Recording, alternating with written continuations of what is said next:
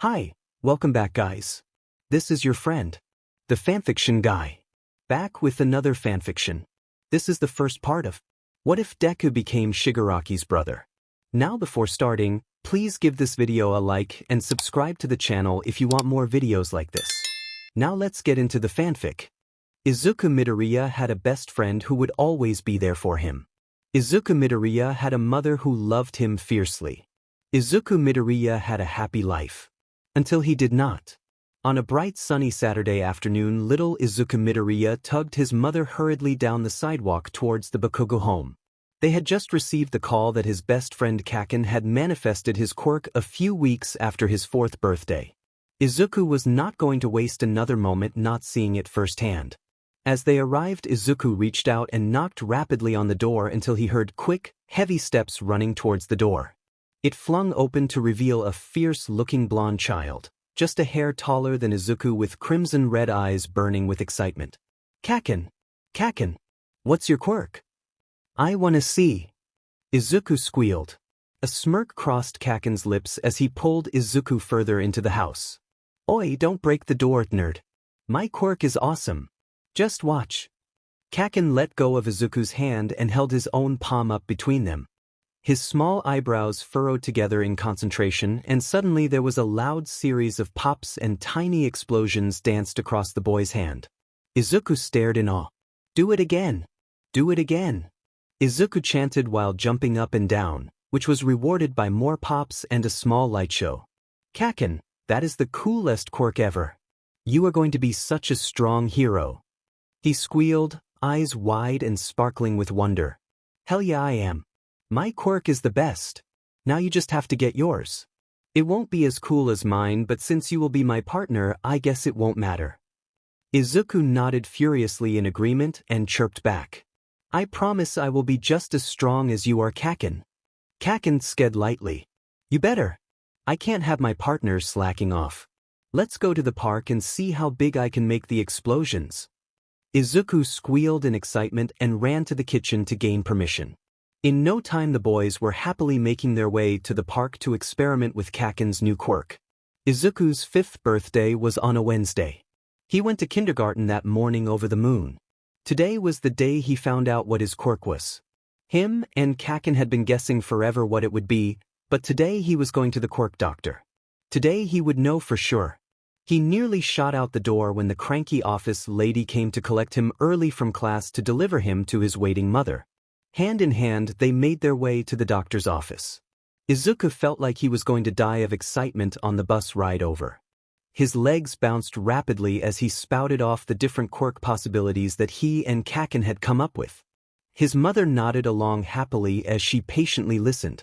When they arrived at their station, Izuku dragged her off the bus and towards the hospital. They entered the large automatic doors and checked in with a nice woman at the front desk who was completely purple head to toe. Izuku wondered what her quirk could be that would result in having purple skin and hair, but he was quickly pulled out of his wondering as they were escorted to an exam room. Another nice girl, this one free of mutations, flitted busily around Izuku, putting a cuff around his arm that squeezed him like a tight hug, taking some pictures of his feet, and finally drawing some blood. Izuku hated that part the most, but he put on a brave smile because his mom had brought his favorite All Might toy and there was no way he was going to let All Might see him cry. Wow, you are such a trooper. The nurse commented. I have to keep smiling just like All Might. Izuku replied happily. I want to be a hero just like him, so I have to start practicing. I bet you will be the best hero ever. The nurse winked. I am just going to go bring this stuff to the doctor and he will be in a moment. As she exited the room, Izuku started to get nervous. He took a deep breath and held tightly onto All Might as he tried to copy his signature smile. His mother smiled at him warmly and cupped his small cheek in her palm. Izuku, no matter what your quirk is, you are the most amazing boy ever. You know that, right? I love you, baby. Izuku beamed up at her. Don't worry, Mom. I know I am going to have a quirk just as amazing as Kaken's. She smiled brightly at the excitement in his eyes, but he could also see a bit of anxiety flash across her face. A lot of time passed and Izuku felt his nerves change to annoyance. He just wanted the doctor to come tell him what quirk he had. Would it be something showy like Kaken's? Something super strong like All Might? A stronger version of the telekinesis his mom had? He was pulled out of his thoughts by a small knock on the door as the doctor let himself in. Izuku sat up straight as a rod as the doctor took his seat.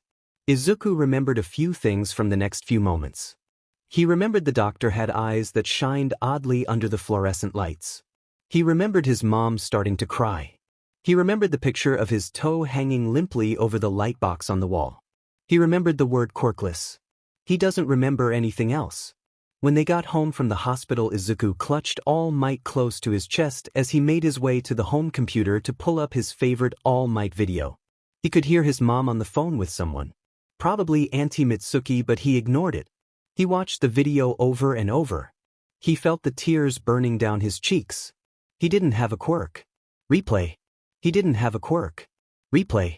He didn't have a quirk. Replay. His knuckles were white over his All Might figure when his mom entered the room. He turned to her and tearfully asked, "I can still be a hero, right, Mom?" His mother simply began a stream of apologies as she held him tightly. The moment was broken by a knock at the front door. Izuku noticed his mother had left, but his eyes remained glued to the screen and his body was frozen. Suddenly Kaken was directly in his face. "My mom says you don't have a quirk," Kaken stated dryly. Izuku couldn't bring himself to speak. Instead he nodded simply, tears still streaming non-stop down his freckled cheeks. Kaken took a step back and eyed him up and down. "We can't be partners if you don't have a quirk. You're useless." Kaken turned coldly and Izuku felt his body leave the chair as he reached towards his friend. "K Kaken, don't say that I'm sorry. I'll find a way to be strong. I'll still be a hero. Please." Izuku squeezed the words out through fat tears. Katsuki froze at the door, still facing away. "Whatever. You're just a useless Deku," and slammed the door in his face. Izuku sat at the back of his third-grade class quietly. Or as quietly as he possibly could. He never seemed to be able to stop the constant stream of muttering that spilled from him. He worked on a drawing of the voice hero present mic as he waited for class to end and pondered about the inner workings of the voice regulator he used as his support item. He jumped out of his daydreaming as the last bell of the day rang shrilly. He quickly stuffed his books into his bag and made a beeline to the door until his teacher called him back. He was on clean-up duty with one of Kaken's lackeys. He sighed to himself as he deposited his bag back on his desk and went to retrieve the cleaning supplies from the closet. The teacher exited the room and must have recalled the other kid because shortly after a chubby kid with red leathery wings appeared at the door, sour face lightening at the sight of Izuku. "Hey, Katsuki," he shouted behind him. "Wanna help me get out of cleaning?" He smirked as he stepped out of the way, allowing a blonde 8-year-old access to the room. "Oi, clean this sheet by yourself. We are going to the arcade." Katsuki barked at him and turned to leave. Izuku, apparently possessed by some otherworldly being with no concept of self-preservation, challenged back. "That's not fair. It's Tsubasa's turn to clean too." He quickly returned to his normal state of mind and oh no, he had a sinking feeling that cleaning by himself would have been the much better option. Katsuki turned slowly, hands smoking as he sneered. "What did you say?" He stalked towards him, hands popping. "I think you need a reminder of your place, shitty Deku." 6 new purpling bruises, a palm-sized third-degree burn on the left side of his neck, a clean classroom, and an hour later Izuku finally left the school grounds. His feet shuffled softly as he made his way down the street. How was he going to explain this away? He couldn't let his mom know, let her worry, let it wreck her relationship with her best and only friend. She worked so hard to make a good life for them. He could put up with it, he just had to hide it. He groaned as he turned the last corner and looked up to see his apartment. The light was off in the window, which meant his mom had not come home yet. He sighed in relief, at least he had a bit of time to patch himself up before his mom came back. Izuku reached his apartment door and slid the key into the lock, but the door began to push inward before he had the chance to turn it. As the door swung open, Izuku froze. The apartment was trashed, odd items flung everywhere, dishes broken and shattered on the floor, the couch tipped over haphazardly. Izuku's eyes quickly settled into the center of the chaos. His mom. He didn't even register his own movement until he was kneeling next to her side. Her eyes were wide, terrified, and lifeless. Her body was littered with wounds, each one slowly seeping more blood into the growing pool she lay in. Izuku picked up her head and laid it in his lap, feeling warm blood seep into his pants. He lightly pushed her eyelids closed, placed his palms on her cold cheeks and broke. Izuku didn't remember much of the aftermath. Apparently a neighbor heard him screaming and called someone in a uniform, dragged him out of the apartment and to an ambulance. After being checked over, Auntie Mitsuki came to collect him. Apparently she was his designated guardian until his father could be contacted, but since he was in America they were having difficulty finding him. The police caught the man who did it the same day. Apparently it was a robbery gone wrong. The man quickly admitted to everything and shortly after committed suicide in the holding cell. Izuku didn't want to know the details. He just wanted to be alone. He managed to avoid Kaken, which was easy since he hadn't left the Bakuga's guest room until today. The day of the funeral. Izuku was attempting to fix his tie when the guest room door busted open as Kaken strutted into the room in his pitch-black suit. "Oi, Deku, the hag told me to come get you." Izuku nodded in acknowledgement, eyes still trained on the floor. "Ugh, you're so pathetic." Kaken spat. "Maybe if you weren't such a quirkless loser then Auntie would still be here." Izuku froze, feeling a strange mix of hot anger and overwhelming guilt churned in his stomach, making him want to throw up. "How could you say that, Kaken?" he choked, out meeting his angry crimson eyes. Kaken strode across the room and grabbed Izuku by the collar, pulling him close so that he could feel Kaken's hot breath huffing on his face. "Because it is FING true. If you had a quirk you could have done something. Even if you had gotten there in time you just would have been killed too." Kaken smirked slightly like he just thought of some sick joke. "I guess that beating you got saved your butt. I should have just let you go home and rid this world of someone who is always going to have to rely on others to fucking save him." Kaken dropped his shirt and stepped back towards the door. "Now let's FNG go. The least you can do is grovel at her grave for being useless." He slammed the door behind him and the slam shocked fresh tears from Izuku's eyes. Izuku's legs gave out as he fell to the floor. Was it true? If he had a quirk then Kaken wouldn't have targeted him and he would have been home in time to stop it. Was it his fault his mom was gone and Kaken hated him? In fear of Kaken coming back again, Izuku forced himself to stand, straightened his suit and left the room. Auntie Mitsuki gestured Izuku towards her. "Izuku, I know this is going to be hard but don't worry. Uncle Masaru and I are here for you and so is the brat." Izuku simply nodded numbly in response. Mitsuki shot Masaru a worried look as they headed out the door. Kaken blazed ahead, putting as much distance between them as possible and Izuku, completely willing to allow the distance, hung behind the group. The funeral was a blur of black clothing and softly muttered apologies. Eventually the feeling of mourning and guilt became too much. He politely excused himself from the small room and exited the building. He felt the cool breeze hit his face, making the tears dry tightly on his face. He found his way to a small wrought iron bench and sagged, head plopping softly in his hands as the tears began streaming again. He didn't know how long he sat there crying until he felt someone sit on the bench next to him and lay a strong hand on his back. Izuku looked up in surprise and saw a tall man, with snow-white hair and bright red eyes invading his space. "I am so sorry, Izuku," the man offered. Izuku sat up, causing the man to retreat back to his side of the bench. "I'm sorry, I don't know you. Did you know my mom?" Izuku questioned, attempting to wipe his tears and snot away on his sleeve. "In a way I did. More so I know your father," the stranger supplied as he produced a handkerchief from his jacket pocket and offered it to Izuku. "My father?" "Yes." Izuku straightened up stiffly in surprise. "Do you know where he is? Is he coming to get me?" The man looked slightly disappointed as he leaned forward, resting his forearms on his knees. "Izuku, did your mother ever tell you what happened to your father?" Izuku shook his head and replied, "No, she just said that he was in America for work, but no one has been able to contact him. He needs to come get me." The man hummed thoughtfully. "I'm sorry to be the one to tell you this, but I feel as though I should. Your father is my little brother." He and your mother separated before he knew you existed. Your mother finally told him about you and the fact that you were quirkless, and he informed her that he did not want you. Izuku felt a stab in his heart as fresh tears filled his eyes. Another person who doesn't want me because I am quirkless. I don't know where your father is at the moment, but I can assure you that he is in Japan and well aware of the situation. I did not find any of this out until recently. I knew that I had to make amends for my brother's mistake. So I came to make you an offer. Izuku's head was reeling with the new intake of information. His entire life crumbled around him, and his final chance of escaping Kaken had run away from him because he was quirkless. Are you happy with your new guardians, Izuku? Izuku froze, unable to answer.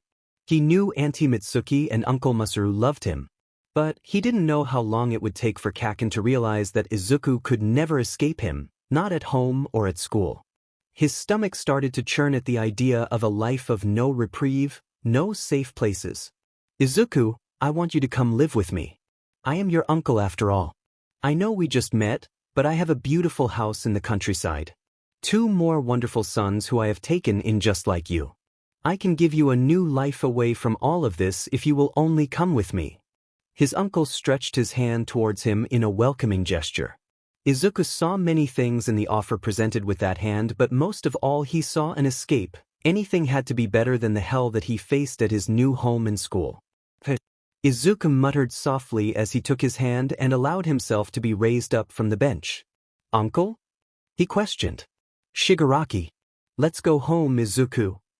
Izuku allowed himself to be led to a waiting car as he looked back on the ashes of his old life disappearing in the rear-view mirror.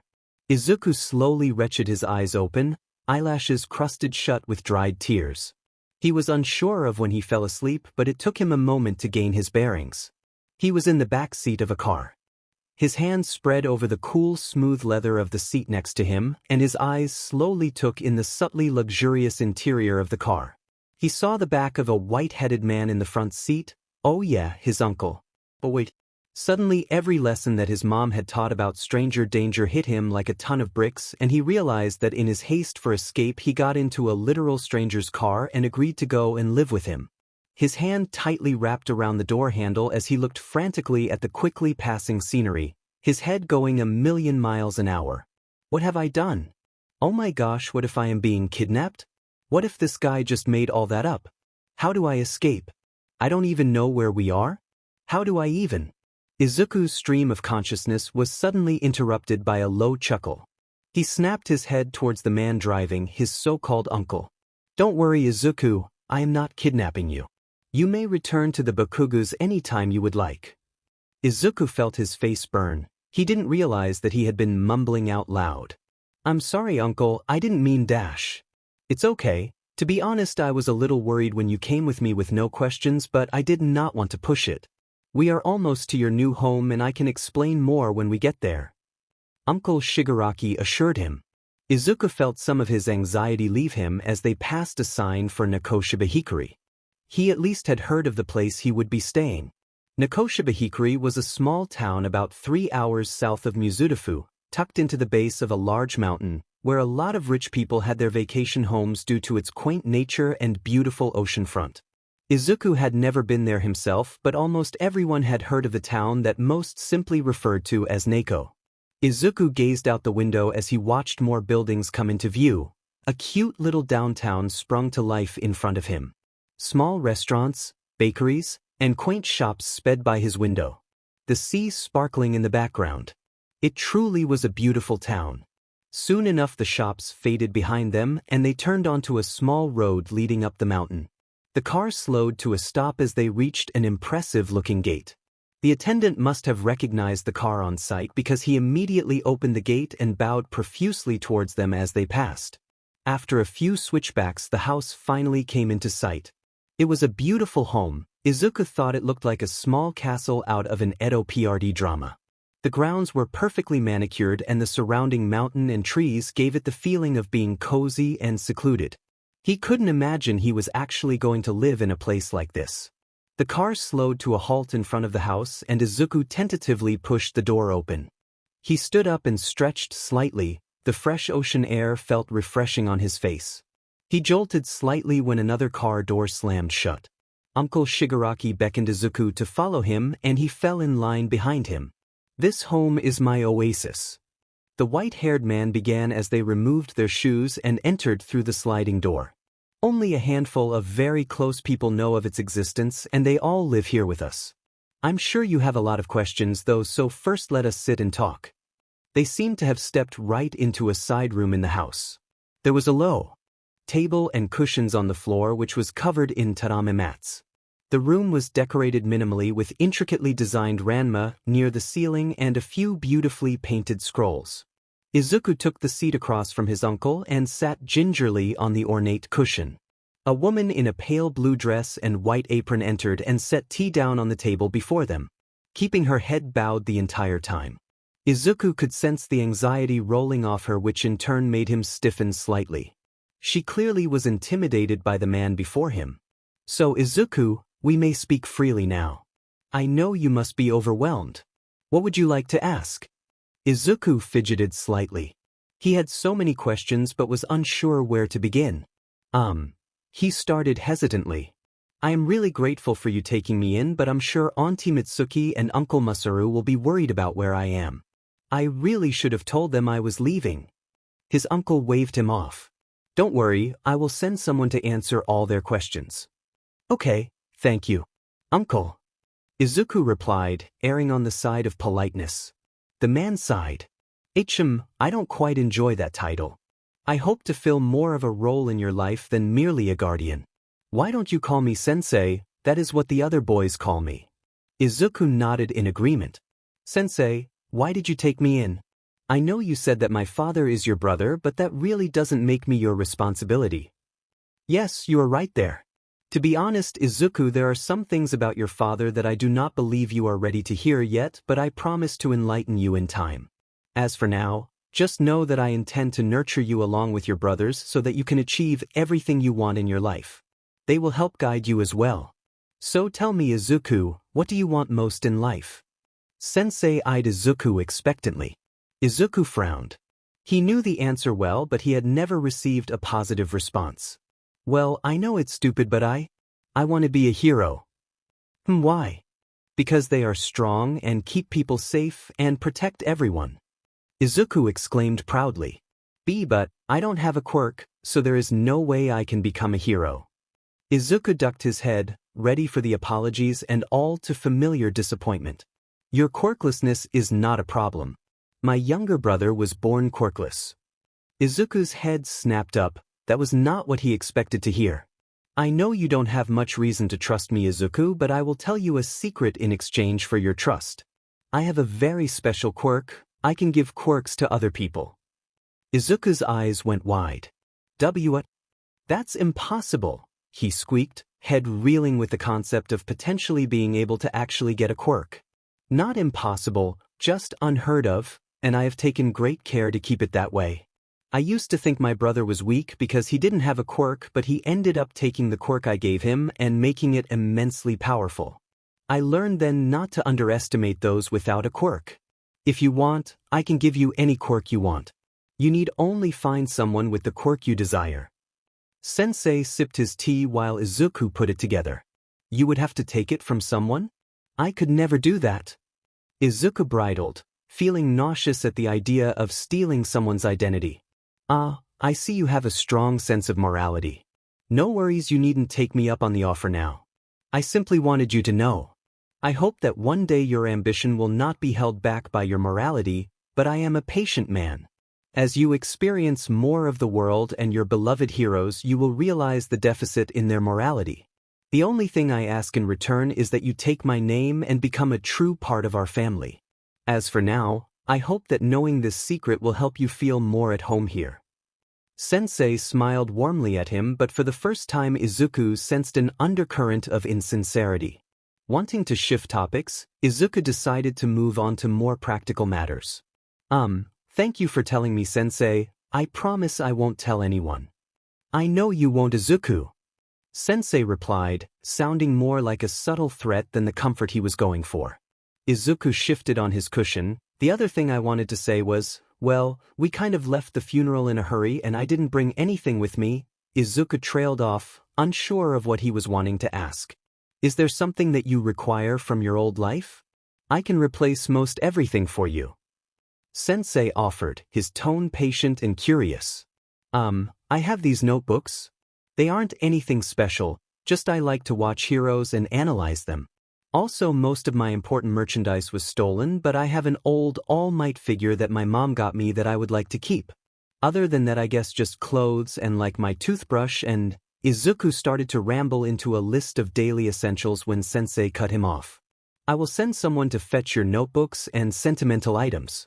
As for the rest, I already should have everything in your room. I was unsure of the style of clothing you prefer, so I will send Kurojiri shopping for you later with your preferences. Thank you, Sensei. Izuku felt relief flood through his veins. Sensei was right. Everything in life was replaceable, but his notebooks were something that he had poured so much of his life into. Even though there were only 5 and he could potentially rewrite them, he would have been heartbroken to lose them. Now that we have gotten the details out of the way, why don't I introduce you to your new brothers? I am sure that the 3 of you will get along wonderfully. Sensei assured as he rose from the floor. Izuku nodded and followed along. They exited the room through a different set of sliding doors that led further into the interior of the house.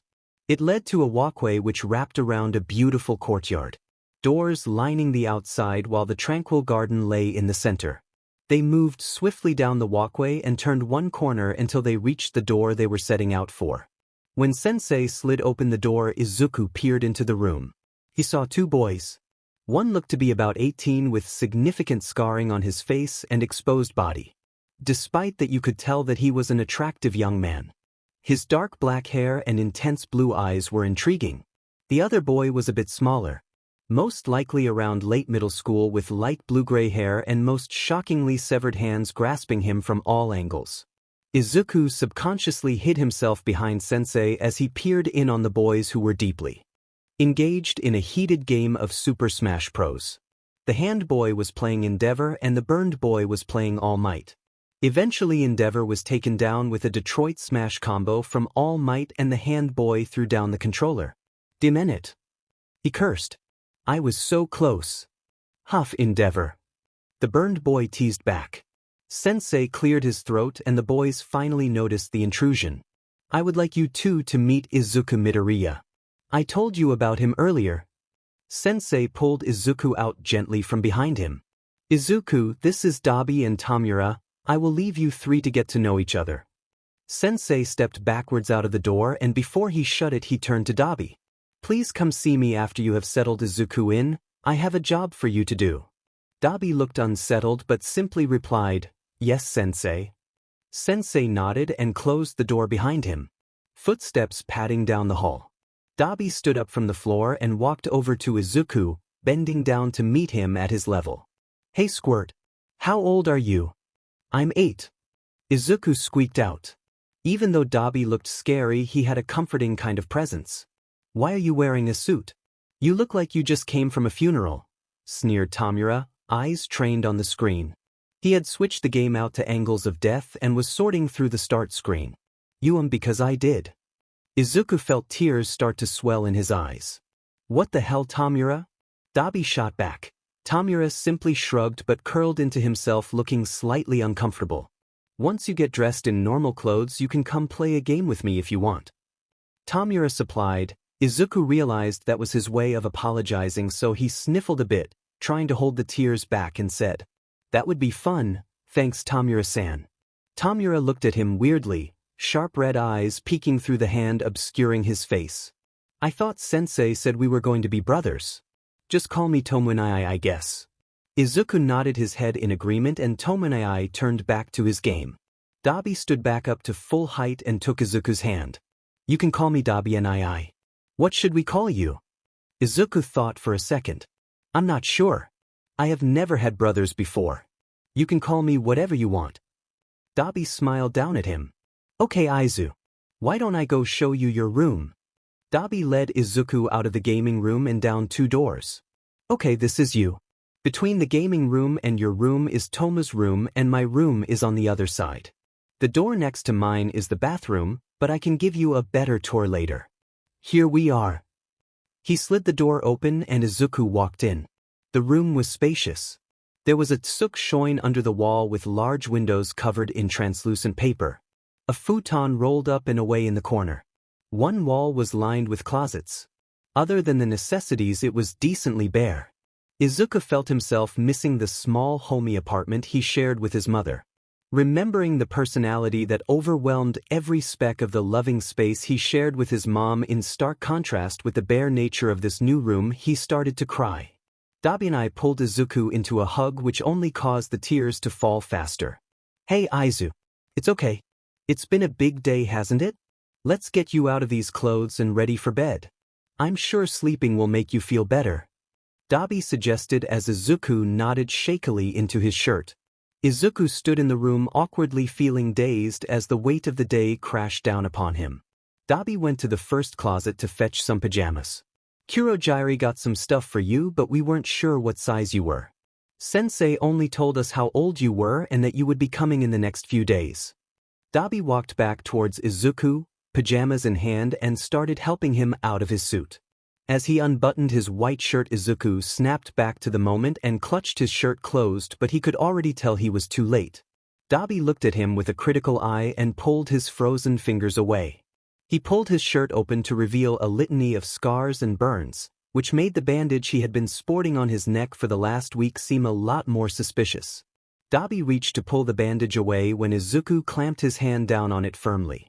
"Izu, I assumed if Sensei brought you here then you probably were not in a good place. What happened?" Izuku shook his head. He couldn't bear to go into details at that moment. Not when he had been exposed so much already.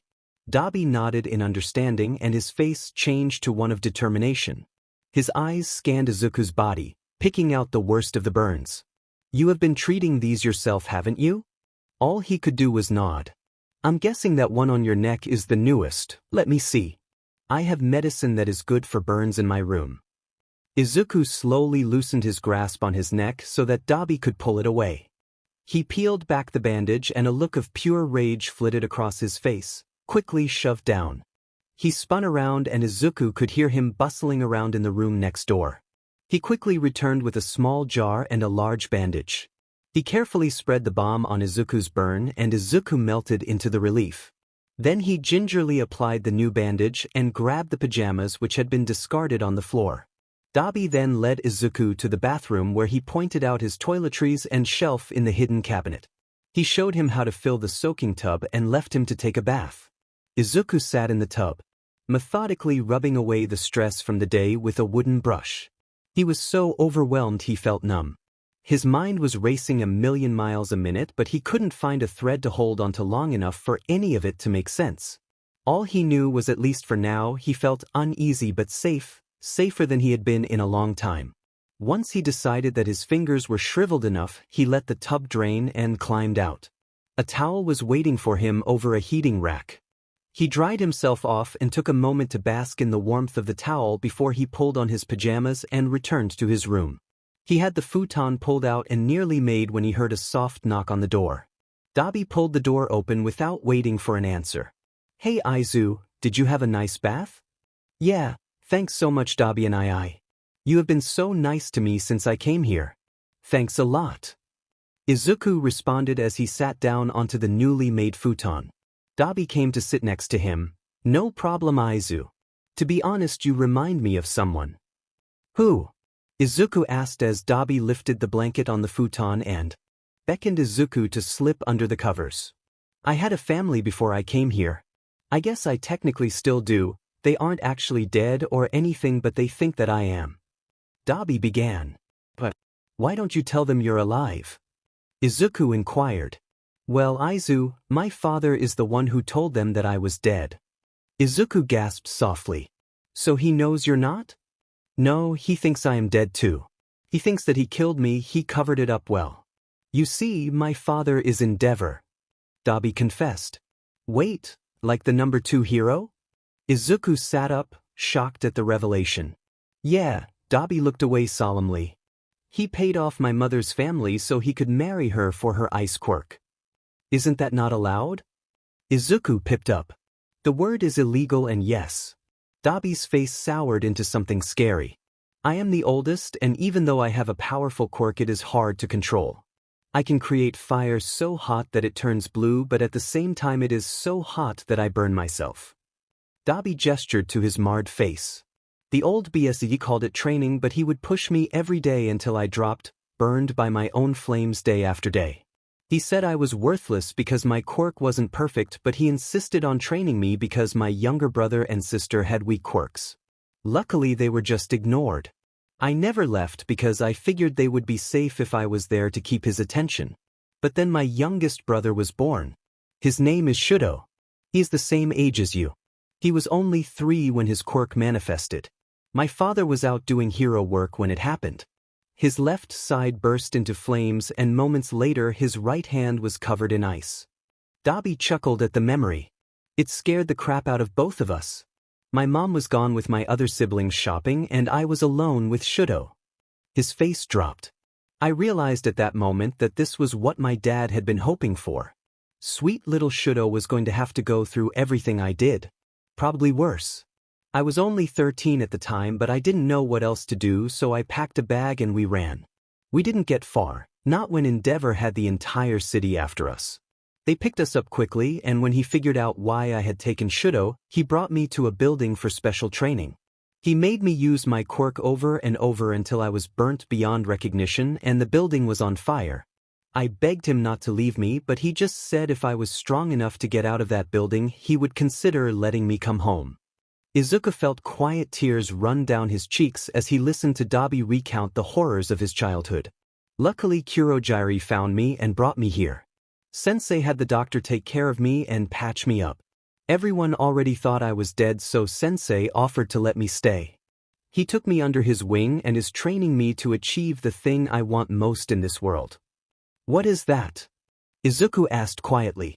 I'm going to kill Endeavor. Dabi proclaimed intensely. I'm sorry to dump all that on you, but I want you to know you're not alone. Sensei told me you want to be a hero, but I want you to think about that. I spent my whole childhood around heroes, and most of them are not what you think. Dabi gestured for Izuku to settle back down into the bed. For now, go to sleep. I know today has been crazy. I will be gone for a couple days on a job for Sensei. You should try to get to know Tamura. He is a little rough around the edges and cranky when he doesn't get his way, but he is a good kid who's just dealing with the hand he was given. Literally. Dabi chuckled. Good night, Izu. Izuku nodded and replied, Good night, Dabi. And when Dabi closed the door behind him, Izuku rolled over onto his side. He had idolized heroes his whole life, but after hearing Dabi's story about Endeavor, Izuku couldn't help but feel that pedestal he had held them up on since a child cracked. Because when Dabi said he was going to kill Endeavor, Izuku couldn't find it inside himself to feel like he shouldn't. Izuku awoke in the morning better rested than he had been in years.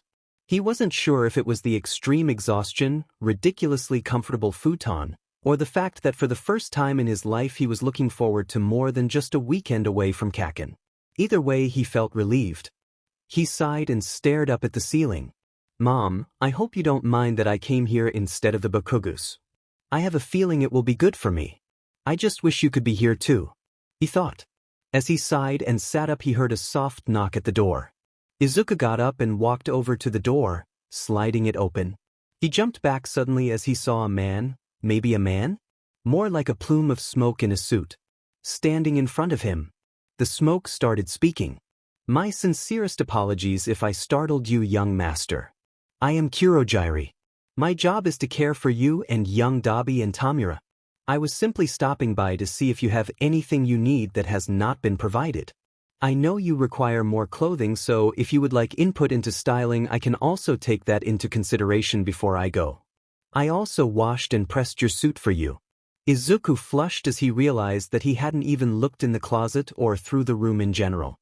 1 second, he replied as he grabbed the suit and started rummaging through the room. The closet was sparse. Holding only a plain white t-shirt, dark jeans, a black zip-up sweatshirt, and the newly hung funeral suit. He hadn't been kidding about the clothes. Next he moved to the built-in desk.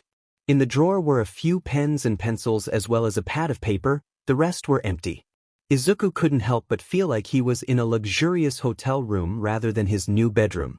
After taking stock of the limited items, he turned to Kirajiri. If you could get me a few notebooks, that would be great. I really like writing. Maybe a couple more pens too, maybe a few different colors. If that is too much, that's okay, I can just use any color. Izuku could tell by the house that asking for colored pens most likely was not too much, but he wasn't sure how much to ask in this situation. Kirajiri seemed to sense his discomfort.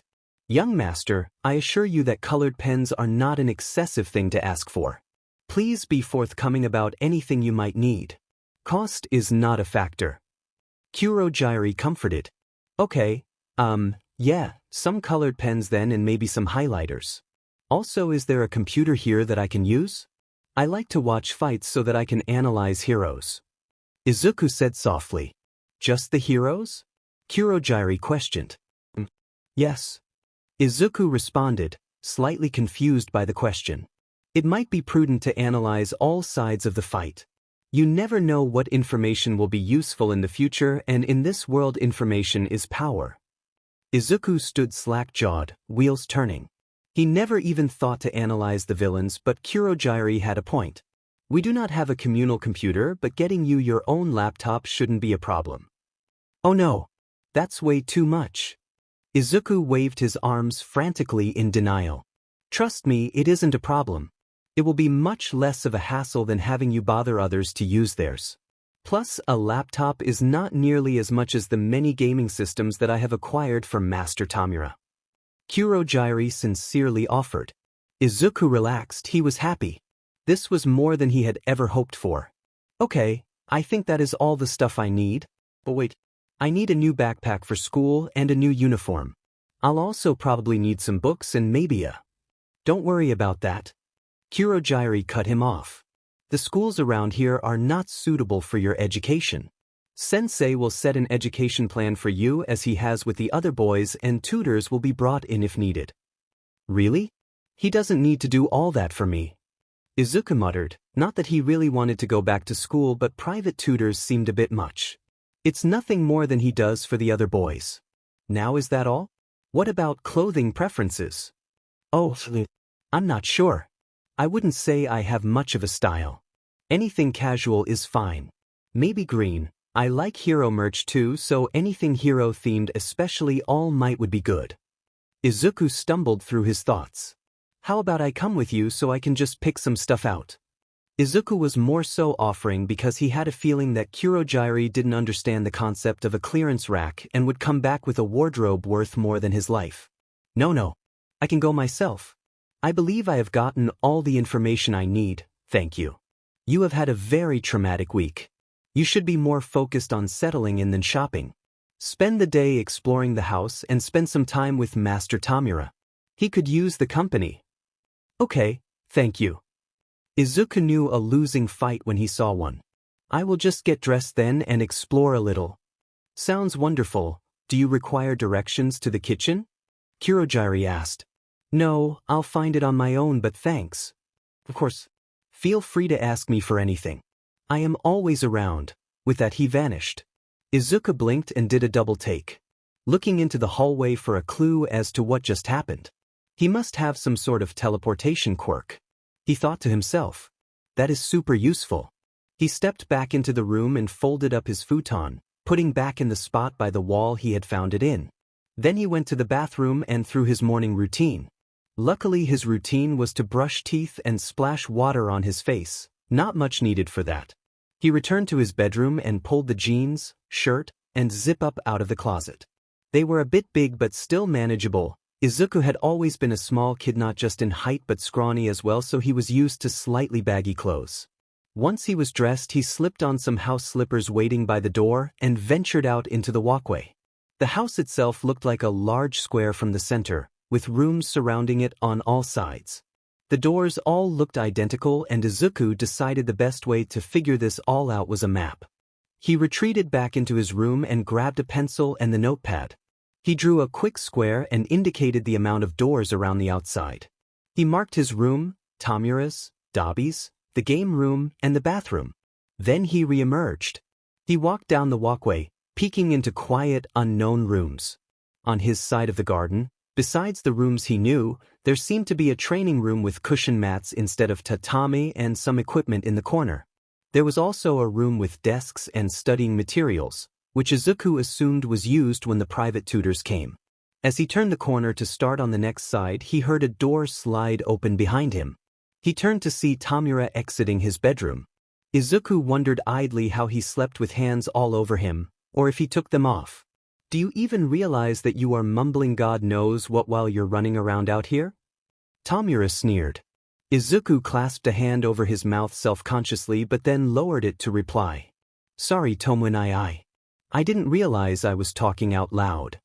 Tamura gave him a suspicious glance from the side but then sighed and turned his head, itching at his neck harshly. Whatever, I was up anyway. Let's go get breakfast. He passed Izuku and started down the walkway. Izuku followed closely. Once they were on the opposite side of the garden, Tamura slid open the center door. Behind it was a low table covered in different breakfast foods. Rice, miso soup, grilled salmon, kobachi and natto.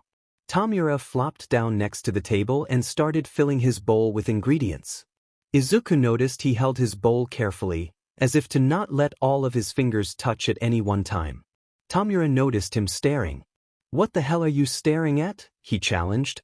Izuku felt the blood rush to his cheeks as he sat down embarrassed. Oh, nothing. Sorry. It's the hands, isn't it? No, well I mean I did notice them but that's not it. Izuku replied as Tamura stopped grabbing food and eyed him curiously. I just noticed the way you were holding your cup. Does your quirk have to do with touching something with all of your fingers? Tamura laughed. Wow, you are a perceptive little sheet. He went back to pulling food into his bowl. Why the F does Kurogiri keep trying to get me to eat natto? Anyways, if all 5 fingers touch something it disintegrates. He reached out to the bowl of natto and held it firmly with all 5 fingers and Izuku watched in amazement as the bowl and contents wasted away to nothing. Wow, that is amazing. Izuku buzzed with excitement. I have never heard of a quirk like that. That is so interesting. Did you notice the natto disintegrated too? So does that mean that if something is touching what you are disintegrating that will disintegrate too? Does it hurt when you do that? Can you turn it off? What is the biggest thing you have tried to disintegrate? He stopped suddenly as he noticed Tamura going quiet. I'm sorry Tomonai, I get a little excited when I hear about quirks. Tamura shook his head. No, it's just not the reaction I was expecting. As for your questions, honestly I don't remember half of them, 'cause you talk stupid fast, but the biggest thing I have disintegrated so far was my family. Izuku choked on his grilled salmon. That was not the answer he expected. That's where the hands came from. The doctor helped me preserve them so that they are always with me. So I can remember. Remember what? Izuku softly asked. What I am capable of. He gestured towards the hand on his face. One person can destroy your life and all it takes is the others to not stand in the way. I hate them all. Who? Tamura shrugged. Everyone, I don't really know. Do you have anyone you hate? Izuku put down his chopsticks. Izuku had been scared of Kaken, angry at his teachers for ignoring it, disappointed in his classmates for not stepping in but hate? It seemed so extreme. Tamura squinted his eyes at him. What do you need? Permission? Sensei says hate is important. If there's someone you should hate then hate them. Izuku stared back at Tamura. Was he really waiting for permission this whole time? Wanting to know if it was okay to hate the person who tormented him and the ones who ignored it. Yeah, I guess I do. Izuku confessed. Tamura hummed as he shoveled food into his mouth. Whatever, I guess you aren't that bad.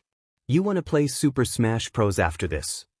Izuku agreed and they finished the rest of their meal in relative silence. After breakfast, they returned to the gaming room and as Tamura loaded the same and set up the controllers, Izuku pulled his half-finished map out of his back pocket. Tamura noticed and snatched it with his pointer finger and thumb. What's this? Oh, I just noticed that all the doors look the same and I was worried about going in somewhere I am not supposed to, so I thought I would make a map. Izuku explained as he watched Tamura set it back on the table. Tamura started pointing at doors. Don't go in here unless you're called, that is Sensei's room, really this whole side of the courtyard you don't need to bother with. He instructed as he gestured to various rooms, including the one he was received in on the first day. This is where we ate, but the rest of the rooms on that side are for the help. You won't see them around much, they stay to themselves mostly and we just interact through Kurogiri. This side is all training rooms. Dabi uses the room next to his for personal training, but normally we go here. You'll figure that out tomorrow when you start. Thanks Tomoe. That is really helpful. Seems like we have everything we need here. Izuku chirped happily. Tamura looked a little annoyed at the cheerful attitude but didn't say anything. Yeah, whatever, let's play. Izuku learned a lot about Tamura through playing games. Firstly, he was extremely competitive. Secondly, he always made Izuku use All Might, which he began to think was mostly so that he could beat up on All Might. Lastly, he was a supremely sore loser when he lost. All in all, though Izuku didn't mind him, he acted like a spoiled child and it reminded Izuku of Kaken back before everything went wrong. It was nostalgic in a way. Eventually the boys parted ways and Izuku went back to his room. He sat at his desk and peered over his hand-made map, thinking about their conversation earlier. Did he really not hate anyone, or was he not strong enough to hate anyone? Dabi and Tamura hated so strongly and they had the strength to back it up. Izuku realized that he had subconsciously thought that hate was a luxury only afforded to the strong, because what is the point of hate if you can't act on it? Izuku wasn't strong enough to hate and it had never crossed his mind before, but he started to wish that he was. He wanted to be able to hate Kaken and do something about it, to hate Endeavor, to hate those who hurt Tomoe. Izuku let his head rest on the table, mulling over his newfound emotions. He spun around when he felt a presence behind him. Kurogiri stood there, a pile of bags set neatly around his feet. I'm sorry, young master, you were so deep in thought that you did not hear me knock. I have returned with your requested items. Izuku plastered on a grateful smile. Thanks so much. I really appreciate it. Of course, I will excuse myself and allow you to settle in more thoroughly. Master Dabi should be back tonight with your personal belongings. Kurogiri gave a small bow and disappeared in a cloud of purple smoke. Izuku made a mental note to ask him about his quirk later. Izuku reached out to grab the first bag. It contained 20 notebooks with pens and highlighters in every color in the world. Izuku couldn't help but giggle at the excessiveness. He quickly found spaces for them and stored them in his desk. The next few bags confirmed Izuku's earlier suspicions. He pulled out and stored 6 bags of obscenely priced clothing. Everything was casual but obviously well made. The thing that caught his eye though were the bright red sneakers that he pulled out of the final box. They looked like an upgraded version of the ones he had always worn. He smiled as he tucked them away onto the shelf. He wondered what possessed Kurogiri to buy them. He didn't remember mentioning anything about red or sneakers to him earlier.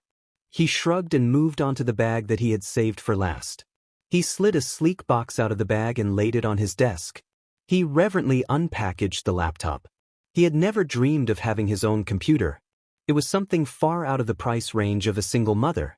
He didn't recognize the brand, but it was easy to set up and worked wonderfully. He automatically opened MeTube and pulled up his favorite All Might video. That video had been a comfort to him throughout his life. A beacon of hope. As he watched the video, he doubted All Might would approve of him stealing someone's quirk, but he figured that maybe Sensei could help him be a quirkless hero. After watching the video a few times, he pulled out a brand new notebook and a pen. He wrote out hero analysis for the future volume 6 on the front and paused.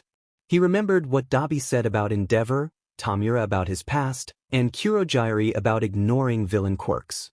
He quickly scratched out hero and replaced it with quirks. After all, if he had learned anything in the last few days, it was that quirks do not define you and heroes are not all good. The world became a little more gray than Izuku had imagined in his black and white brain. A few hours later, Izuku had gotten caught up on all the battles in Yuzudafu since he left. He had a good portion of the notebook already filled and he sat at his laptop staring at the screen. He debated if he should email Auntie to tell her he was okay. Sensei said he would talk to her, but it would probably make her feel better to hear from him. He nodded resolutely and logged into his email. However, the internet cut out at that moment and Izuku cursed at technology. He shut the laptop and got up to go to the bathroom to get ready for bed. As soon as he slid open the door, Dabi was standing there with notebooks in hand. Izuku lit up. Dabi and I. My notebooks. Thanks so much. Izuku happily scooped them out of his arms and deposited them in the drawer he designated for finished notebooks. I hope you don't mind, I took a look in some of those notebooks. Izuku froze, blush rushing to his face. Even though those notebooks were his lifeline, he had been teased relentlessly for them, so he was unprepared for what happened next. You are really talented at quirk analysis. When you're older, I bet you'll be able to pick apart anybody's quirk. Izuku felt the tears swell up in his eyes. Thanks, Dabi and I. You really think that?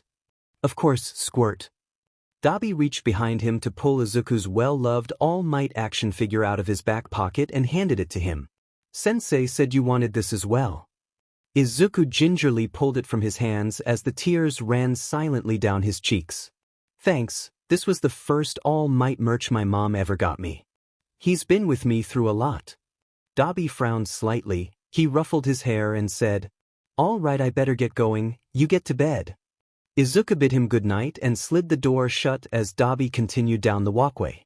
As Dabi heard Izuku's door slide, he turned around. Instead of going to his room, he continued down the hall until he arrived at a familiar door. He slid open the door silently, knowing that he was expected. Ah, Dabi. How did everything go? Sensei asked without looking up from the papers he was sifting through on his desk. Fine, nobody should question anything. Looks like he just ran away from the funeral and snuck back into the house late that night. The body is burned beyond recognition, but I made sure the house looked like an accident. Dabi sat on the cushion across from Sensei. People need to be more careful about where they throw their cigarette butts. And the bakugus? Sensei looked up at him with questioning eyes. There was no exit. I made sure that little sheet was gone though. I don't know why you didn't let me just burn him down too though. Dabi scoffed. I saw the scars and burns, he effing deserved it. I know he reminds you of your brother and you want to protect him, but this is for the best. Katsuki is an important tool for Izuku's growth. He needs to take care of him on his own. Yeah, I know. By the way, the computer and the All Might doll? What the hell? You should at least keep him off the internet until this blows over. Dabi challenged. Sensei stared him down, suddenly emanating an immense sinister presence that made Dabi curl into himself. I am not weak like endeavor to allow a child to rile me to violence, but do not question my decisions. I will allow you the freedom and opportunities to grow, but you will not question my directions. Yes, Sensei. Dabi squeezed out. Sensei softened, disturbingly quick, putting Dabi even more on edge. As for the doll, the tighter Izuku holds onto Hero Society, the more he will hate them when his heroes inevitably crumble before him. Everything I do is for the growth and betterment of the three of you. One day you three will destroy All Might, succeed me, and create a world of your choosing. You know that Izuku cannot be pushed. He must come to that realization on his own. He must learn to hate strongly enough that his convictions will never falter, and that is not something that we can falsify, it must come from within. Then the three of you will be able to grow to unimaginable heights. Sensei returned his gaze to the papers before him. Kurogiri is monitoring his internet usage to ensure he doesn't stumble upon anything troubling. We must make sure to keep Izuku ignorant of our well-intentioned meddling. We are his home now. It is up to you and Tamura to ensure that he chooses the path of strength as you both have.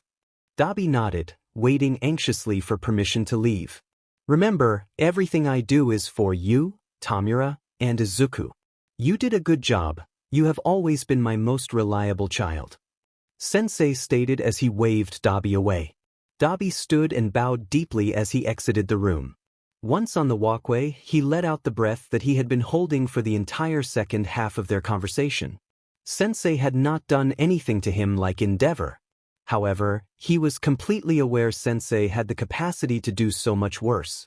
Even more so now that he was old enough to start going on errands for the family business.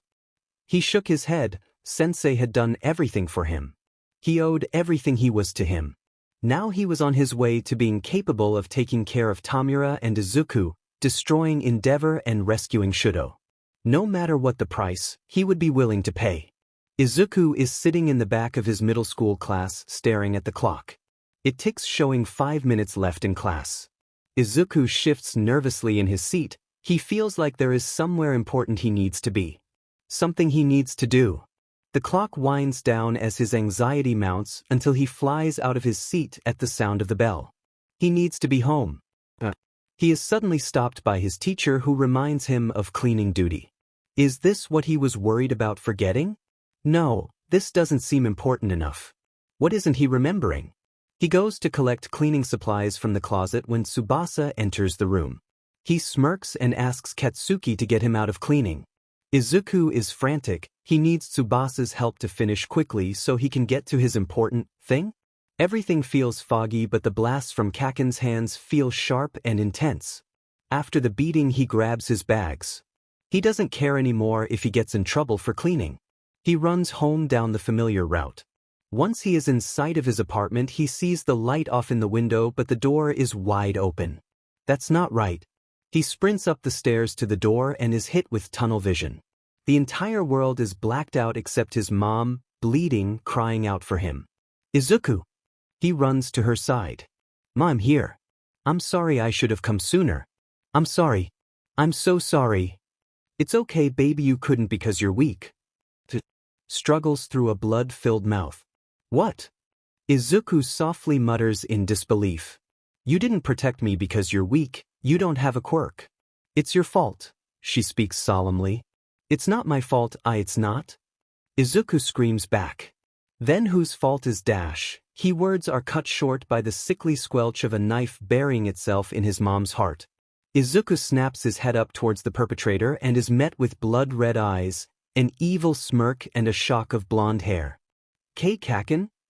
Izuku startled awake abruptly, sweat drenching his clothes and futon. His throat felt sore as if he had been screaming. He realized that he must have been when Dabi came bursting through his door. He noticed the tears streaming down his face when Dabi came to sit next to him on the floor. He pulled him into a tight hug as he used one hand to gently card through his hair. With the comforting touch, Izuku's silent tears grew loud and he sobbed uncontrollably into Dabi's chest. Eventually the sobs grew quieter as he calmed down. Still not a word was said between them until Izuku pulled back from the embrace. "Sorry," he sniffled. "Just a bad dream." Dabi looked at him concernedly. "Sounded like a doozy from my room. Want to talk about it?" Izuku looked away, unsure of how to answer. "It's okay. I promise one of these nights it is either going to be me or Tomu waking you up with screaming. Talking about it will make you feel better and get you out of your head." He encouraged as he tapped lightly on Izuku's temple. "Did Sensei tell you why I am here?" Izuku questioned. "Yes, Tamura doesn't know the details, but I do." Izuku nodded solemnly. "I just had a dream about that day. When my mom, when I found her." He choked back the tears that were threatening to resurface. "I was too late and she told me it was my fault, because I am weak and don't have a quirk. I told her it wasn't and she asked me whose fault it was, and then," he trailed off. Dabi reached out and took his hand, squeezing it tightly. "I saw Kaken stab her." He looked up into Dabi's blue eyes. "Am I a horrible person for blaming Kaken? I know he didn't have anything to do with it, but if he hadn't held me up that day, or if I had been strong enough to fight back, maybe I would have made it on time. Maybe I could have stopped it." Izuku felt the previously held tears stream freely down his face. Dabi pulled him back into another hug as his hands continued to travel through his messy green curls. "Izu, it's not your fault, and blaming Katsuki doesn't make you a bad person. It makes you smart." Dabi comforted him. "What do you mean?" Izuku asked quietly. "You are smart because you realized where the blame lies. Katsuki deserves blame for a lot of things, and what happened to your mom definitely falls under that umbrella. Just because he wasn't the one holding the knife, doesn't forgive the fact that he's the reason she was alone. He's also the reason you are weak. He put you down all those years. You had to focus on surviving when you could have focused on becoming strong. He did give you a valuable gift though." Dabi pushed Izuku back to look him in the eyes. "He gave you anger, fate. Hold on to that. Use it to make you strong. Use it to destroy him." Izuku frowned, unsure what to think about what Dabi had said. How could I ever be that strong? I know Sensei has offered you a quirk, but I know you aren't sure about it. You are already the smartest kid I know, and I can help make you physically strong. Those two things alone will put you miles ahead of even most of the pro heroes I know. This time it was Izuku that pulled close to Dabi. He sobbed. No one had ever believed in him like that. No one had ever told him that he could be strong. Dabi and I, can you stay here tonight? Sure, Squirt, scoot over. Dabi replied as he snuggled in under the blankets and held Izuku tight. Izuku shut his eyes and snuggled close to Dabi. He thought about how lucky he was to have made it to this place as he drifted off to an undisturbed slumber. Izuku felt someone gently shake his shoulder and he blinked his eyes open. Dabi was sitting there, black hair jutting out in a crazy way from sleep. Izuku was sure that he didn't look much better. Good morning, Izu. Today is your first real day here. Kurogyari told you we don't go to school, so we have a kind of alternative education. Why don't you get washed up and I will bring you over to Sensei so he can give you the rundown. Dabi stood up and pulled Izuku with him. Izuku followed as Dabi escorted him to the bathroom and then returned to his own room. Izuku brushed his teeth and splashed some water on his face. He used a little more water to attempt to tame his hair, but as usual it didn't work well. He returned to his room and pulled out a nice pair of joggers and a green pullover. When he re-emerged from his room, Dabi was waiting for him. All ready? He asked. Izuku nodded sleepily and followed to the other side of the building. Once they had arrived at the middle door of the hallway, Dabi stopped. Here we are, just head on in, he is waiting for you. See you at training, later, Squirt. He mussed his hair, ruining any vain effort Izuku had attempted earlier, and strode back down the walkway. Izuku smiled back at him as he left. Then he turned toward the door and knocked. You may come in. Sensei called from behind the sliding doors. Izuku did as instructed and entered the room. It was equally as traditional as the rest of the house, but this room was filled with built-in storage. The shelves were filled with books, albums, and papers, each obviously in meticulous order. The low desk in the middle of the room was covered in papers, and Sensei sat at the other side, smiling at him warmly. Izuku took a seat on the cushion across from him. So, Izuku, how have you enjoyed being here so far? He inquired. It has been great. I get along well with Dabi and I and Tomo and I and Kurogyari too. Everyone has been so nice. This house is so beautiful too, and thank you for everything. All the stuff you had Kurogyari get for me is awesome. Thank you so much. Izuku professed. That makes me so happy to hear, Izuku. You are such a good child. The reason I wanted to bring you here was to talk about your education while you are here. I believe that the public school system is sorely lacking, and with you and your brother's pasts it makes more sense for you to have a little less peer interaction. Sensei stated. Izuku couldn't help but agree. He had been bullied for being quirkless, but he couldn't imagine how it would be when you are covered in burns or hands. That being said, I do believe education is valuable. So 2 days a week you will meet with tutors to cover your traditional education. The other 3 days you will train in various aspects to optimize yourself. Normally part of that would be quirk training, but since you are yet undecided, I would like to see what you would like to learn. Izuku thought back to his conversation with Dabi the night before. I want to be strong, physically. All right then, combat and strength training. Sensei affirmed. Also, I want to learn how to use weapons since I don't have a quirk. Sensei smiled and nodded encouragingly. That can be arranged. Also, Kurogyari said something to me the other day. He said that information is power. I've been thinking, and maybe I would like to learn some computer skills too. Izuku started to doubt the amount he was asking for. He didn't want to push for too much. It seems like you have been thinking about this quite a bit, Izuku. Sensei prodded. It's just that Dabi said something about the fact that he thinks I can be strong, and I had never really realized that was an option for me. Izuku confessed. I'm so happy that he has been such a good influence for you. Sounds like you are good at taking advice from others. You are a very bright boy. I am very pleased with you. Everything I do is to help my children become strong. I will arrange it all, don't worry. I told you when I took you in that I would help you achieve your goals. Is there a specific goal you have in mind? Izuku flinched. An image of Kaken broken and bruised laying at his feet flashed across his mind, but bubbling guilt pushed it away. Izuku could tell that Sensei sensed his hesitation. Not yet really. I just want to be ready when I find one. Don't worry, as time grows so will your convictions. For now, become stronger. That hate inside you will propel you to incredible heights if you allow it. Sensei shuffled the papers in front of him in a neat stack. For today, why don't you join Dabi and Tamura in their combat training? Kurojiiri will escort you there. Izuku stood from this cushion and bowed deeply. Thank you so much, Sensei. For everything. I promise I will work hard. I don't doubt you will, my child. Sensei assured him as he exited the room. Kurojiiri stood in the walkway, apparently waiting for their meeting to end. Young master, I will escort you to the training room that Master Tamura and Master Dabi are using. Thanks. Izuku beamed. He was excited at the prospect of not only getting stronger but learning something new. Izuku had always loved learning in any of its many forms. After a short walk they entered a new room. This one looked more like 3 or 4 rooms combined. There was exercise equipment and weights in the corner. Along one side was a line of dummies in various materials. The center of the room was empty except for a large mat, currently occupied by Tamura and Dabi.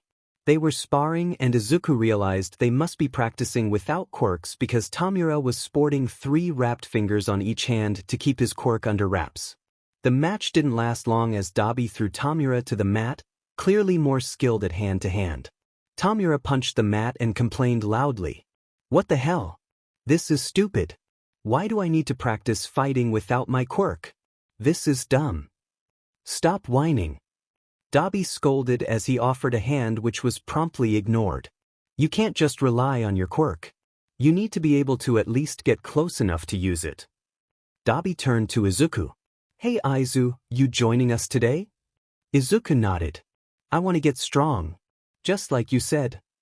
Izuku puffed his chest with determination and Dabi smiled wider than he had seen before. I'm glad. Come over here and we will get you started. Tomu, since you're being whiny, go practice with your quirk. Tamura sulked off to a door opposite the one Izuku entered and slipped outside.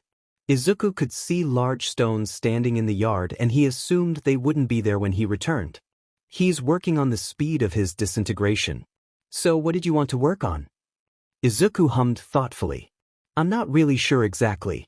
I just know I want to be strong. Learn how to fight and stuff like that.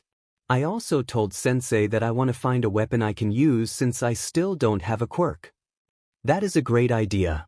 I'm sure Sensei will get someone to help with weapons. Today we will just start with some basics and strength training. Dabi stated as he started Izuku on some stretches. I kind of thought there was going to be a trainer today too. Izuku questioned as he reached down in a feeble attempt to reach his toes. Endeavor was a BSRD and what he called training was really just beating the crap out of a child, but I did learn a lot about hand-to-hand and strength training. If the day comes that you can beat me, then I will ask Sensei to get you a better teacher. Dabi teased. The idea of even being able to last 0.01 seconds against Dabi seemed impossible, but he wanted to get there.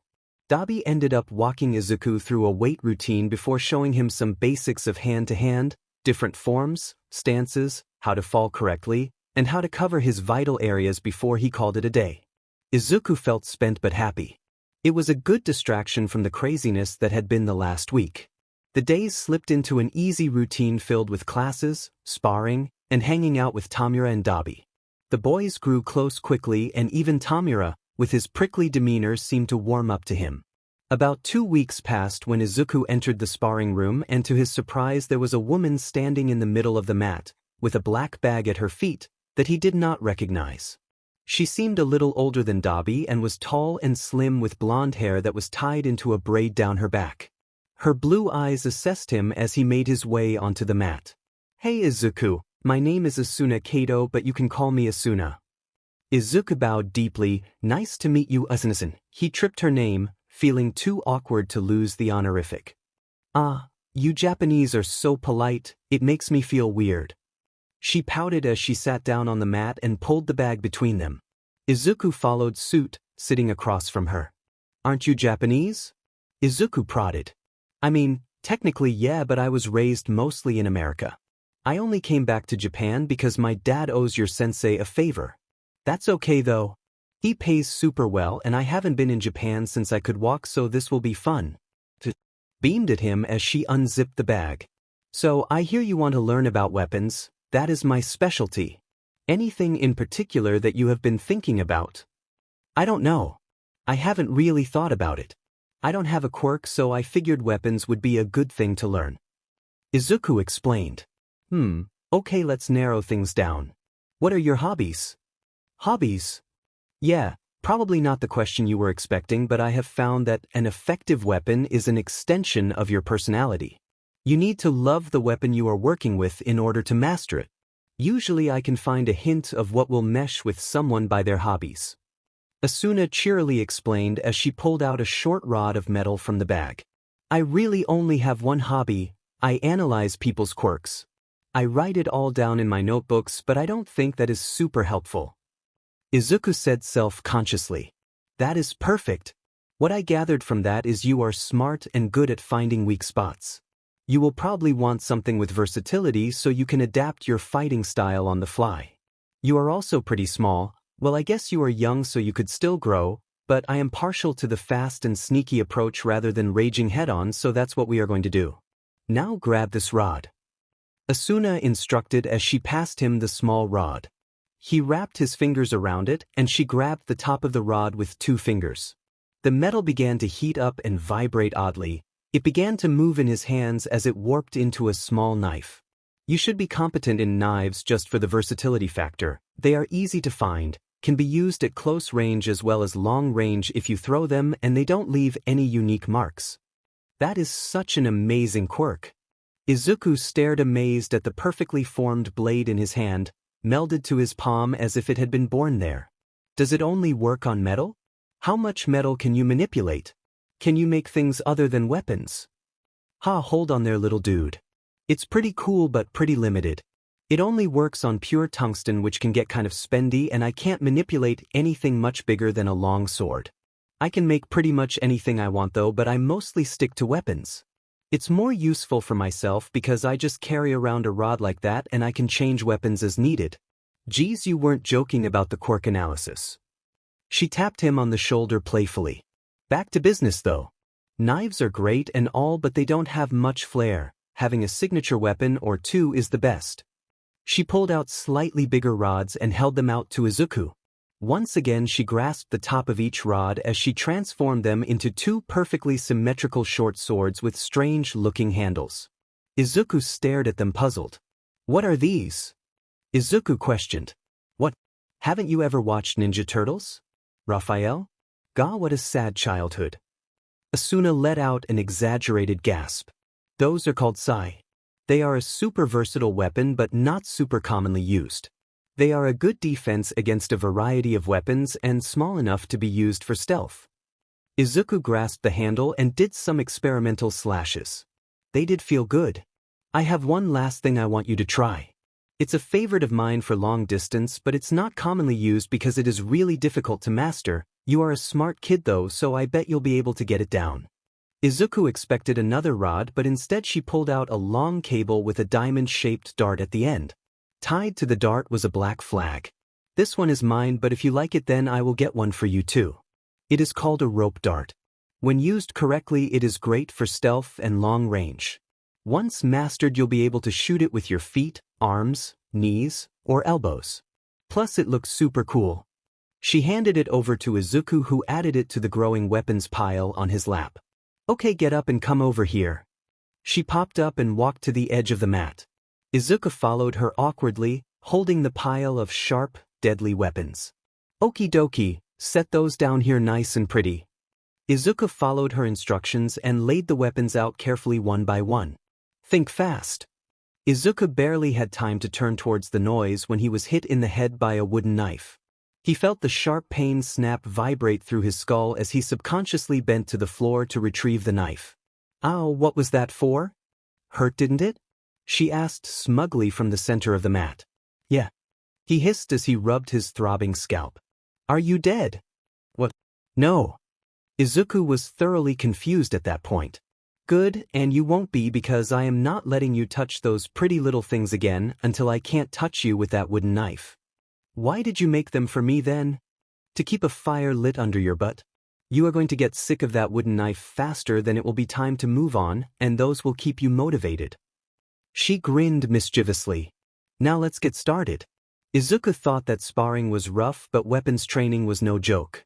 By the end of their session he was exhausted and he had a whole new array of bruises. He lay on the mat breathing heavily. Not bad, your assignment for tonight is to bring those weapons back to your room. Make a nice spot for them. Start learning some respect for them. Name them if you want. Next time I come we are going to make some sheaths and holders. Once those are made I want them on you at all times. They should become a part of your body. You aren't to use them until I give you the go-ahead though. Sounds good? Izuku pushed himself up off the mat to a standing position and bowed, wincing at the movement. Thank you, Asuna-san, I promise to work hard. She threw an arm around his neck and used the other hand to roughly tousled his hair. God, you sound older than I am, chill out. No more san and no more bowing. We are going to work hard together, so none of that formality crap. I'll see you in 2 days. Izuku stood there, dazed. Americans are so weird. He thought to himself. The next time Izuku saw Asuna-san was 2 days later. Instead of meeting her in the training room, she had ambushed him outside his bedroom when he came out for the day. Hey there, bud. We are going to do a little crafting today. Are you ready? She chirped as Izuku jumped out of his skin. He had not expected anyone to be laying in wait outside his bedroom. He calmed himself before responding. Can I eat breakfast and brush my teeth first? Sure thing, bud, I'm just going to set up in the courtyard. It's too nice to be inside. See you in a sec, she responded as she turned around and walked happily into the courtyard. Izuku sighed. That woman had too much energy for this early in the morning. He went about with his morning routine, returned to his room to retrieve his weapons and met her in the middle of the courtyard. She had a low table set up with a large rubberish mat laid out on top of it. To the side were large pieces of leather and other tools. Okie dokie, today we are going to make some homes for your new friends. You could go out and buy some, but I think this is a good way to bond. She began as she pulled out the materials and tools they needed from the pile beside her. Izuku listened intently to the instructions as they started on creating patterns for his various weapons. They quickly lapsed into a rhythm. It wasn't hard work, just tedious to do well. So, Asuna-san. Izuku started but received an overemphasized glare that reminded him of his slip. Sorry, Asuna, did you teach people about weapons back in America? Nope. I have never taught anyone before. She responded cheerily as she reviewed Izuku's patterns. Really? Why are you here then? Izuku prodded. Well, even though I have never taught anyone before, I won't deny that I know what I am doing. I have been around weapons my whole life. I think I made my first knife when I was 4, got my first job when I was 10. She shrugged nonchalantly. These are good. You can start cutting them out of the leather. What kind of job? Izuku asked as he received the patterns back from her. Huh, I thought you were a smart kid. You don't get as good at using these things as I am if you are only fighting dummies. She chuckled. And you don't learn these kinds of skills if you aren't planning on using them. Do you mean you've hurt people? Of course, it's an unavoidable part of the job. She folded her hands under her chin as she tilted her head curiously. Don't you feel guilty? Izuku whispered. No, and you shouldn't if you know how to set boundaries. Most people I come across in my job deserve what is coming to them. If I can make a buck assisting karma, then I am not going to lose sleep over it. I have rules though. I vet my marks before taking a job and no kids. As long as I stick to those rules, I'm good. Asuna frowned slightly. It is a slippery slope, but if you lay down rules at the beginning, you can save yourself a world of hurt. Izuku looked down at the weapons beside him and bit his lip. Izuku, the bigger you get, the more you will realize that the world is not black and white. There is a whole lot of gray. There are people who deserve to die, and there are more of them than you would think. I don't think I ever could. Izuku quietly confessed. Believe me, you can. If it is between them or you or someone you love, then you won't hesitate. After that it gets easier. Make sure your first is someone you won't regret. Izuku just nodded, thinking seriously about everything she had said. They spent the rest of the morning working on their project. Cutting, punching holes, gluing, and sewing until 3 sheets with straps attached sat in front of him, and Izuku felt proud. Asuna clapped and pulled him up to his feet. Good job, Izuku. Those look great for your first time and they should work well. Let's get them on. The sheath for the knife had a singular strap that wrapped around his upper thigh tightly. Once it was adjusted, he slid the knife into its new home. The size sheaths were a bit more complicated. Asuna helped him strap them to his back, buckling around his shoulders. Once the sayas were in place, he felt awkward. He couldn't slouch at all, and the grips extended awkwardly past his head. Asuna-san noticed his uncomfortable shifting. Don't worry, bud, you'll get used to it, that is the whole point. Plus, the bigger you get, the less awkward it will feel. You've got a lot of growing to do. Now let's go practice moving around with all that strapped on. They ventured over to the training room and spent the next hour relearning everything from the previous lesson, but now with his weapons attached. It made maneuvering significantly harder, but as Asuna-san said constantly, practice makes perfect.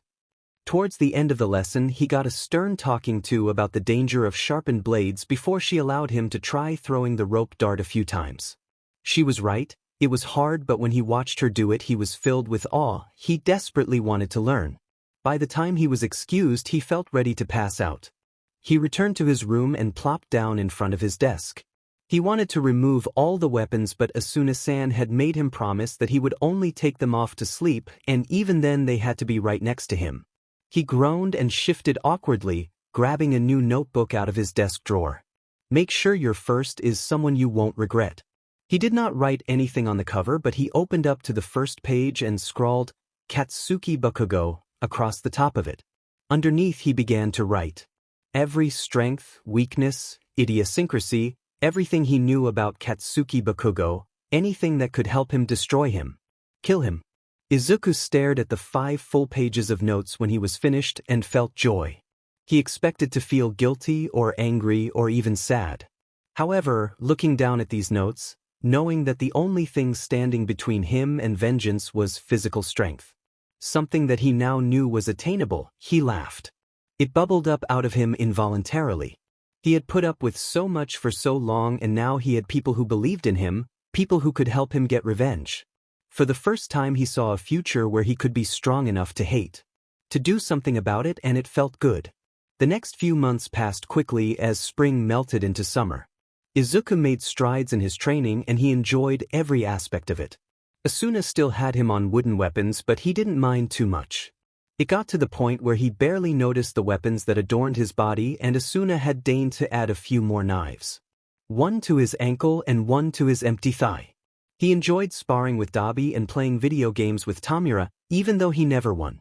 His more formal educational tutors were nicer than any teacher he had had in his life, and he turned out to be very gifted at programming and hacking. He loved the way it pushed his brain, and he had always been good at details. He met with Sensei weekly to go over his progress, and he was always encouraging. He was just starting, but for the first time ever he saw himself on a path to becoming someone he wanted to be instead of surviving the way he was. One evening he was working on homework in his room when Dabi slid the door open. There wasn't much privacy between the boys. At this point they treated each other's rooms as their own. "Hey Izu, I've got something to ask you," Dabi asked nervously. It was a weird emotion to see on the older boy's face, one Izuku didn't think he had ever seen it. "Sure, what do you need, Dabi and I?" Izuku asked curiously. "Well, you know this town is like a posh vacation spot for rich people to come in the summer, right?" Izuku nodded his head. It was the only thing he knew about the town since he hadn't actually been to it. They had been too busy training to ever leave, and if they needed anything, Kurogyari was always there to get it for them. He had tried to bug the other boys to go on a beach trip or something, but the other two preferred to stay at the house since they drew too much attention. Izuku didn't mind, he would rather be with his brothers than alone at the beach. Well, that BSTRD is one of them. Oh, Endeavor, Izuku wasn't sure he knew where this was going. He comes here every year for this week with Shudo 4, intensive training. Dabi spat, he looked angry now. "I go out to see him from afar, he likes to sneak out at night and sit on the beach, but I can't talk to him." I can't let him know I'm alive, not yet. Not until he is able to kill Endeavor is what he meant. Izuku could read between the lines. It's just that he looks so lonely. Dabi's hand curled tightly by his sides and looked to the side. I just thought maybe you would be able to talk to him, maybe be his friend just while he is here. So he has won. Of course, he's going to come live with us someday, right? Why not be friends now? Izuku responded happily, trying to assure Dabi that this was not too much to ask. Thanks so much, Squirt. I already asked Sensei if I could bring you this time. I'll come get you in a couple hours. Try to get some sleep before so you aren't dead in the morning. Dabi smiled warmly as he left his room. Izuku shut his laptop and scurried into bed, laying his weapons next to his head, still in his clothes.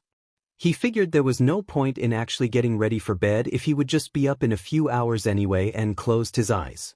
He drifted to sleep, calling upon the newfound skill of instantaneous sleep from so much training. It seemed like only seconds had passed when Dabi was shaking him awake. Izuku's eyes flew open. He hadn't been sleeping deeply since he knew it was only for a short while. He went to get his weapons out of habit when Dabi stopped him. I know you haven't been out of the house in a while, Izu, but taking a midnight beach stroll fully armed doesn't look super friendly. Izuku set the weapons back down sheepishly. Oh yeah, habit. Okay, let's go. Dabi gestured to Izuku to follow him, and he did after grabbing his still-unused red sneakers from his closet. Dabi chuckled at the sight of them. Did Kurojirai get those for you? Yeah, Izuku whispered. Tomura must have told him to. He loves red sneakers. Dabi smiled fondly. I used to wear them all the time, Izuku responded. I was wondering how Kurojirai knew to get them. Now you can match, adorable. Dabi teased softly. Must be his weird way of bonding. The conversation ended when they walked out of the room and saw Kurojirai waiting for them in the courtyard. They stopped at the stairs to pull their shoes on and approached. Were you able to get some sleep before this, Master Izuku? Kurojirai inquired. I told Master Dabi that I would not approve of this if it affected your studies. Don't worry, I'll be fine. Izuku replied. Honestly, he was excited. He wanted to meet Shudo, but he was nervous too. Dabi had told him what he had been through, and he hoped that he was still the Shudo that Dabi remembered. All right, let us depart. Kurojirai stated as purple smoke enveloped them. The next thing Izuku knew, he was dropped unceremoniously on the hard ground. He recovered quickly and looked around. He was in a forest, but he could hear the ocean close by. Kurojirai informed them he would return in a few hours, and the boys thanked him as he disappeared. Dabi beckoned Izuku to follow him as they made their way through the trees towards the rushing sound of the ocean. Once the beach came into sight, Dabi slowed. He moved carefully to a position obscured by a large tree at the beach's edge. Sure enough, from that vantage point you could clearly see a young boy about Izuku's age sitting a distance down the beach. He gave Dabi a thumbs up as he emerged from behind the tree and walked out onto the beach. It felt a little strange to be somewhere so open. He had only been in the house for over a month, but with the open-air courtyard it never felt suffocating. He had forgotten how refreshing openness felt. He tilted his head to look at the bright starry sky as he trudged through the sand, trying to make it look more like a coincidence that he happened upon the other boy here. Once he got close enough, he trained his eyes on Shudo. No point in pretending like he didn't notice him now. He had bright white hair and sharp features. Izuku thought that he had never seen someone so beautiful. He wondered if this is what Dabi looked like before the burns. Shudo turned slowly to look at Izuku once he got into close enough range that it was obvious he wasn't going to just walk by. It was then that he realized that his hair was actually half bright red as well, and under that red hair was an angry burn painted across his eye. It reminded Izuku of Dabi and made him smile slightly. Hi, Izuku said, unsure of what else to say. He hadn't thought this far ahead. He knew who Shudo was, but to Shudo he was a total stranger. This is a private beach. Shudo said back coolly. Sorry, I must have gotten turned around. Izuku tried to cover himself, but Shudo saw through it. Mercifully, he didn't comment further. So, I saw you sitting here and you look about my age, so I thought I would say hi. Can I sit? Shudo simply turned his head back to the ocean, which Izuku determined to be a yes as he plopped down in the sand next to him. My name's Izuku, what's yours? Shudo, he responded, eyes still facing forward. Do you live here? Izuku prodded carefully. No, I only come once a year to visit. This is my father's vacation home. Wouldn't that make it yours too? Shudo looked back at him with an unreadable expression. No, I don't consider anything of his to be mine. Izuku put his hands up placatingly. Okay, do you like coming here? Is it fun? No. That's too bad. Izuku was running out of things to ask. So if you're here for a week, do you want to be friends? No, I don't have time for friends. Ouch, this wasn't going well. You have time right now. Izuku pointed out cheerfully, attempting to lift the mood. Come on, I can't get out much in the day either, so we can be nighttime beach buddies. Nighttime beach buddies? Shudo asked, slightly arching an eyebrow in surprise. It was the most emotion Izuku had dragged out of him, so he went for it. Yeah. I have an idea, let's make a sand castle. Izuku turned and started pulling the sand between them into a mound. Shudo simply stared at him dumbly. What's wrong? What is a sand castle? Izuku's jaw dropped. It's a castle made out of sand? Like everyone makes these when they're little and at the beach. Shudo made no show of realization, so Izuku continued. Come on. I will teach you. It is easier if you have a bucket and a shovel, but we can just use our hands. He pulled the sand up in exaggerated motions until Shudo followed his lead. In no time at all they had a large, misshapen pile of sand. Okay, now we need a stick or a leaf or something. Why? Shudo inquired. For the flag. Izuku looked around and instead his hand came across a skinny flat rock. This will work. He shoved the rock vertically into the top of the castle and beamed proudly. Shudo looked a few times between the sand castle and Izuku before speaking. That looks nothing like a castle. Izuku laughed happily. Yeah, it's really bad, isn't it? He saw the sides of Shudo's lips curl up slightly before dropping back into his neutral state. We aren't done though, now we need a moat. Start digging a well around the castle. The boys worked until there was a well about 5 inches deep around the entire pile of sand. Are you ready? Izuku asked excitedly. For what? Shudo asked. Izuku popped up and put his hand into the moat and the closest point to the water and dragged backwards, waddling awkwardly as he made a path from the castle to the ocean. He ran back toward Shudo and dropped his hand into the bottom of the moat. Okay, quick, put your hand in it. Shudo did as Izuku instructed, and when the tide came rushing back the trail caught it, and suddenly water rushed around the castle, pouring over their hand coolly and becoming trapped in the hastily made moat. Shudo made a noise that sounded like a soft chuckle. Izuku snapped his head in his direction and saw him smiling softly at his hand covered in water and sand. Do you like it? Izuku met Shudo's eyes, for the first time realizing that like his hair, his eyes also were made of 2 different colors. Yeah, it's fun. Shudo admitted quietly, smile still lingering. Will you come back tomorrow night? Of course. We are nighttime beach buddies. Izuku responded enthusiastically. Shudo removed his hand from the water and stood. Izuku followed suit. Now both standing for the first time, Izuku also realized that Shudo was a full head taller than him as well. I need to get back now. Good night, Izuku. Good night, Shudo. Izuku chirped back as he watched Shudo turn towards the house that loomed over the beach. Izuku himself walked back to the forest. It wasn't long until he was back to the tree where Dabi was stationed, and when they returned to the place they had been dropped they found Kurogiri already there waiting. Izuku had good dreams for the first time in a very long time that night. Dreams of sandcastles and red and white hair. Small smiles and laughter. Izuku was happy that Dabi asked him that favor. He had been meeting Shudo at the beach at night for 3 days when Izuku noticed something concerning. It was summertime and even in the evening it was hot and muggy, but Shudo was always wearing long-sleeve turtlenecks. Aren't you hot? Izuku asked as he packed a bucket full of sand. After the first night, Kurogiri had gotten him a couple buckets and shovels to bring to their beach outings. Yes. Shudo replied plainly. Why don't you wear a t-shirt then? Izuku prodded. He wasn't stupid, he knew about what went on in Shudo's house. He could guess why. He used to do the same thing, but he also wanted him to open up to him, so he played dumb. You don't want to see what is underneath. Izuku stopped building and crawled over to where Shudo was packing his bucket. He pointed to the burn on his own neck. Look. He put his arms out and twisted them in the moonlight, burns and scars pale under the moonlight. There are more where that came from. If you feel more comfortable hot than showing me, then I won't bug you, but you don't need to worry about me seeing things like that. I won't judge you or pry. Shudo looked over his various burns and scars solemnly. Was it your father? No, it was someone who was supposed to be my friend. My dad abandoned me when he found out I was quirkless, but I have a new family now and they protect me. Do you hate them? Shudo's eyes burned into Izuku's. Yes. Even though you're somewhere else now? It doesn't erase what they did. Izuku said plainly. Someday I will make them pay.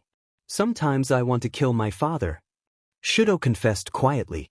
Then do it. Izuku said plainly. Shudo looked shocked. What? Izuku grabbed Shudo's hand.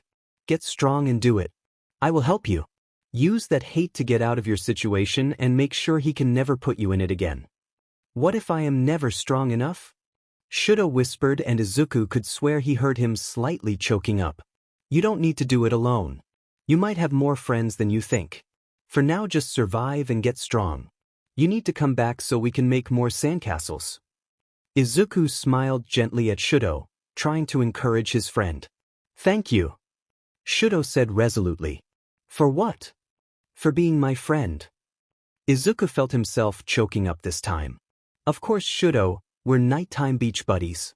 Shudo giggled softly as they got back to work. The week went by quickly and the residual exhaustion from the late nights had been worth it. Izuku had thought he had a friend in Kaken, but since he has been here he realized that was not what it was. Shudo was his first real friend, and even if he wasn't Dabi's brother he knew that he would keep his promise in helping him kill Endeavor.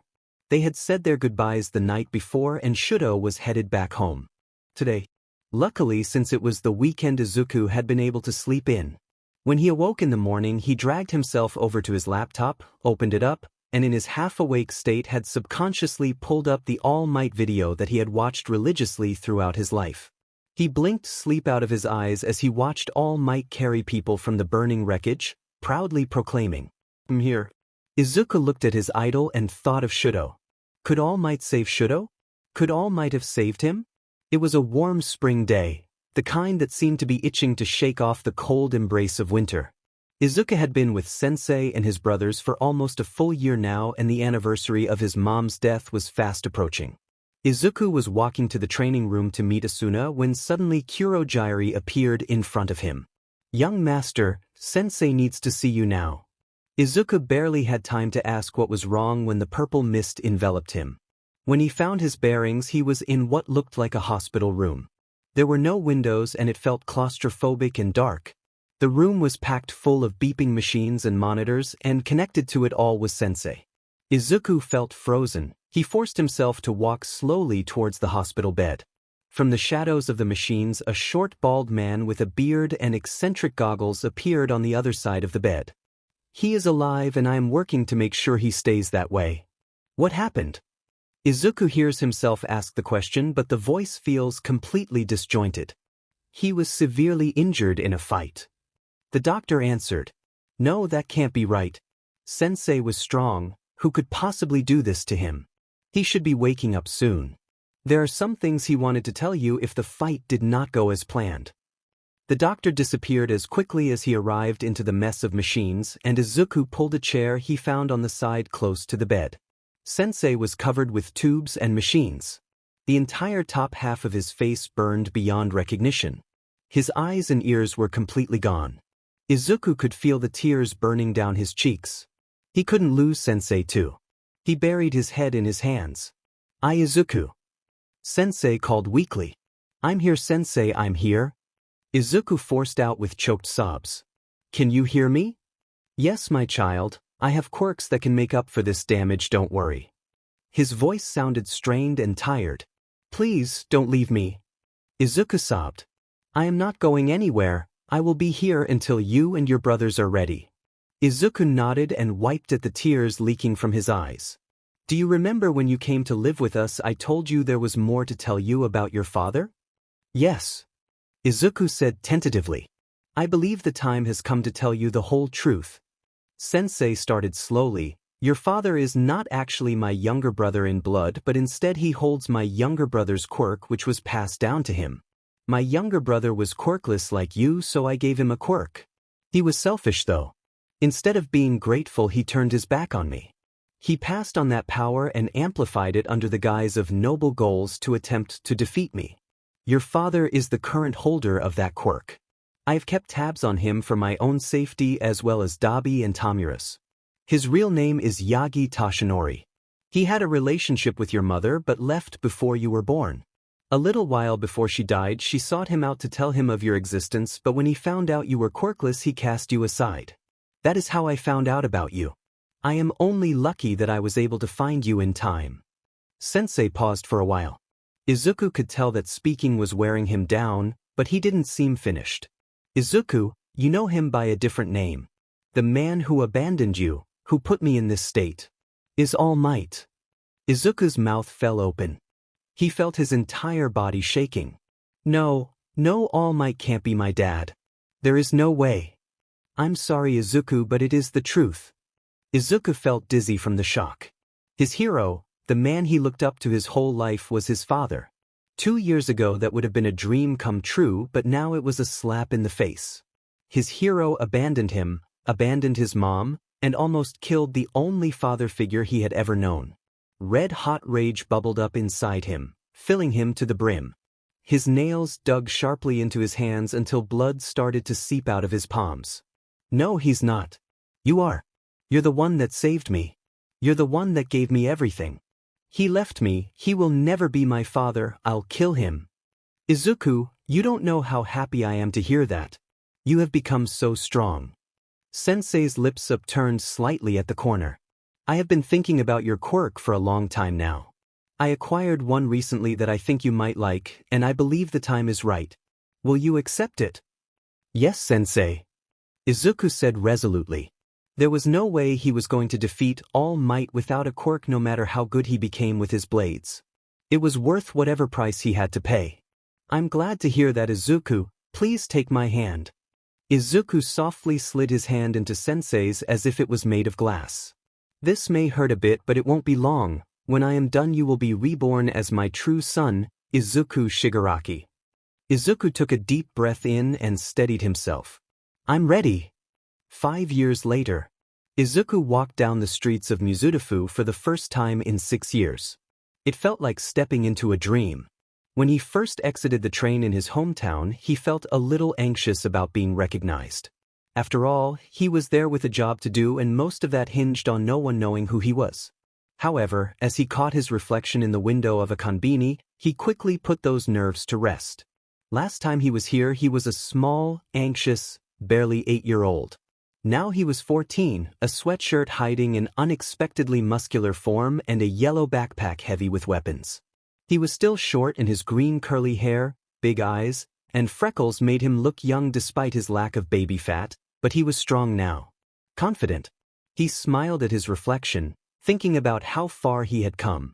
He shook himself out of his daydream. He was here for a reason. What kind of? He originally had come to Mizudafu to scout out UA. Sensei had caught wind that All Might was going to be teaching there. He assumed to find a successor, so Izuku was going to enter undercover to see if he could find more. Being the right age and most unassuming, it was the perfect job for him. Dabi and Tamura had the job of setting up a base of operations in Kamino Ward so that they could start recruiting for the cause. He hated the bar that Tamura had found with Kurogyri, but he couldn't help but agree with them that it fit the aesthetic they were looking for, which was apparently gross and dingy. Although Kurogyri had helped Izuku learn how to make some drinks, so that was pretty fun. It hadn't taken long to get done at UA. There was only one entrance and the rest of the property was airtight. It didn't matter though. Izuku was sure he would be able to get into either general studies or support. After all, the identity and new transcript he had were impressive, not that he needed forgeries since he was capable on his own, but homeschooling wasn't taken as seriously as an elite boarding school in America. Izuku just hoped that no one asked him too much in English. He was good at English and practiced often with Asuna, but probably not good enough to convince someone who knew what they were talking about that he lived there. Once he had finished snooping around, he found himself back on the train headed towards his old stop. There were new buildings and changed businesses, but overall it felt painfully familiar. For some reason, the first place he found himself at was his old elementary school. He looked at the building and frowned. He felt the slight urge to burn it to the ground, but he let go of the thought quickly. Everything in due time. He spun on his heel and started on the familiar path towards his old apartment. He didn't know if it was a particularly good idea because of what happened last time he was there, but his feet wouldn't stop moving. He felt like he was walking through a fog. He was so lost in thought that he didn't even notice what was happening until he felt himself enveloped in sludge. Before he knew it, his mouth was filled with vile-tasting slime as a large eye looked down on him. Izuku started to panic. He was held too tight. He couldn't reach any of his weapons. This monster was a mutant, so his quirk wouldn't work on him. Shiti swore in his head. He was stuck. Don't worry, this will only hurt for about 45 seconds. The monster sneered. Izuku coughed, fought, and twisted, trying to break free, but nothing helped. He felt his vision start to blur as his brain became rapidly devoid of oxygen.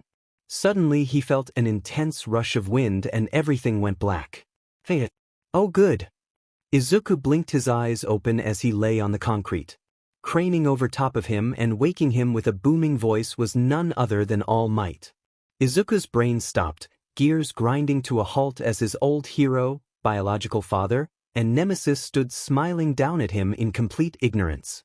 Izuku scrambled quickly to his feet as he attempted to regain his composure. Sorry to get you caught up with my villain fighting, but you were a big help, thanks. All Might's voice boomed. Izuku felt like he was drowning in sludge again, unable to move or speak. He had imagined meeting All Might for the first time a million times. When he was younger, it generally involved being noticed while witnessing a fight. As he grew, it turned into a carefully planned situation and ended in sweet revenge. Never did he imagine it to be like this, saved from a sludge monster and unable to move from shock. His vision and hearing was still slightly clouded when he saw him turn around and prepare to take off. He had the sludge monster gathered in empty pop bottles and shoved in his pocket. Izuku stared dumbly at the eyes staring back at him from the bottle, tilting as All Might crouched to jump. Suddenly he was in the air. Izuku had no idea what possessed him to grab a hold of the man's leg as he took off. Maybe some inner instinct from when he was a child or anger that he could not push down. Either way, the only thing he could think to himself now was, what the F am I doing? He should have just let him leave. He was never supposed to run into him anyways. He couldn't blow the plans that had been made. The drop from the air was as sudden as the takeoff. He hit the roof hard and fell to his hands and knees, shaking from the terror of flight. I really must be going now, young man. Wait, Izuku cried out. He knew the question he wanted to ask. Hot, angry tears rushed down his cheeks. He stood and looked him straight in the eye. He needed confirmation. Do you think I could be a hero, even without a quirk? All Might looked a little stunned and then doubled over, coughing up blood as he shrank in a plume of smoke. Izuku had to remember to paint a shocked expression over his face. He knew all about this form and about that fight 5 years ago. It was the same day he found out about his true connection to this BSRD in front of him. He spent the last 5 years hating him, plotting against him, but still. Somewhere, buried deep inside, he wanted to give him a chance to take it back. To tell that small child that he could do anything even if he was quirkless, that he would want him. I hope I can trust you won't go blabbing about this on the internet or to your friends, right kid? The emaciated version of the hulking hero said tiredly. Izuku simply nodded. He couldn't trust himself to say anything at this moment. Listen, hero work is dangerous. It's good to have dreams, but you also have to be realistic. You can't be a hero without a quirk. Something inside Izuku cracked. The last nail in the coffin of Izuku Midoriya was pounded shut.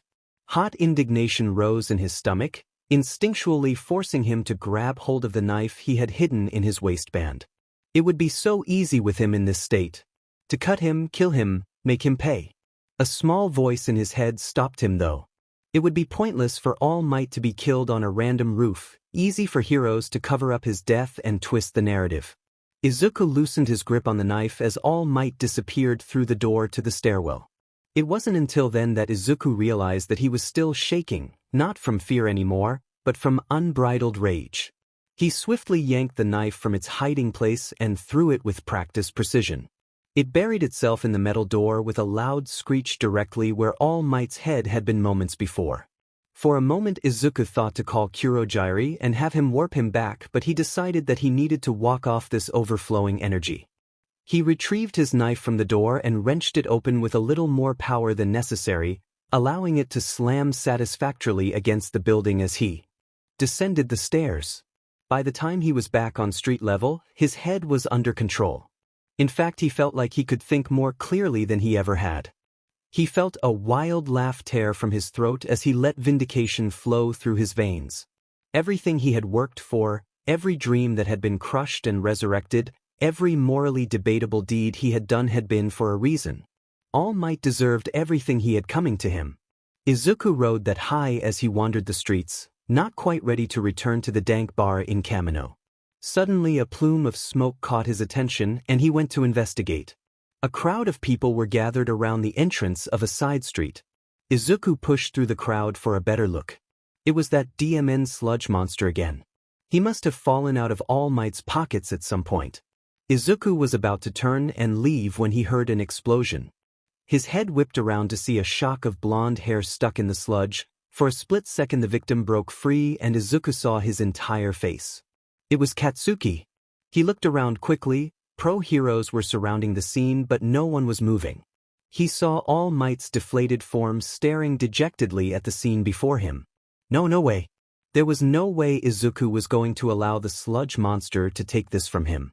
If anyone was going to kill Katsuki, it was going to be him. Izuku pulled his hood up and ran. He quickly yanked off his backpack and threw it at the monster's eye. It was the only thing he could think to do without revealing to an alley full of pro-heroes that he was secretly armed to a T. The monster howled at the impact and loosened its hold on Katsuki. Izuku started digging in the sludge, trying to find a purchase on anything. He finally caught hold of Katsuki's forearm and yanked. Once his arm was free, he twisted Katsuki's arm awkwardly so that his palm faced the sludge monster's eye and screamed. "Blast him!" For the first time in his entire life, Katsuki did as he was told.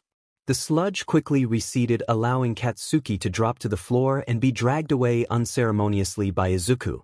Once the pro-heroes were able to get between them, Izuku dropped his arm and prepared to slip away before anyone caught him up for a statement. It was not the time to be chit-chatting with the police.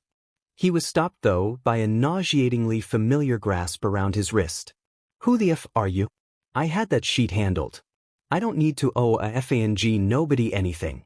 Izuku turned back slowly as he peeled Katsuki's fingers off his wrist, wrenching his wrist back into a painful position. He leaned into his space, summoning the most intimidating aura he could muster, hood still covering the top part of his face, and said coolly, "Don't worry, you don't owe me anything. I didn't save you."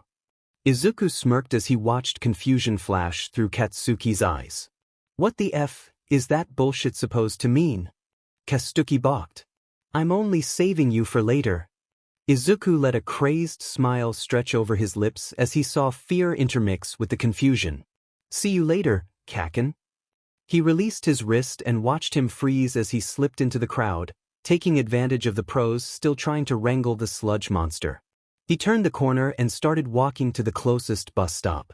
He had spent too much time here and it seemed that some cosmic power was telling him to leave, or else the next person he was going to run into would be Aunt Mitsuki. The next time Izuku was in Mizudafu was for the entrance exams. He had decided on the support program over general studies since he would work more closely with the hero class where All Might would be working. There were only two problems with this. First, the support course was almost as hard to get into as the hero course, and second, there was the potential to work with Katsuki. Izuku was pretty sure that he wouldn't recognize him, but Katsuki was too smart sometimes, and it had probably been a stupid idea to call him Kaken when he had ran into him during the sludge attack. Of course it had been years and he could have changed his mind on which hero course to attend, but UA was number one and Katsuki never settled for less than that. The first of those issues he was working on today. His stellar transcripts from the elite American boarding school that he had forged had gotten him this far, but today he would need to prove himself to a panel of judges. He entered the campus and made his way to the support studio with the aid of some upperclassmen who were herding hopeful middle schoolers to their correct destinations. The support exams were scheduled time slots that were somewhat free-form depending on the type of skill you were showing. There was a line of chairs outside the room with nervous-looking examinees waiting. Izuku took a seat next to a girl with bright pink hair and large goggles. "Hey, what kind of baby did you bring to show off?" she asked intently the moment his butt hit the chair. "Baby? You mean a support item? Are we allowed to talk about that?" he questioned, looking around at the other silent people that he now realized were very actively attempting to avoid eye contact with the pink-haired girl. "Who cares? It's not like we are going to be able to change anything now. I love showing off my babies." She dug around in the bag under her feet and pulled out a large gun. Izuku jumped in surprise. "You can't just bring a gun to school." Izuku scolded. "It's not a normal gun." She responded. "This baby is a capture gun. It holds 5 rounds of capture nets that are compressed into these bullets." It sounds straightforward, but it was actually really tricky. After I found the right materials, it took forever to figure out how to compress the nets so that they didn't come out a tangled mess. "Wow, that is actually super cool." Izuku gushed. "I know, right? May Hatsum." A tall, lanky teen called from the doorway as he exited the room. "That's me," she shouted as she jumped up. She looked back at Izuku as she deposited the gun back in her bag. "Good luck with the exam, maybe I'll see you in class," and then strode into the room, closing the door confidently behind her. About 10 minutes later, Hatsum exited the room and gave Izuku a big thumbs up. "Izumi Hirai?" Izuku paused for a second before standing. He probably should have practiced a little more with his fake name because it still threw him off every time. "Oh, it's you. Good luck." She trotted off down the hall as Izuku entered the room. The room was much larger than Izuku had anticipated. There were large workbenches and every type of tool, machine, or material you could think of all existing in what looked like some type of organized chaos. At the front of the room was a desk with 2 men that Izuku recognized. Power Loader, the support class teacher, and Ectoplasm, the mathematics teacher. He bowed politely as they introduced themselves. "What do you have for us today, Hiri-san?" Power Loader questioned. Izuku pulled a black band out of his bag. He slipped it over his hand. It hung semi-loosely around his wrist, and a piece jutted out over the back of his hand. "This is a compact rope dart." Izuku started. Traditionally, rope darts are pretty cumbersome to carry, but they are useful weapons. In this format, they could be utilized for combat without getting in the way of movement when it is not in use. The sheath also has a compartment that can be used to coat the dart in various chemicals such as a paralytic. "Interesting, let's see how it works." Power Loader Sensi encouraged as he gestured towards a dummy lined up against the wall. Izuku pulled the dummy into the center of the room and took his position. In a practiced motion, he twisted his wrist so that the small sheath lay in against his palm instead of the back of his hand and taped the release button lightly with his middle finger. In a swift movement, the dart fell towards the floor.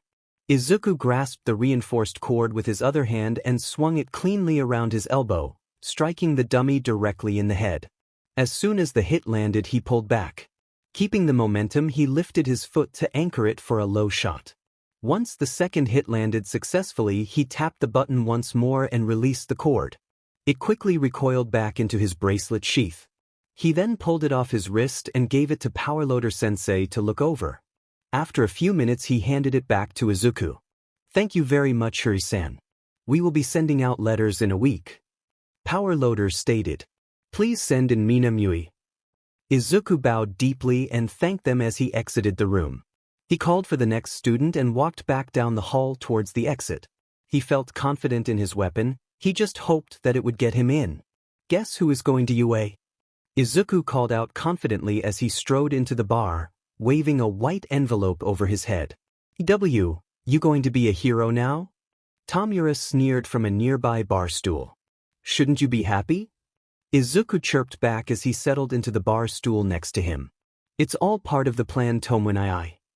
"Shut up. You're supposed to call me Shigaraki at the bar." Izuku rolled his eyes obviously. "There is no one here besides me, you and Kurojiri." Izuku rebutted. Plus, why do you get Shigaraki and Dabi and I have to go by our first names? Because I'm the boss, you idiot. Tamura huffed. Only because Dabi and I didn't want to and I look like a 5-year-old so I need to go play pretend at UA. Izuku shot back. Whatever, I can't have stupid NPCs calling me Tamura. Should I come up with a code name? Izuku wondered aloud. That might be a prudent idea. Kurogyri chimed in from behind the bar. Got any good ideas, Kurogyri? I believe that is a matter best decided on your own. Kurogyri supplied as he dried the glasses in the sink. Ugh, you're no help. What about Gul'dan? Tamura suggested. I swear to God Tomonai if from World of Warcraft I'll murder you. Whatever, and it's Shigaraki you brat. What about Squirt since Dabi still calls you that anyway? Tamura teased. Phew, Shigaraki. As if on cue Dabi entered the bar. Hey Squirt, did you hear back from UA yet? He was met with a death glare from Izuku as Tamura laughed. He got in, now just a little longer until we face off against the final boss. Did you find more NPCs today? Can you just talk like a normal person? Dabi sighed exasperatedly. Yeah, I think I've got enough, we just need to come up with a plan in time. Good job Izu, you'll have to get us our in. Don't worry, I've got a plan. Izuku smiled mischievously. Yeah, you're too clever for your own good, Dabi chuckled as he rubbed Izuku's hair into a crazy puff. Speaking of plans, Sensei needs us to go run an errand. Sweet! Izuku exclaimed as he hopped off the bar stool. I haven't been out in ages. Go get ready then. Dabi said as he sat down at the bar. Izuku bounded up the stairs to get dressed. He quickly peeled off his shirt and jeans and went to his closet to pull out his costume. He pulled on his slim-fit black joggers with a black turtleneck to hide his burn scar. Dabi and Tamura used their scars as part of their identities, but if Izuku wanted to get away with doing anything undercover, he couldn't allow there to be any distinguishing marks. With his underlayers on, he started strapping on his weapons. A knife on each thigh, sai on his back, and his compact rope dart on his wrist. Finally, he pulled on a dark green hoodie. The neck hole was altered to be large enough that he could reach his sai, but when he pulled the hood up, the weapons as well as his face were shrouded. Finally, he slipped on his red tennis shoes and headed back down to the bar. Dabi was waiting for him, standing ominously in his leather trench coat.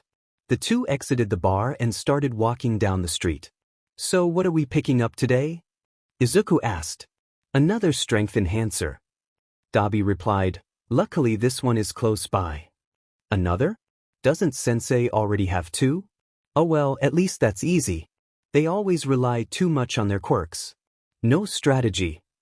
Izuku mused as he played with one of his knives, flicking it into the air and catching it with precision. Yeah, I got a lead that he is hitting up the strip club a few blocks down. All we have to do is wait. Sounds good. Izuku agreed. In no time at all they were across the street from the strip club. I'm going to scout him out. You go hide somewhere, it's FING suspicious to have a 10-year-old hanging around a strip club. Dabi lectured as he rummaged through his jacket for his ID. I'm 14. Izuku grumbled as he flicked Dabi off and skulked off to a nearby alley. He perched on top of a large dumpster that was shrouded by shadows and watched as Dabi showed his ID to the bouncer and entered the club. He waited as he watched the door. Izuku had learned to get used to waiting by making up random scenarios in his mind to pass the time. However, by time Dabi exited the club with a large man stumbling behind him, he was itching to go.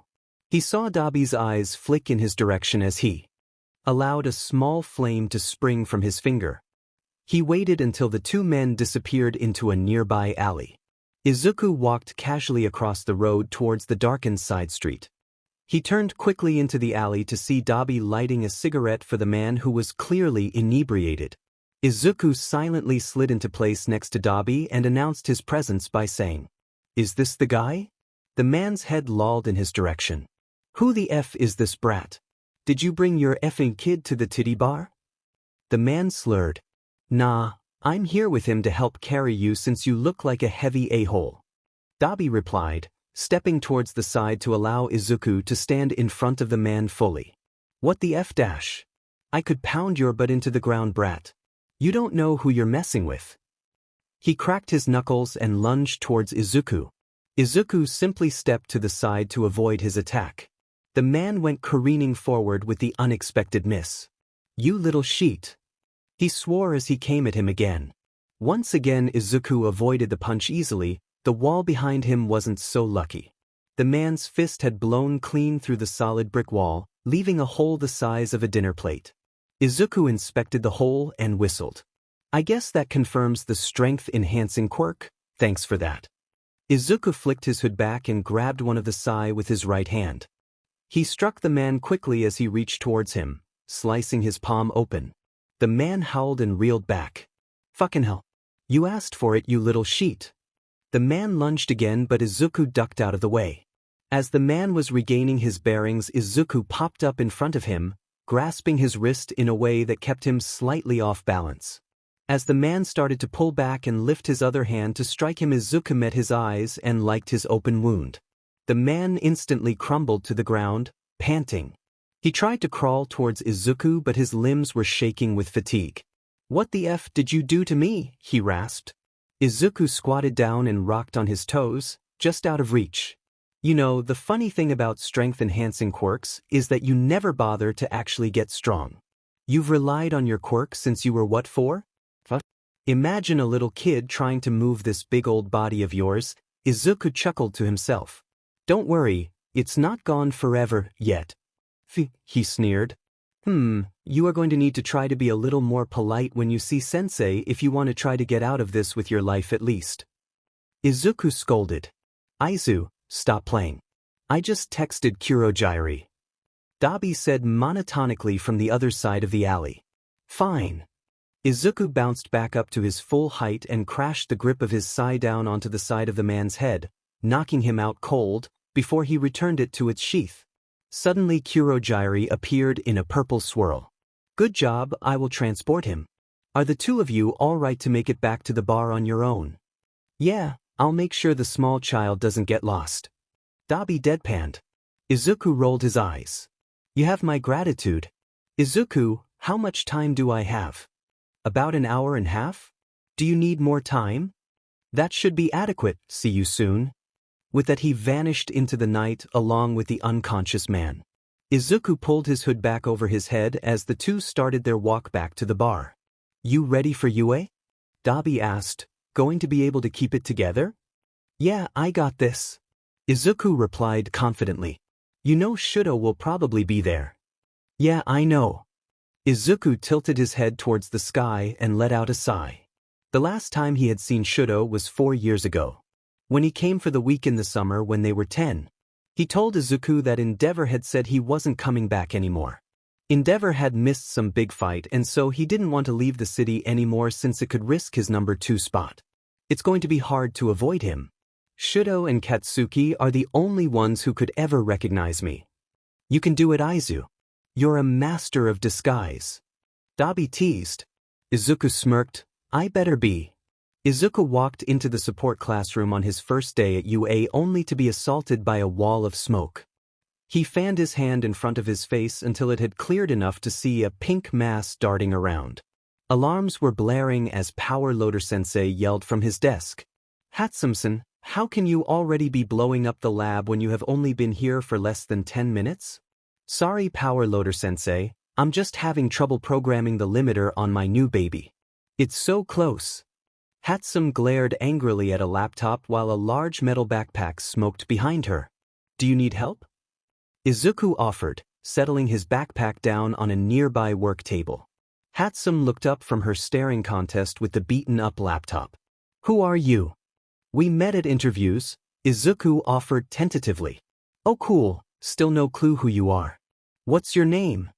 Hatsum shot back and she turned back towards her work. Izumi Hirai. That's too long, I'll call you Aizu. You said you can help with this, are you any good at programming? Hatsum beckoned him over with a wave. Yeah, I can take a look. What's the problem? Izuku stood close to her looking over the code on the screen. I'm making a jetpack but once I get above 8% power it stops regulating and explodes. I know the materials are strong enough to withstand full power but the programming is driving me nuts. Mei threw her hands up exasperatedly and stepped aside to let Izuku gain access to the keyboard. He scrolled through the program looking for errors when he spotted it. After about 5 minutes of typing, he proclaimed, "There we go, that should fix it." Hatsum pushed him aside to pore over the screen, then she pulled out a long cord and attached it to the jetpack. Once the update was complete, she refueled it and strapped it to a dummy. "Okay, let's test this baby out," she exclaimed as she knocked her goggles down over her eyes. She pushed a few buttons on the remote and the jetpack sputtered for a second before it started to blow out strong, steady streams of air. "Okay, we're at 8%, let's see if we get more power." After punching a few more buttons, the dummy started to lift slowly off the floor. Hatsum giggled and jumped up and down. The jetpack finally powered down and Hatsum pulled Izuku into an excited hug. "Good job, Izu, you're brilliant." Izuku tried to extricate himself from her arms, but the hug quickly turned into an assessment. "Wow, you're hiding quite the body under there, aren't you?" Izuku blushed as he pushed her hands away. I guess." "Great, you can help me test my babies." "Oh wait, I guess the jetpack is our baby now." Mei squealed excitedly as Izuku made his way back to his desk. "It was all you, Hatsumi-san. I just tweaked a little." He pulled his laptop out of his bag and lay it on the table. "Call me Mei. I'll be bugging you for help on programming probably, so we might as well be friends." She chirped cheerfully. "Sounds good, I'll probably need some help in the fabricating department anyways." Izuku admitted. "We can be a team. We'll make beautiful babies together." Mei proclaimed loudly as more classmates filed into the room.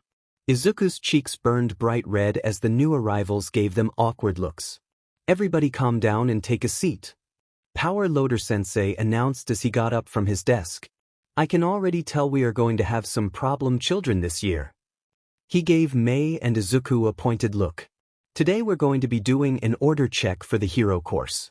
Class 1, as costumes have just come in from the support company, but since we will most likely have a hand in repairs and small upgrades throughout the next 3 years, it would be good to see what we are working with. Then they will be ready for 1A to use in their rescue drill this week." "What rescue drill?" Izuku asked, interest piqued. All Might, Eraserhead and 13 are taking 1A to the USJ for rescue training on Wednesday. 1B will go with King Vlad on Thursday.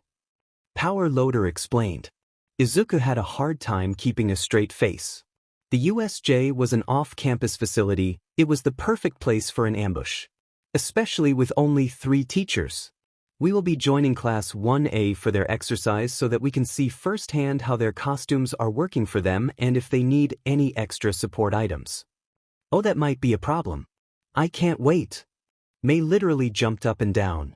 "We are going to get so many good ideas for new babies. Right, Izu?"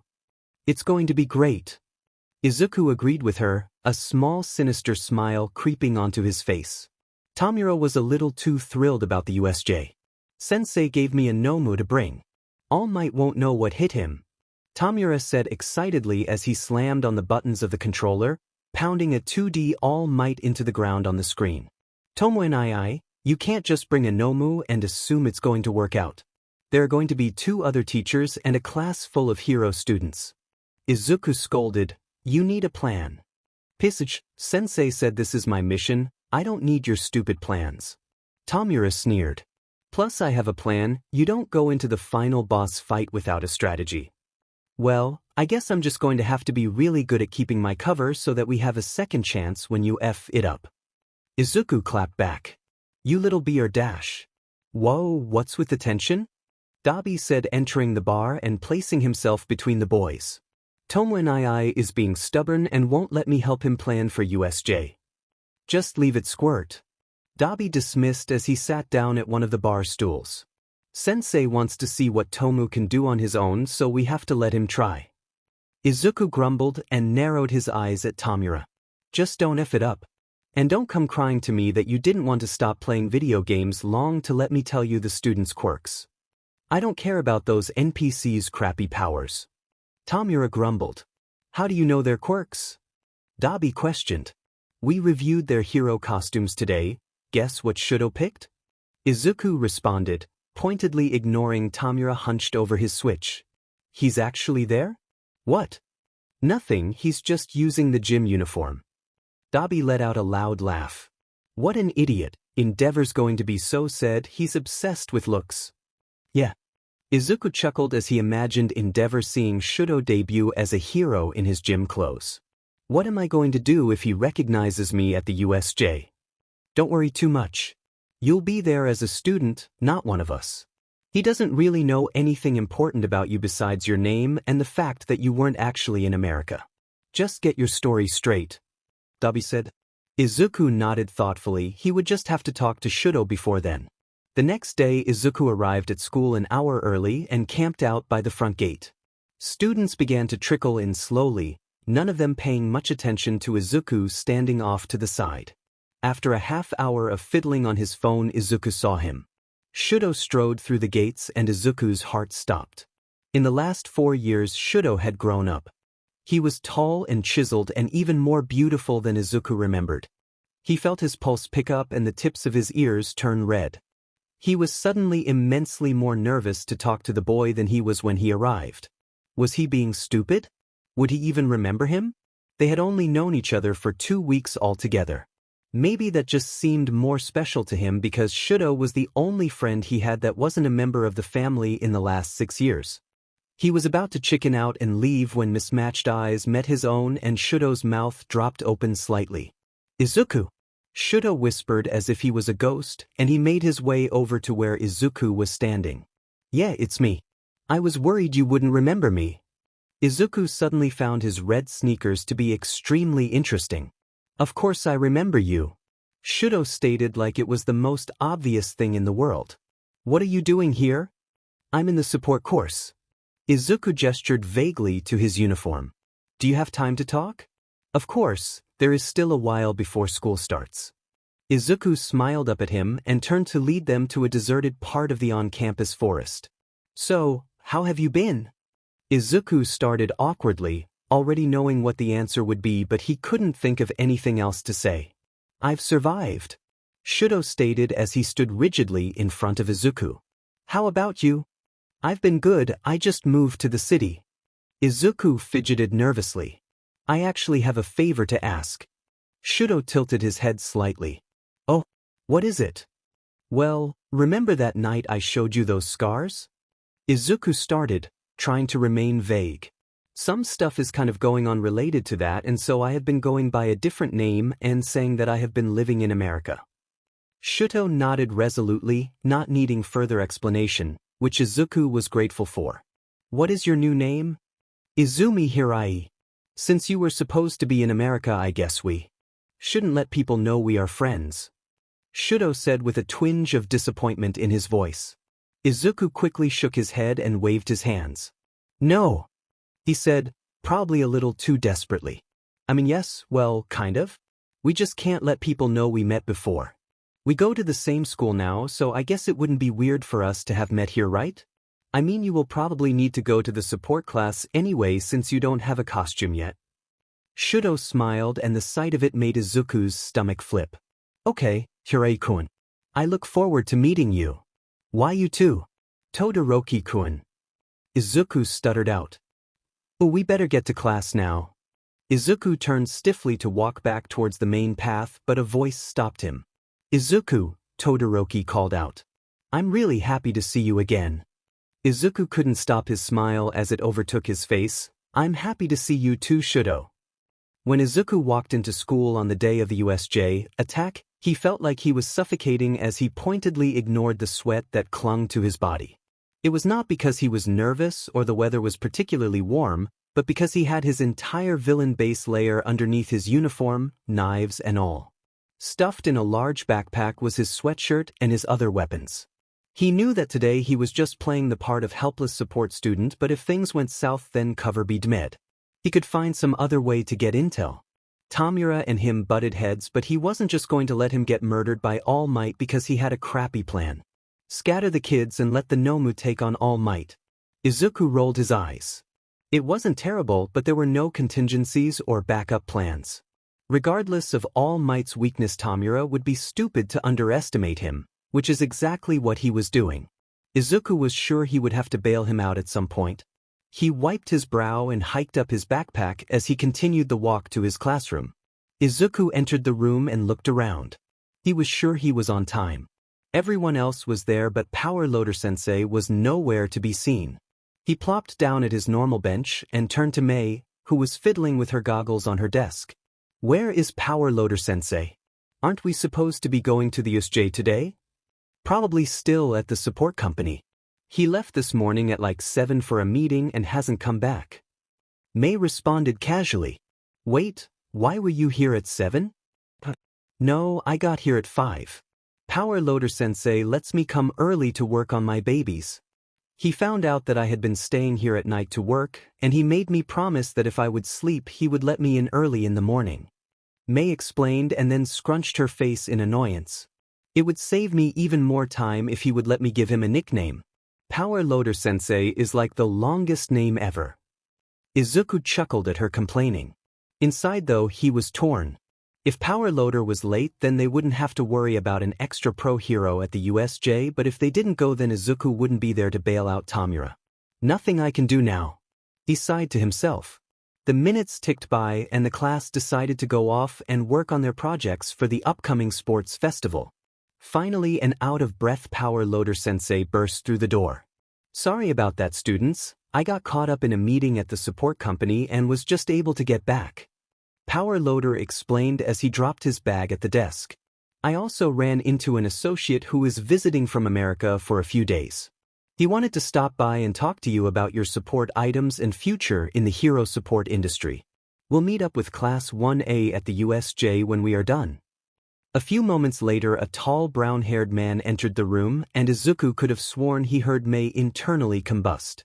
"Wow, Majima-san, you're a quick one," the man quipped. "Sorry about that, Shield-san. I have a few students in here that are best not left unsupervised for too long." He then turned to the class. "Students, this is David Shield. As you know, he is quite well known in the hero support world. He wanted to stop by and answer any questions you might have about working in this field or any specific support items." Izuku knew exactly who he was. He was All Might's old sidekick from when he lived in America. He had renewed his interest in him when he was preparing to enter the support course since he was the head researcher at I-Island. However, at the moment he was more worried about Mei dying on him. He wasn't sure how Mei was stopping the obvious stream of questions that was practically leaking out of her brain, but it seemed that her curiosity and respect for the man in front of them were at an intense battle of wills. As soon as Power Loader had stopped talking, she tore out of her seat and pulled Shield-san over to her corner of the room. There was an audible groan throughout the class, knowing that this valuable resource was going to be monopolized. "Don't worry, guys," Power Loader Sensei assured. "I'm putting a time limit on her. Everyone will get their chance." Everyone dispersed back to their stations, and Izuku took the opportunity to take out his phone and shoot Dabi and Tamura a text. "Squirt, we are going to USJ late. PL brought David Shield to talk to us. There's no way we're getting out of here soon, so that's one more pro you don't have to worry about. Firelord, good to know. Things have already started, so Tomu won't get this. They're jamming signals. Squirt, good. Hopefully he survives this so I can murder him for changing my name in the group chat." Squirt has changed Squirt's name to the favorite child. The favorite child has changed Mastermind's name to Handfucker. Firelord, rip, he's gonna kill you. Izuku pushed his phone back in his pocket and started to pull his laptop out of his bag when he noticed movement at the door. He looked up, and there, standing gaunt in a suit 3 times too big for him, a sickly smile pulling across his face, was All Might. Sheet, Izuku thought to himself. He whipped his phone out quickly and reopened the chat. The favorite child, All Might, isn't at the UA. Firelord, how do you know? The favorite child, 'cause he's standing in my FNG classroom in skeleton form. Firelord, sheet. It's okay. Once Toma sees he's not there, he'll leave. Izuku nodded to himself. It would be fine. Tamura might already be gone, though he doubted it since his phone wasn't blowing up. All Might entered the room and walked directly over to Shield-san. Of course he would come. Visit, he was his old sidekick. Is that why he didn't go to the USJ? The two of them started chatting, much to Mei's chagrin. Power Loader Sensei, this strange man is stealing my time. She argued from her growing pile of babies that she was overlooking with Shield-san. This is Yagi-san, he also works with us. Be polite, Hatsum-san. Power Loader Sensei scolded her. I am sorry, young Hatsum. I got a little too excited when I heard my old friend was here. I'll let you get back to work. All Might apologized, and no longer was that sentence out of his mouth. Then suddenly there was a sound like a car engine racing down the hallway. A boy, who Izuku identified at Tenya Ida from his costume, screeched to a halt in the room. Power Loader Sensei, there has been an attack at the USJ. It is overrun by villains. As Vice President, it is my duty to acquire the help of as many pro-heroes as I can find for our cause. I must go now. Please send anyone available to the USJ. Deku shouted with exaggerated chopping motions, and as quick as he had come he was gone. Closely followed by All Might. One jump and All Might would be halfway there, with a horde of pro-heroes on his tail. Students, go home. We are done for the day. That includes you, Hatsum-san. Shield-san and I are going to head to the USJ. Be careful. Power Loader directed, as him and Shield-san quickly exited the room. The room exploded around him as the kids hurried to pack their stuff and leave, but Izuku tuned it all out as he grasped his phone. The favorite child. One of the kids at the USJ escaped. He's calling all the teachers. Fire Lord, what the hell? I haven't heard from Tomu yet. The favorite child. Come pick me up at the front gate. Be there ASAP.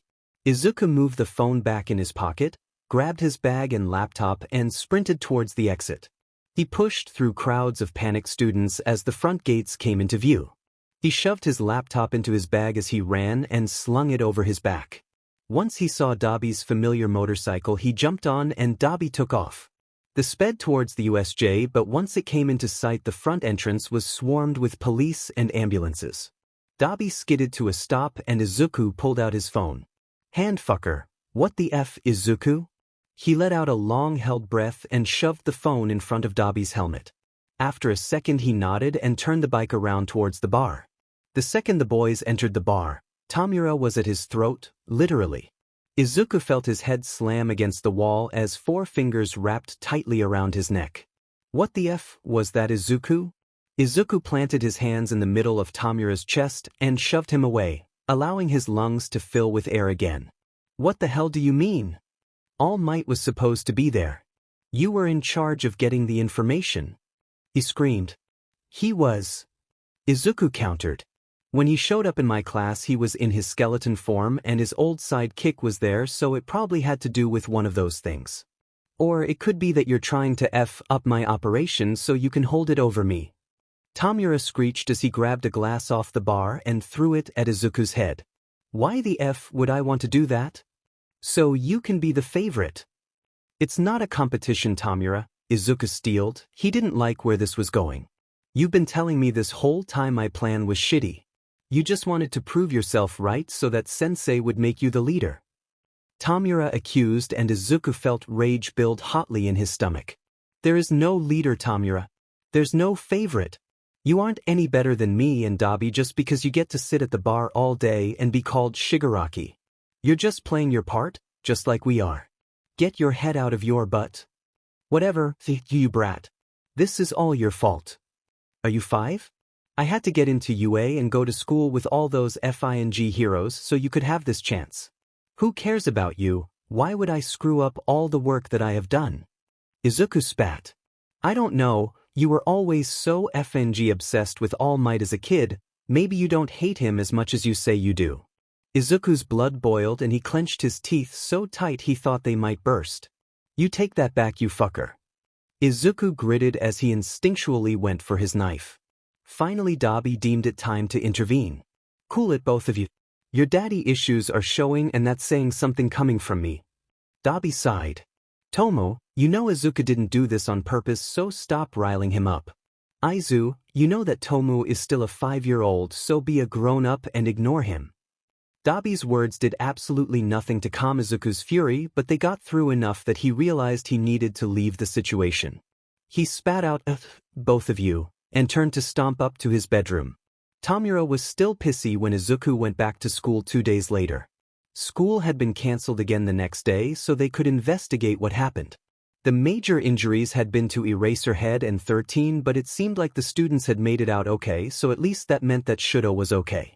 Izuku was still in a sour mood when he slammed his bag loudly on his workbench and slumped into his seat.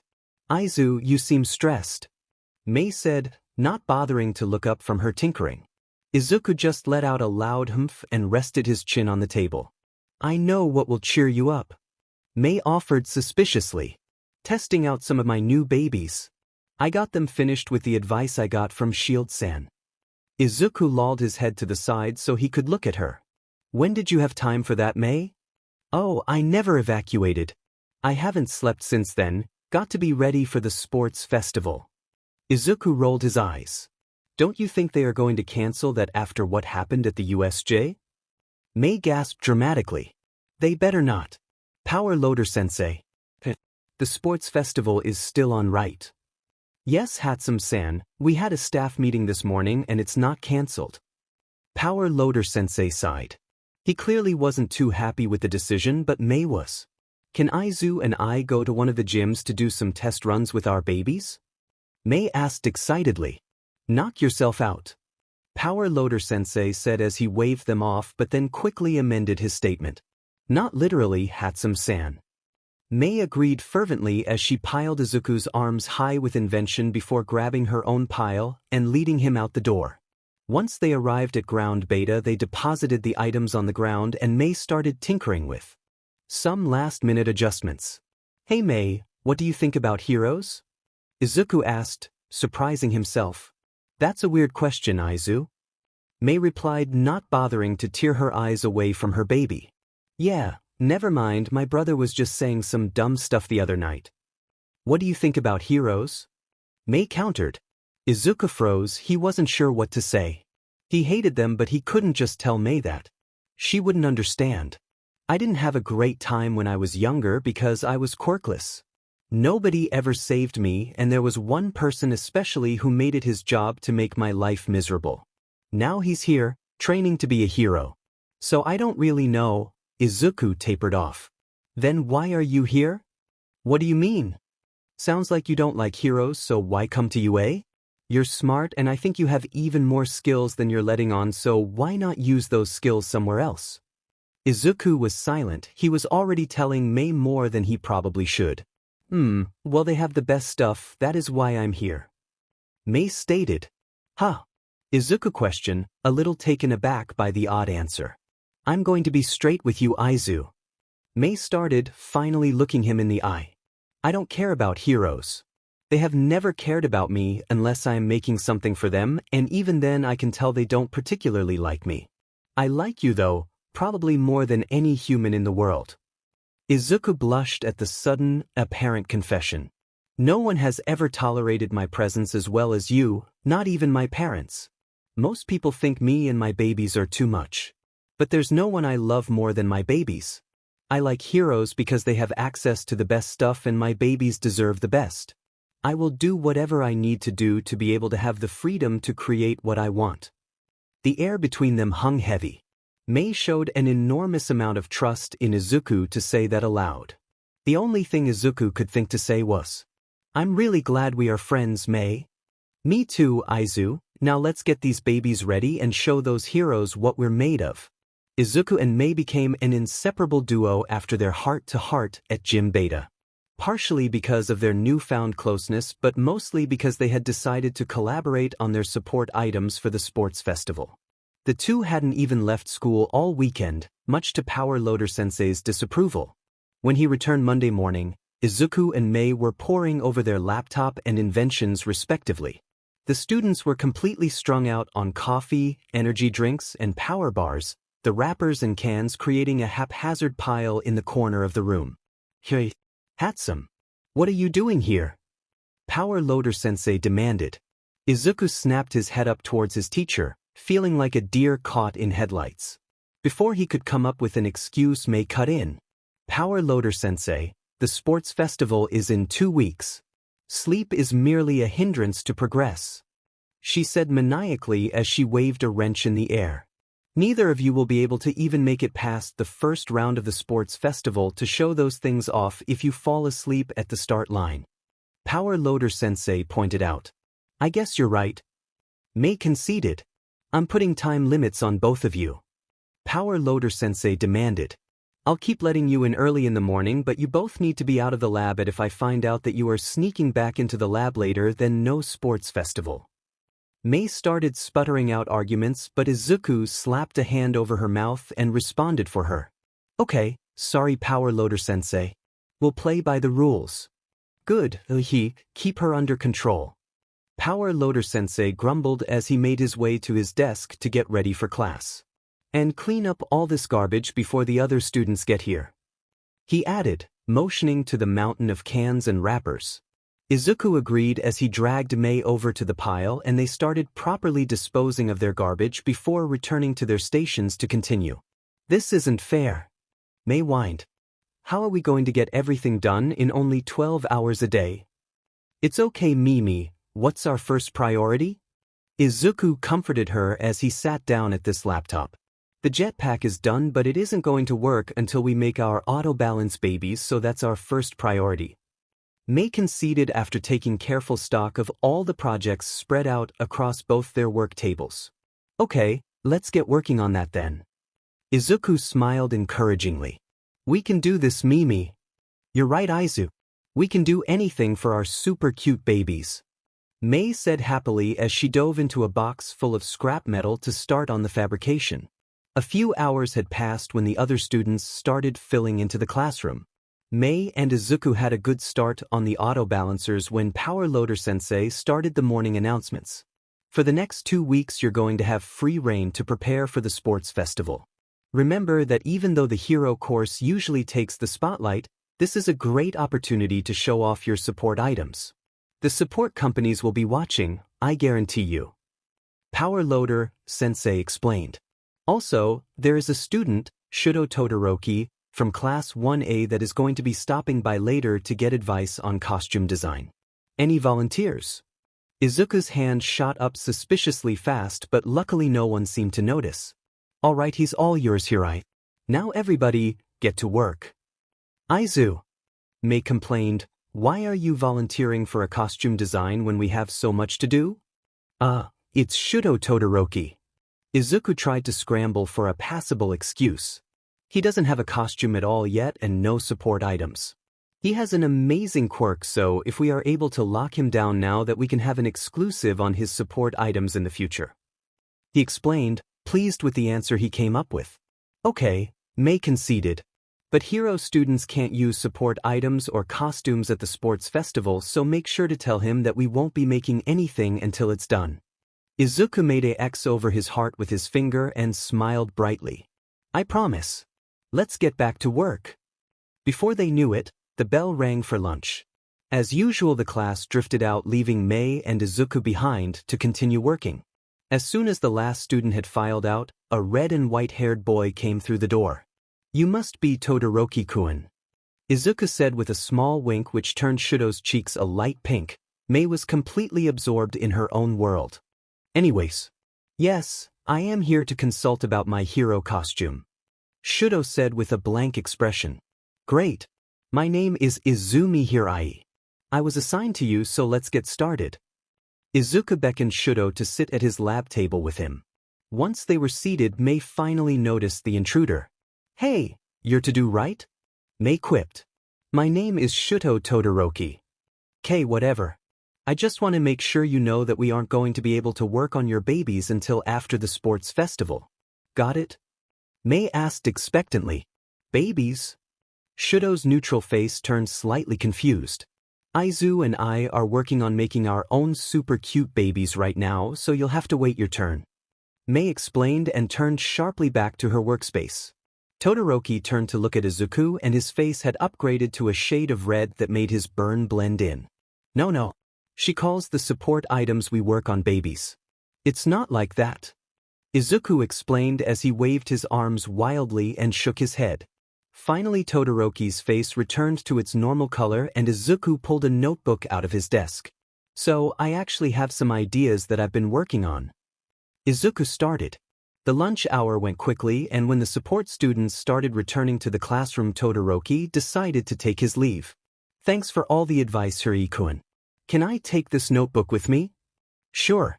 We aren't authorized to make full costumes, only small alterations. Once you decide what you want, just let Power Loader Sensei know. Izuku smiled happily at Shudo. Hirikun, I was wondering if you wanted to train with me for the sports festival. Shudo asked quite directly. Yeah, actually that would be great. I need to be able to make it as far as I can to show off our support items, so some extra training would be good. Izuku accepted. We get kicked out of here at 5. Meet me at Gym Delta at 5:15 then and we can do some sparring. Todoroki decided. See you then, Hirikun. Bye. Todoroki-kun. Izuku said as he waved him off, turning to a peeved Mei who needed Izuku to hold something still while she soldered it since everyone else in the class valued their lives too much. The time flew by as they worked and they didn't even notice the clock until Power Loader Sensei appeared behind them. Time's up, you two. He stated. I'm locking the lab up. 1 more hour, Mei begged. Please? Nope, that's not the deal. Leave now or I am not letting you back in until 8 o'clock tomorrow. Mei scowled and grabbed her bag. Izuku had already finished packing up during their interaction. Fine. 5 a.m., you better not be late. Don't worry, Hatsum, you'll have plenty of time. Power Loader Sensei chastised as he shooed them out and locked the door behind them. I'm going to train with Todoroki-kun. Do you want to come with me? Izuku offered as they walked down the hall. Who? Mei asked. The guy from 1A who came in about his costume. Nope, no idea. Whatever, I'm going to go home and work on some of the programming. Make sure to keep your phone on in case I need some help. Mei demanded. Will do. See you tomorrow, Mimi. Izuku waved as he turned and jogged in the direction of Gym Delta. He arrived at Gym Delta and quickly changed into his gym clothes. Once he exited the locker room, he saw that Todoroki was waiting for him on the mat already. He looked good in his gym clothes. Well, he looks good in everything, Izuku thought. Izuku joined him on the mat where he was stretching and joined in. So, what are we going to do today? Izuku asked. We should start with a spar, no quirks, to see where your level is. Shudo stated. Izuku nodded his head. When they were little, they avoided the topics of quirks and training, so Izuku had a feeling he might be a little surprised at his skill level. It brought a mischievous smirk to Izuku's face. Sounds good. Let's start. Izuku popped back up to his feet and shook out his nerves before assuming his fighting stance. He had a feeling Shudo was going to go easy on him, at least at first, so he planned on taking advantage of it. Once Shudo assumed his position, there was a PRGNT pause while they waited to see who would move first. Shudo ended up moving first, throwing an obviously slowed and underpowered right hook. Izuku ducked under it easily, grasping his arm and side while using his back and the momentum of the swing to flip him onto his back. Shudo hit the mat with a loud thud and a groan. You're going easy on me, aren't you? Izuku teased. I won't again. Shudo responded and Izuku could sense he was slightly impressed. They took their starting positions again. This time Shudo started again, but it was clear he was not holding back this time. He moved extremely fast as he faked another right hook and instead tried to sweep his feet. Izuku noticed it though and was able to jump back. This time they both initiated the attack, which ended up with them falling to the floor and wrestling for domination. Neither could hold long enough until Izuku hooked his leg around Shudo's thigh and twisted him face down, finally gaining enough purchase on top to wrench his arm backwards until Shudo slapped the mat twice and Izuku let go. You are a lot more advanced than I thought you would be. Shudo pointed out as he rubbed his shoulder and stood up. Being underestimated is my biggest advantage. Izuku smiled back. The boys went for 3 more rounds. The last 2 Shudo won until they decided to take a break as they slumped against the wall. He watched Samenta-sensei spot weights for some kids across the room. The lack of sleep was finally catching up to Izuku. I'm glad we can use our quirks at the sports festival or else I would be in trouble. Shudo commented before taking a long drink of water. Don't get too cocky. Izuku teased. I get to bring support items, so just you wait. His threat fell slightly empty though as he was closing his eyes and looking like he was about to fall asleep on Shudo's shoulder.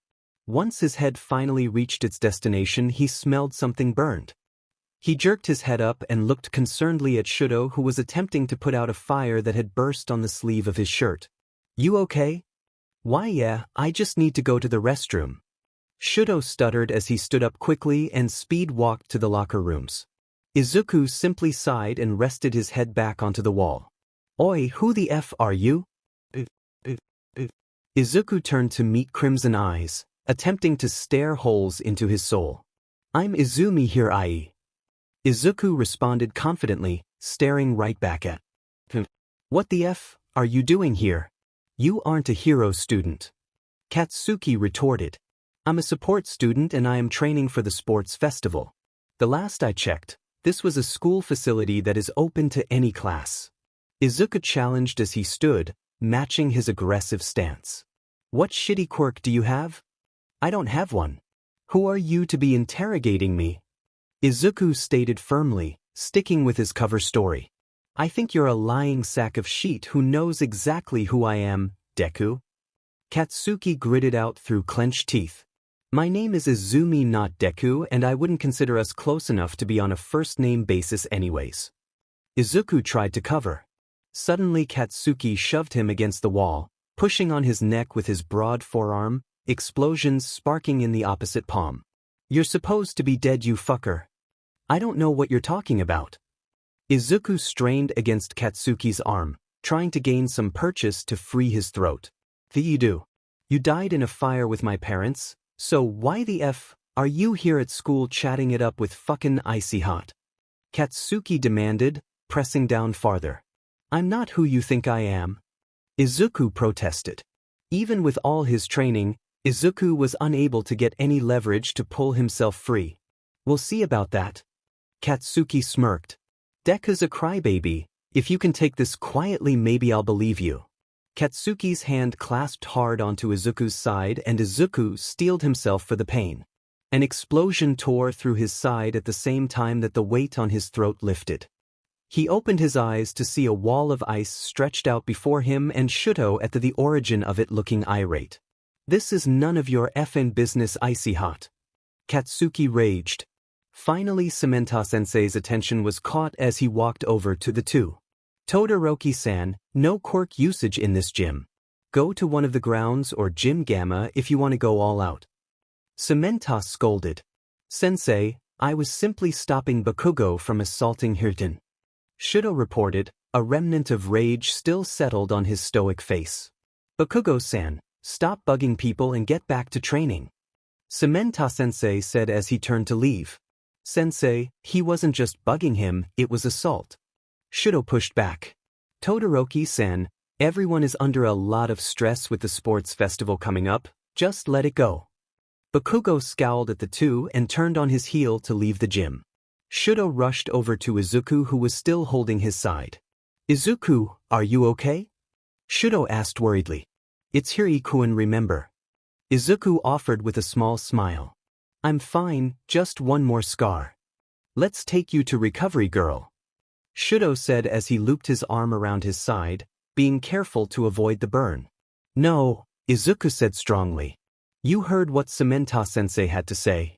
Worst case, we go to Recovery Girl and she yells at me for pushing too hard. Best case, she takes pity on me but can't heal me because I haven't slept since Thursday night. You haven't slept since Thursday night? Shudo asked. Why did you come to train? Izuku looked away bashfully. I missed you, he admitted. I don't understand you. Shudo said plainly. But I missed you too. Come on, I'll walk you home. No. Izuku protested. I'll text my brother to pick me up. Okay, I'm walking you to the front gate then. Shudo insisted. Okay. Izuku gave in as he shot a quick text to Dabi and allowed Shudo to help him to the front gate. Once they had made their way to the gate, Dabi was standing there with his motorcycle helmet still on as they approached. Thanks, Shudo, I'll be fine really. Let me know if you need anything. Shudo responded, standing awkwardly like he wanted to initiate some sort of contact, but in the end they both chickened out. I'll see you tomorrow, Todoroki-kun. Izuku finally blurted out as he turned and Dabi helped him onto the motorcycle. Shudo turned to walk towards the train station and Dabi turned around slightly so Izuku could hear a soft thank you before revving the engine and taking off. The motorcycle screeched to a stop behind the bar. Dabi hopped off and went to help Izuku, who swatted him away. "It's fine, I can walk," Izuku replied grumpily. "Didn't look that way at school," Dabi prodded, but Izuku simply looked away to hide his blush. "I just wanted to make sure he came out with me so you could see him," Izuku covered flimsily. "Aha, whatever you say, squirt." Dabi smirked slightly as they walked slowly through the back door of the bar. Izuku hissed as he pulled himself up on a nearby bar stool. "Kurogyari, can you grab the first aid kit?" Dabi asked. "Of course." Kurogyari responded, reaching behind the bar to pull out a well-used case. Izuku pulled his shirt up to reveal a large second-degree burn. Honestly, Izuku thought it was going to be a lot worse, but Shudo must have pushed Katsuki off just in time to spare him the full power of the blast. "Yikes, what the hell happened?" Dabi asked as he began tending to the wound. "Katsuki thinks I'm Izuku Midoriya," Izuku stated as he winced at the disinfectant. "So your cover is blown?" Dabi pointed out. "Not really," Izuku admitted. "He also seems to think I am dead, so it shouldn't be too hard to convince him that I'm Hirai." Dabi fell silent. "You don't seem surprised," Izuku accused tentatively as Dabi wrapped the bandage around his waist. "I'm not." "What did you do, Dabi?" Izuku demanded. "Izuku, you're old enough to realize that the way Sensei brought you to us wasn't exactly legal. We had to make sure that no one would come looking for you and take you back to the Bakugos." Dabi reasoned. "So you faked my death?" Izuku put the pieces together. "How?" "I stole a body from the morgue and burned it beyond recognition and put it in your old room before starting a fire so it looked like you went back after the funeral," Dabi confessed, slipping into a practiced cold altar persona. "What about Auntie Mitsuki and Uncle Masaru?" Izuku met Dabi's eyes with a challenging look. "It was necessary, Izuku, we couldn't risk you going back there." Izuku suddenly felt like he was drowning. "They were dead. They were dead because of me." He felt his breath pick up and his heart start to beat erratically. His vision started to blur as he felt the familiar strong grip of Dabi's hand on his shoulder. He flinched away from the touch violently. "No, it's Dabi's fault. He did it." Suddenly Dabi's face entered his field of vision. The familiar patchwork of skin and scars. The face of the person who got him through nightmares, helped him grow strong, loved him. Dabi picked up Izuku's hand and placed it on his chest. He could hear his faraway voice encouraging him to breathe with him, but he wasn't ready to comply yet. He couldn't trust this touch right now. It can't be Dabi's fault, it can't. He began to let in and slow his breathing. Eventually the world came into focus and he could finally hear Dabi's words. "I'm sorry, Squirt. I couldn't let you go back there. I already had to leave Shudo behind. I couldn't leave you too." "That's right, it wasn't Dabi's fault, he was trying to protect me. I saw the scars and the burns. Even if they didn't give them to you, they didn't stop Katsuki. They couldn't protect you like we could." "Katsuki?" "That's right. It's Katsuki's fault. Everything is his fault. If he hadn't abused me, then Sensei wouldn't have had to rescue me." I'm tired," Izuku finally whispered. "Okay, go get some sleep, Squirt," Dabi said softly, carting a hand softly through Izuku's curls. Izuku nodded and dropped off the bar stool, making his way up the stairs. He flopped down on the bed, sking in a sharp breath when the move jostled his injury. He closed his eyes, wanting to escape, and drifted off to sleep. Izuku awoke to a soft knock on the door. By the time he had rubbed the sleep out of his eyes and indulged in a small stretch, Dabi had entered the room and sat on the end of the bed. "Feeling better?" Dabi asked. "Yeah," Izuku replied groggily. "If you want to leave UA, that's okay, we'll figure it out," Dabi encouraged. "No, it will be fine," Izuku stated. "It will be more suspicious if I suddenly leave school. Plus, we still need more information. I can handle Katsuki." "Okay, just do what you want." Dabi looked off to the side. "So, what were you doing with Shudo?" "He's helping me train for the sports festival," Izuku replied. "We're close." Once All Might is out of the way, we can take down Endeavor and get Shudo out of there. Dabi smiled warmly at Izuku. You're too perceptive. Thanks, Dabi and I. For what? For protecting me. The next few days fell into a familiar routine. The school day was spent working on support items with Mei, the evenings were spent sparring with Shudo, and by the time Izuku would return home to the bar he would shovel some food into his mouth before completely passing out. There was one addition to this routine though that made Izuku uneasy. The staring. Katsuki had suddenly begun to pop up everywhere. Outside the support room, at the gym, at the school gate, and he would just stare. Hot, angry, intense, soul-burning stares. Izuku tried to ignore it, but it was literally impossible.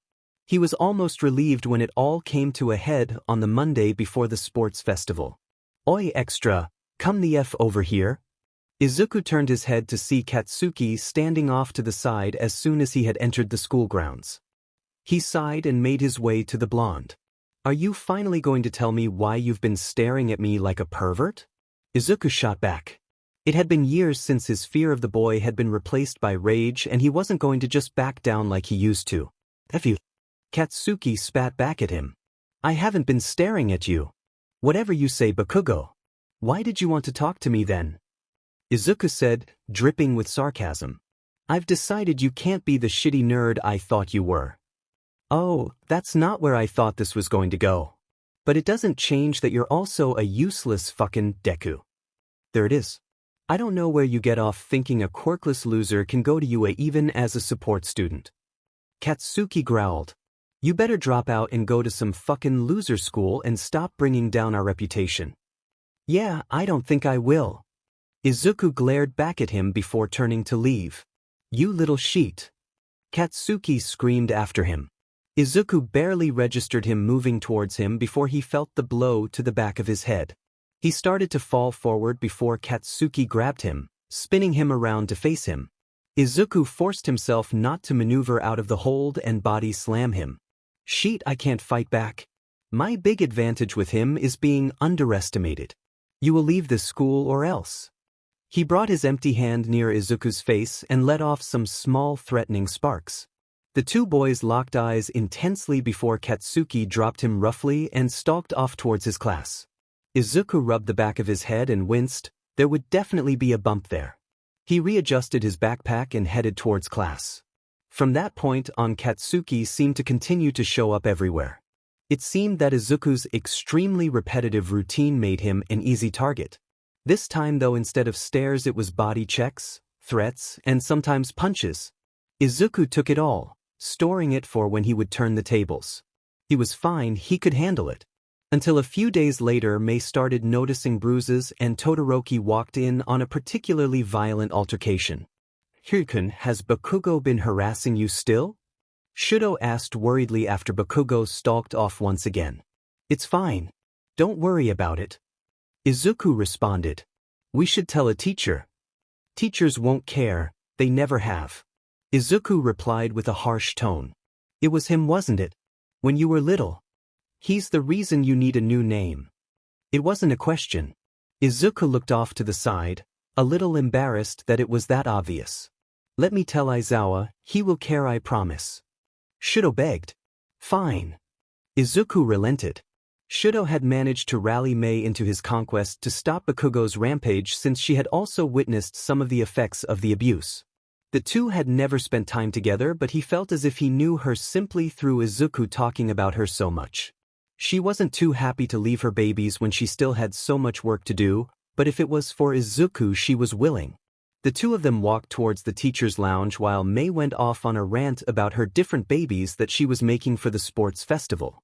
Todoroki was listening enough to give the appropriate nods, but he doubted Mei noticed. The two finally arrived at the door and knocked. The door suddenly swung open and All Might was standing there. Hello, young Todoroki and friend. How may I help you? He boomed. We are looking for Aizawa. Shudo replied, not bothering to introduce Mei. He had a feeling she would do that for herself if she wanted to, and to be honest, she didn't seem as excited to see the number one hero as people usually are. I'm sorry, young Todoroki, you have already missed him. He had to leave for a family emergency. All Might said, still blinding them with his signature smile. Why don't you come in and maybe I can be of assistance? It wasn't who he had intended to speak to, but from what he knew of All Might he doubted he would blow this off either, so he agreed. The students entered the lounge and sat on a couch across from All Might, whose large form took up an entire love seat on his own. So first, who is your friend? My name is Mei Hatsum. Mei stated plainly. Let's get to the point, I need to get back to my babies. She means the support items she is making for the sports festival. Todoroki explained. We are here today to report bullying. All Might looked between the two. That is a grave accusation. Which one of you is experiencing this? Neither. Shudo took the lead in the conversation. It is our friend Izumi Hirai. He is part of the support class with Hatsum-san. You should probably be speaking about this with Power Loader then. All Might pointed out. The person who is bullying him is Katsuki Bakugo, so we thought it was best to speak to Aizawa. Shudo explained. What has young Bakugo been doing? All Might inquired. He has been threatening him and physically assaulting him. I've seen the bruises. Mei chimed in. I told Aizu that I would beat him up for him, but he told me not to. All Might raised his eyebrows. That does sound serious. Why is young Hirai not here with you? He doesn't think the teachers will care. Shudo confessed. Well, thank you for bringing this to my attention. All Might started with a sigh. I cannot do much without young Hirai coming forward, but I will speak to both of them and get to the bottom of this. Todoroki stood and bowed politely and said, Thank you, All Might, sensei. As him and Mei exited the room. Once outside he turned to Mei.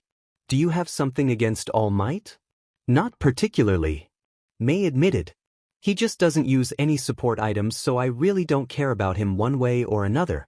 My time was better spent strategizing how I'm going to spend my time than making small talk. Alright, see you later. Mei waved as she started heading back towards the support studio. If this doesn't work, I'm doing things my way, she shouted back at Shudo as she turned the corner. It sent a bit of a shiver down his spine to think of what her way would be. Shudo was feeling pretty good about himself as he warmed up on the mat waiting for Izuku. That feeling was extinguished though when an extremely angry-looking Izuku came bursting through the gym doors, still in his uniform, and proceeded to shove Shudo squarely in his chest. You told me you were going to talk to Aizawa, not if All Might. Izuku shouted. Aizawa wasn't there and All Might said he would handle it. Shudo explained, hands raised placatingly. He handled it all right, you know what he did? Izuku challenged. Shudo couldn't find the strength to ask what. He came and took me out of class to talk. He told me that tensions are running high because the sports festival is in 2 days. Shudo's heart broke as he saw angry tears leaking out of Izuku's eyes. He asked me to let it go. He said he would keep Bakugo away from me, but he didn't want to ruin such a bright future when he was still trying to get his anger issues under control. Izuku seethed. I'm sorry, Aizu. I thought he would do something. Shudo stammered. He wasn't good at comforting or apologizing or emotions in general. I told you he wouldn't. Izuku screamed, tears falling in full force now. Shudo sat there stunned. He had no idea what to do. He wanted so desperately to reach out and comfort him, but he didn't know how. Suddenly his mind flashed to an image of 2 boys on a beach, making sand castles under the night sky. Sometimes I want to kill my father. Shudo confessed quietly. Then do it. Izuku said plainly. Shudo looked shocked. What? Izuku grabbed Shudo's hand. Get strong and do it. I will help you. Use that hate to get out of your situation and make sure he can never put you in it again. What if I am never strong enough? Shudo whispered and Izuku could swear he heard him slightly choking up. You don't need to do it alone. You might have more friends than you think. For now just survive and get strong. You need to come back so we can make more sandcastles. Do you remember what you said to me on the beach when I told you about my father? Shudo blurted out. Some of the rage on Izuku's face melted a bit as he nodded. I'll help you too. If the teachers won't do anything, then I will. You have more friends than you think.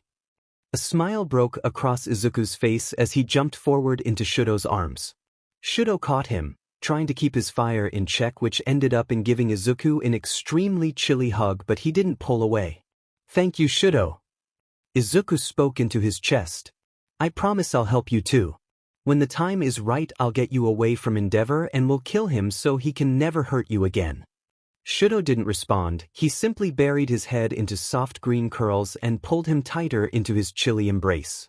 It was that moment that Shudo realized that he would do anything for the boy in his arms, his first and only friend. Dabi and I want to do something a little bit stupid, Izuku announced as he opened the door to Dabi's room. Dabi looked up from his phone with his eyebrows raised. Okay, like what? Dabi asked. I want to make my villain debut. Izuku stated. How? Well, I want to do something big at the sports festival. Izuku replied. Izuku, how the hell is that going to work? Security there is going to be insane, especially after the USJ. Well, I already have an in since I'm competing in it. I promise you I have a plan. Izuku still looked nervous. There's something you aren't telling me. Dabi accused. Well, the plan involves my friend Mei and Shudo, but he already agreed to help Dash. Izuku started but was already cut off. No, we are not ready to take on Endeavor and All Might at the same time, and he will pull out every stop to keep his masterpiece safe. Dabi said as he sat up fully in the bed. Don't worry, he's going to stay at UA. Him and Mei are going to keep getting information for us. Izuku pointed out. I just think that maybe after this is done we let him know that you are still alive. He hates Endeavor as much as you do. He can help. Dabi eyed him suspiciously. Okay, so what is this big thing you have planned? Izuku's face turned dark as he spoke. I'm going to humiliate Katsuki at the sports festival, and then I'm going to kill him. Izuku and Mei ran around the support class waiting room rechecking all their equipment. They were the only two students from the support course to reach the third round of the sports festival. A purple-haired boy from general studies had made it in as well, but more importantly, Katsuki made it, so everything was going according to plan. For the first round of the tournament, Izuku was going to be facing a student named the purple-haired kid from general studies, and Mei would be facing Tenya Ida from the hero course. They were deciding on who would use which inventions in the first round to show off to the support companies when someone entered the room. Izuku recognized him by his costume and large tail, but couldn't quite remember his name. He was the student from the hero course who bowed out of the third round. Are you Izumi Hirai? The tailed boy asked. Yeah. Izuku answered suspiciously. My name is Masahiro Ojiro from class 1A. You're fighting Shinso in the first round, right? Ojiro continued. I think so. That purple-haired kid from general studies. Izuku was getting curious now about where this conversation was going. I was on his team for the cavalry battle. Ojiro explained. I think his quirk is some sort of mind control that's triggered by talking. He asked me a question and then I didn't remember anything until the end of the battle. Why are you telling me this? Because I don't think it's fair. I just wanted to warn you. You can do what you want with the information. Ojiro finished as he shrugged and turned to the door. Thanks, Ojiro-kun. Izuku called after him as he paused at the door. Just beat him for me, Ojiro stated as he pulled the door closed behind him. Well, so much for showing off our babies. Mei hummed thoughtfully to herself. Maybe I can convince Ida-san to use some of them and you use the rest for your second round. Sounds good, Mimi, whatever you want to do. Izuku encouraged. Izu, they are your babies too. You've worked just as hard. Mei chastised. I know, but you're a lot better at the talking about them part. Izuku pointed out, earning a chuckle from Mei. That's true. Well, I'm off to go con Ida into being my moving billboard. See you in a bit, Izu, she bid as she ran out of the room, leaving Izuku to make the final adjustments. So I just have to not talk. Hopefully that's it. If he brainwashes me, I'm done for. With a quirk like that, it wouldn't be surprising if he was skilled at hand-to-hand. Does he use any weapons? Why do I have to go into my first battle with so many unknowns? I don't want to bring any support items that I don't absolutely need since I can't talk about them. What should I? You're mumbling. Izuku whipped around to see Shudo standing near the door. Oh, sorry, I didn't hear you come in. Don't you need to get ready for your match with Zero? I'm fine. You need to worry about your match. Nobody knows anything about him because he is in general studies. Shudo pointed out. I know. Izuku sighed. Ojiro came here and told me he has a mind control quirk that has something to do with talking, but that is all I know. I'll just have to do my best. Well, I believe in you. If it comes down to hand, I'm sure you can beat him. Shudo encouraged with a small smile that made Izuku immediately feel more calm. Okay, I'll do my best. Izuku promised. Now go get ready for your fight. I need you to stay in the running if this is going to work. Don't worry, I know what I need to do. Good luck. Then Shudo exited the room. Izuku took a deep breath and headed out to the pitch. Izuku was almost 100% positive he knew what strategy Shinso would use to try to get him to talk, and he was correct. Being from the support class, he was almost as unknown as Shinso, which was to his benefit, but there was one thing that was easy to figure out. His quirk, or lack of one, since Katsuki had made it his job to make it common knowledge. As soon as the starting gun fired, Shinso started talking while slowly approaching the center of the field to put as much distance between him and the boundary line as possible. Hey, what's your name? Shinso called, looking bored and tired. Silence. That's rude. Why aren't you talking? Silence. Someone told you. Didn't they? Izuku let a smug look creep over his face as he closed the gap between them. What is a quirkless support student doing here anyways? Ouch, that would hurt if Izuku didn't know it was only because he wanted to get a response, although maybe he really did feel that way. Well, where is your weird pink-haired girlfriend? Izuku felt a response form in his throat before he pushed it down. He could handle things being said about him, but not Mei. He continued his walk across the field. Shinso had stopped moving and looked like he might actually start backing up any second. Good, Izuku thought. That probably means he wasn't good at hand-to-hand and was planning on relying on his quirk. He had almost reached him when he froze. Maybe it's a boyfriend. I see you with Todoroki a lot. Is he your boyfriend? Don't you think he's a little out of your league? Izuku saw red and he jumped across the last few feet and landed a punch square on Shinso's jaw. He went flying and Izuku followed, grabbing him before he could scramble to a standing position. He slapped a hand hard over his mouth and wrapped the other around his neck, dragging him to the boundary. Once they had arrived, he threw him over the line and heard the whistle blow. He was about to chew him out until Shinso cut him off. Sorry about all that, my only chance was to get you to answer. He got up from the ground slowly and looked at Izuku with an exhausted expression. Didn't mean to push buttons. Yes, you did. Izuku pointed out. You're right. Shinso deadpanned. Still, no hard feelings? Sure. Izuku responded, thoroughly confused at the outcome of their conversation. Shinso sighed as the two walked in silence back under the crowd to Recovery Girl's office to be checked. They were both let go right away with a little ice. Shinso started his way up the stairs while Izuku started walking back towards the support student waiting room. He was almost to the door when he heard heavy footsteps round the corner and was assaulted with a wave of heat. Endeavor, are you the boy who has been distracting my son? Endeavor demanded. Izuku could feel the rage building up in his gut, thinking about all the stories that Dabi had told him and all the scars and bruises he had seen on Shudo. F you Endeavor, Shudo can spend his time how he wants. Izuku fired back, resting on the safety that even though he was ID, they were still on campus. What did you just say to me, boy? Endeavor raged, the flames escaping his suit, rising even higher. What are you going to do? Beat up a quirkless kid in an empty hallway? Sounds pretty villainous to me. Izuku chuckled, then let his face fall flat. Don't you get off enough on beating up your own family? I don't know what shout dash. Endeavor started, but Izuku swiftly cut him off.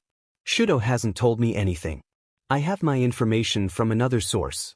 You might want to tread carefully, Endeavor. That pillar you stand on has a lot of cracks. Izuku said with a glint in his eye as he reached for the doorknob for the waiting room. Was that a threat? Endeavor roared. No, that was a friendly piece of advice. It's interesting though that you would consider anything that poor little quirkless me would say to be a threat. Izuku responded before entering the room and slamming the door in Endeavor's face. He heard an angry growl and loud footsteps as Endeavor stomped away. Izuku channeled his frustration through a well-placed kick to a nearby chair that sent it flying. There was a small TV in the corner that showed the results of the matches. Him and Shudo had already won, and Mei was in the middle of her fight with Ida. Izuku was about to go up to the stands to watch when the TV flickered and showed Mei to be victorious. Izuku smiled. He knew he could count on his friends. Now Mei just needed to win her next round and it would be a straight shot to the finals. It wasn't long until the three were reunited in the waiting room. "Good job, everybody." Izuku cheered. Ugh, Ida was such a spoilsport. Once he realized what I was doing, he went out of bounds. Blabbing about honor or something. "I hope the next person will give me a little more time to show off our cute babies." Mei pouted, removing her support items. "Don't worry, Mei, we can make our match as long as you want to show off everything," Izuku said with a warm smile. "You're the best, Izu." She jumped up and pulled him into a tight hug. "I'm going to scout out who I'm fighting next. I'll be back." Mei winked as she left the two boys in the room. Shudo was the one to break the silence. "How much does she know?" The aura in the room went cold. "As little as possible. She just knows she needs to get me in the ring with Katsuki," Izuku stated. "The police department has a detective that has a lie detection quirk. The less she knows, the better she can convince them that she was deceived just like everyone else." "Do you think she'll be upset?" Shudo wondered. "No," Izuku said confidently. "Honestly, I trust her and I hope she trusts me. She'd be more mad if I let her in on everything and she got in trouble and couldn't make her babies. She'll understand." "So where does that leave me?" Shudo asks. "Sorry, well, my best advice is to be vague. Your best defense is to put on a good show." "I wish I could go with you," Shudo said quietly. "Hey, it's okay," Izuku said as he placed a hand on Shudo's arm. "I told you, when the time is right, I'll come for you. I promise. This isn't goodbye forever." The boys smiled warmly at each other. "You better go to your own waiting room though. It might be a little suspicious for you to be hanging out with the competition." Shudo nodded and left the room. Izuku gathered his thoughts and pulled on a pair of boots that he and Mei had worked on together. He strapped on his sai and grabbed a few small cylinders and shoved them into his pockets. He felt a little bad that he would probably be too focused on the fight to jabber on about his tech, but he would make it up to Mei in the next round. Shudo and Izuku stood across from each other when the gun fired. Immediately Shudo shot off a wave of ice and Izuku crouched to jump out of the way. As soon as he took off, he flew over the arena, the boots propelling him into a super-powered jump. He landed softly with the built-in shocks absorbing the majority of the pressure and unsheathed his sai. Though, as soon as he landed he took off again, avoiding another ice attack. Izuku smiled. Shudo was doing a good job at making this look convincing. After a few rounds of jumping around to avoid the attacks, Izuku finally landed close enough to Shudo's left side. He swiftly sliced a deep wound onto Shudo's left hand and simultaneously kicked him in the chest.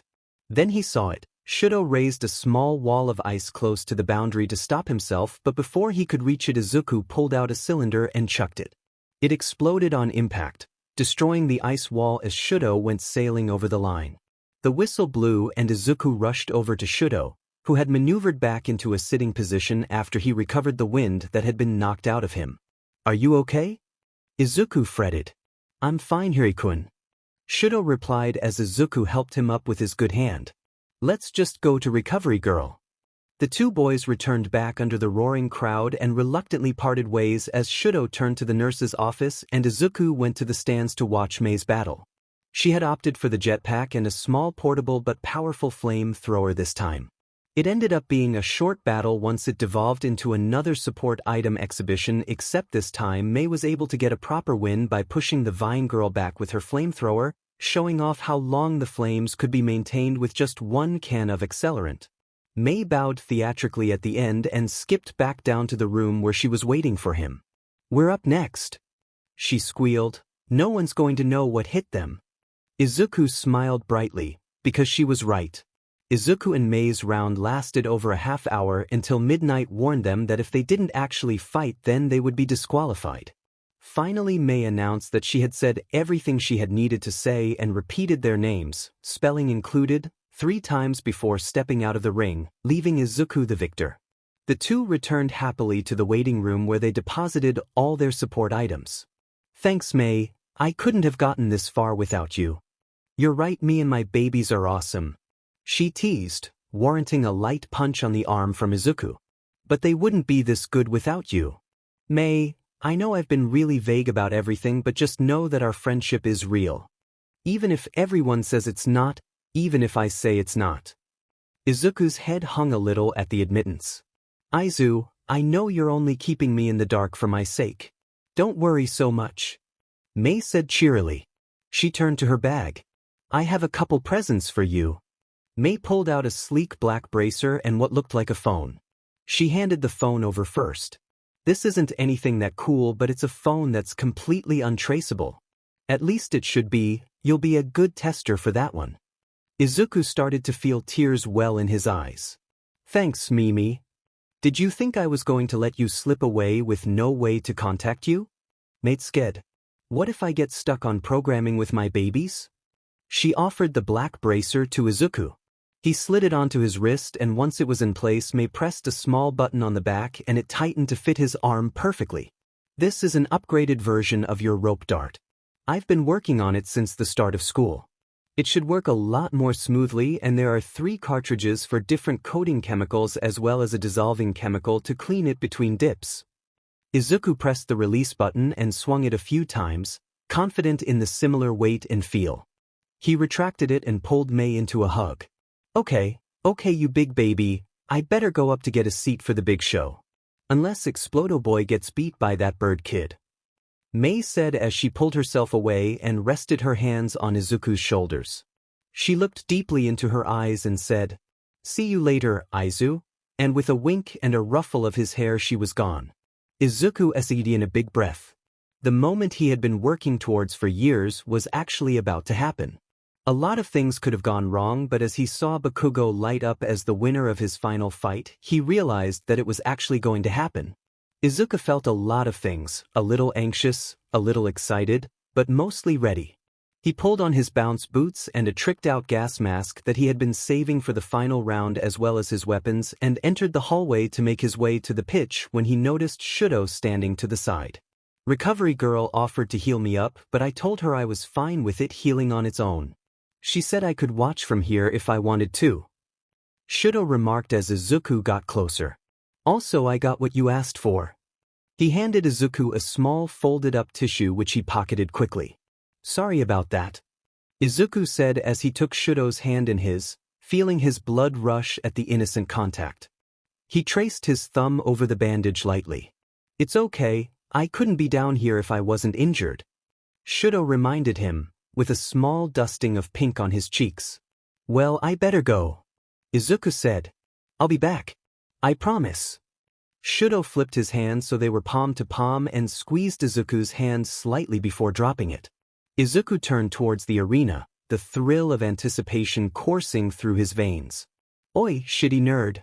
I don't know how you made it this far, but I'm not going to let some quirkless sheep beat me.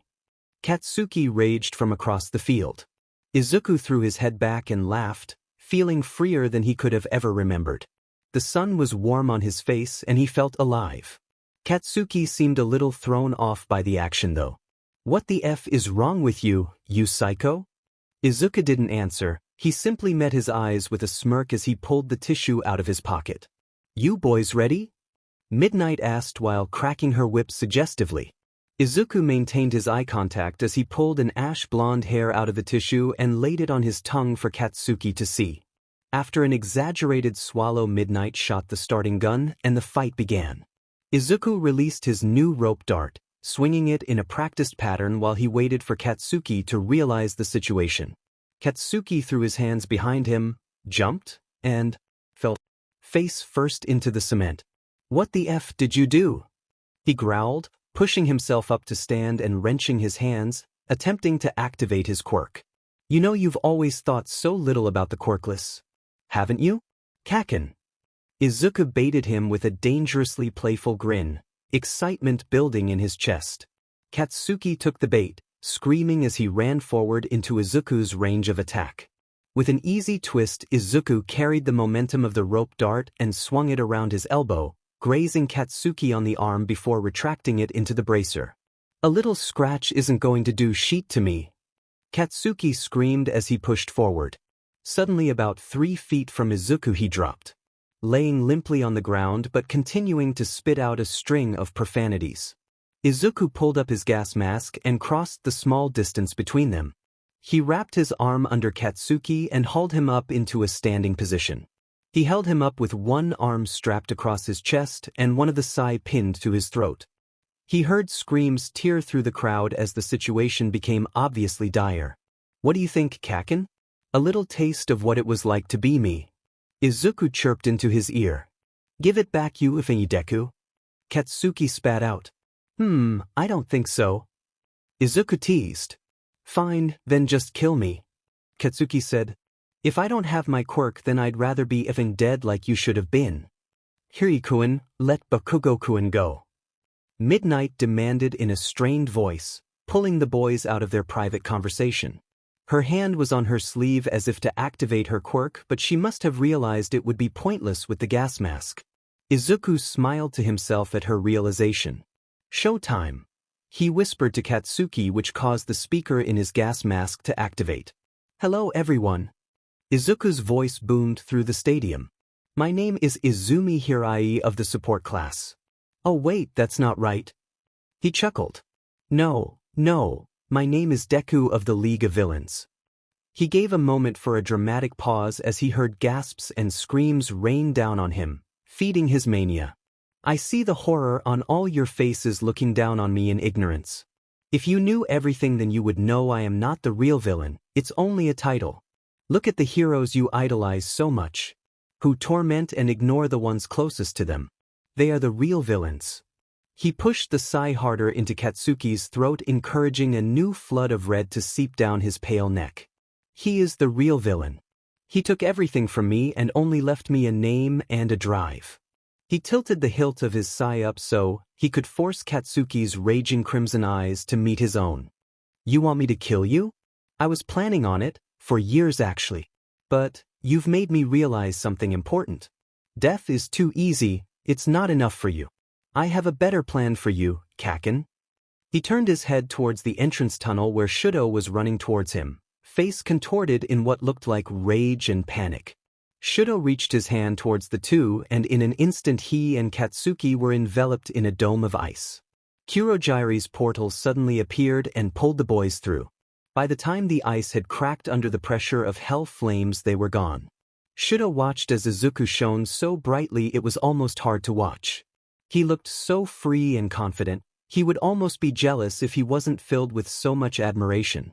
This boy who was so strong, so willingly, to do whatever it took to face his oppressor, called himself his friend. Shudo felt his chest squeeze a little bit at the thought. The wistful feeling didn't last long though, as movement behind Izuku caught his eye. No. Endeavor was striding down the hallway on the opposite side of the pitch, eyes blazing with anger.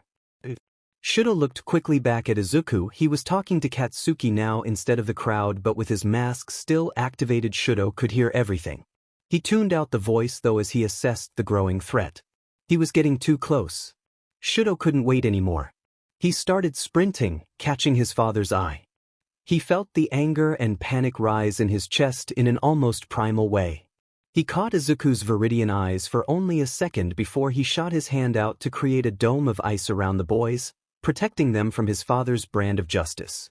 Seconds later, Endeavor had arrived on the other side of the stadium and was making quick work of Shudo's ice. But, by the time the fire breached the ice, they were gone. "Shudo!" Endeavor screamed while stomping towards him. "What were you thinking?" Shudo responded easily, having rehearsed beforehand. However, thanks to Endeavor, he was able to slip in an extra excuse that made everything more believable. Nobody was doing anything. He responded in his normally stoic tone, having gotten his momentary flare of emotions under control. "My classmate was about to be murdered, if not by Hirai then by you trying to take him down." Endeavor growled but kept his composure since there was still half a stadium full of people watching their interaction while they were being evacuated. "We will talk about this at home. I see you may need some special training, because this behavior is inexcusable." Then he left, mostly likely knowing that his temper would not be contained much longer. Shudo watched him walk over to Midnight to discuss what happened. Shudo sighed. Now he just had to survive the interrogation and Endeavor's wrath. He wasn't sure which he was dreading more. Mei sat in the stands with the rest of the support class. She honestly didn't know any of their names. None of them were even in the same league as Izu and her, so there wasn't much of a point if she didn't need them for anything.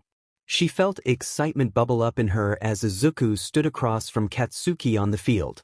She pulled out her notebook. This would be her first time seeing her new rope dart and the gas mask in action after all. Izu pulled something out of a tissue, but it was too hard to see what it was from here. It wasn't anything she had given him, so she disregarded it. The gun shot and Katsuki fell on his face. She couldn't help but laugh out loud. That JRK deserved it. She watched as Izuku released his rope dart. Good release, looked smooth and his actions looked normal, so the weight ratio must be correct. She hoped he would use a coating serum, and she wasn't disappointed. As Katsuki ran at him, he easily sliced his arm, and seconds later he was limp. Mei scribbled in her notebook. Seeing that she could still hear a faint stream of cursing, he must have used the level 1 paralytic. She had designed it to allow the victim to be able to speak while the rest of the victim was left paralyzed. Everything was working flawlessly. Mei smiled to herself. She saw Izuku raise the gas mask to his face. She still wasn't sure what he had wanted a gas mask for, but once he pulled Katsuki up into tight hold with a sigh at his neck, she put it together. It was a counter against Midnight. She looked over at the hero, but Midnight didn't even try to release her somnambulist, which Mei was pretty disappointed about. Guess that test would have to be done another time. Suddenly Izu's voice filled the stadium and Mei had to suppress a cheer. She wasn't the most socially aware, but even she knew that cheering in this situation would probably not be good. As he talked, she wrote, his tone sounded normal. The volume level was good for the stadium, but she should probably find a way to change the volume without using his hands, maybe another voice command. No, even better would be if she could make a sensor so that the mask would adjust itself to the area and noise volume the wearer was in. Suddenly Izu was covered in ice and gone. Mei sighed and put her notebook down. She really wished she could have seen the gas mask working against Midnight. She packed her bag and went along with the evacuation. She noticed Todo and Endeavor having an argument on the pitch, but with Izu gone she didn't care much. She just hoped that when the police came they wouldn't take up too much of her time so she could work on the automated volume control baby. Naomasa groaned. He could tell there was a long year ahead of him.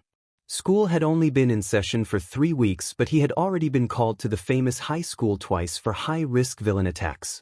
This time a student had actually been taken. Maybe this would get it through Principal Nizu's brain that the sports festival was not a good idea. At least Naomasa had already been there for security purposes, so he saw everything firsthand, but it didn't stop him from feeling frustrated by the fact that in a stadium full of police officers and pro-heroes no one was able to stop a student from being kidnapped. He was standing down on the pitch, staring at the place where the students had been standing, not 20 minutes before. Other officers were taking witness statements, but since it was seen by a stadium full of people he doubted they would find anything useful. Instead Naomasa started looking for Power Loader. If the information was correct, he was the homeroom teacher of Izumi Hirai, now known as Deku. It didn't take him long to find him. Since the man had also made his way down to the stadium floor in anticipation of this very conversation. Power Loader, Naomasa acknowledged. Hello, Detective Tsukachi. Power Loader responded. Izumi Hirai was your student, correct? Naomasa asked. Yes. Power Loader responded, crossing his arms and looking frustrated. I never would have seen this coming. He practically lived at school with how dedicated he was. Was there anyone he was close with? He prodded. He spent almost all his time with Mei Hatsum, but I also saw him with the Todoroki kid sometimes. Power Loader answered. All right, I will bring those students in for an interview. I believe that Todoroki-san is still here. Naomasa thought aloud to himself. I can contact Hatsum for you and have her go down to the station. Power Loader offered. Thank you. Naomasa responded as the two parted ways. Todoroki-san was standing next to Endeavor, who was giving a statement to one of his colleagues. Naomasa pulled Todoroki-san off to the side to speak with him. Hello Todoroki-san, my name is Detective Tsukachi. I would like to ask you some questions. Naomasa started. The boy in front of him gave him an excessively neutral face. Yes, sir. Todoroki responded. Naomasa accessed his quirk. The boy's oddly calm demeanor had him on edge. Did you know Izumi Hirai? Yes. Would you say that the two of you were friends? I thought so. Did you know he was planning on hurting Katsuki Bakugo? I knew he wanted to. It wasn't exactly a direct answer to his question, and Naomasa was curious. Can you explain? Katsuki was bullying him. Mei Hatsum and I reported the bullying to All Might, but he did nothing. Did you know he was a member of the League of Villains? No. Hirai was able to escape when you used your quirk. With your relationship, I have to ask. Did you conspire with him to escape? I acted on my own volition. Thank you for your cooperation, Todoroki-san.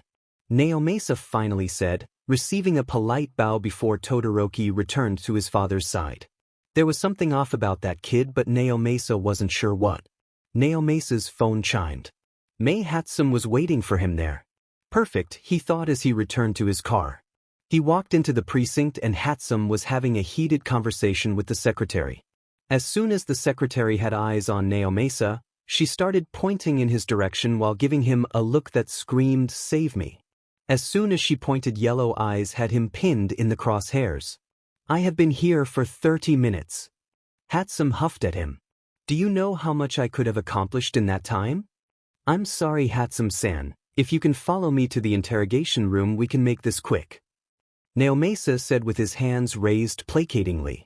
The girl almost growled but followed him. Would you like any water? He offered. I want to leave. My babies are waiting. Hatsum responded.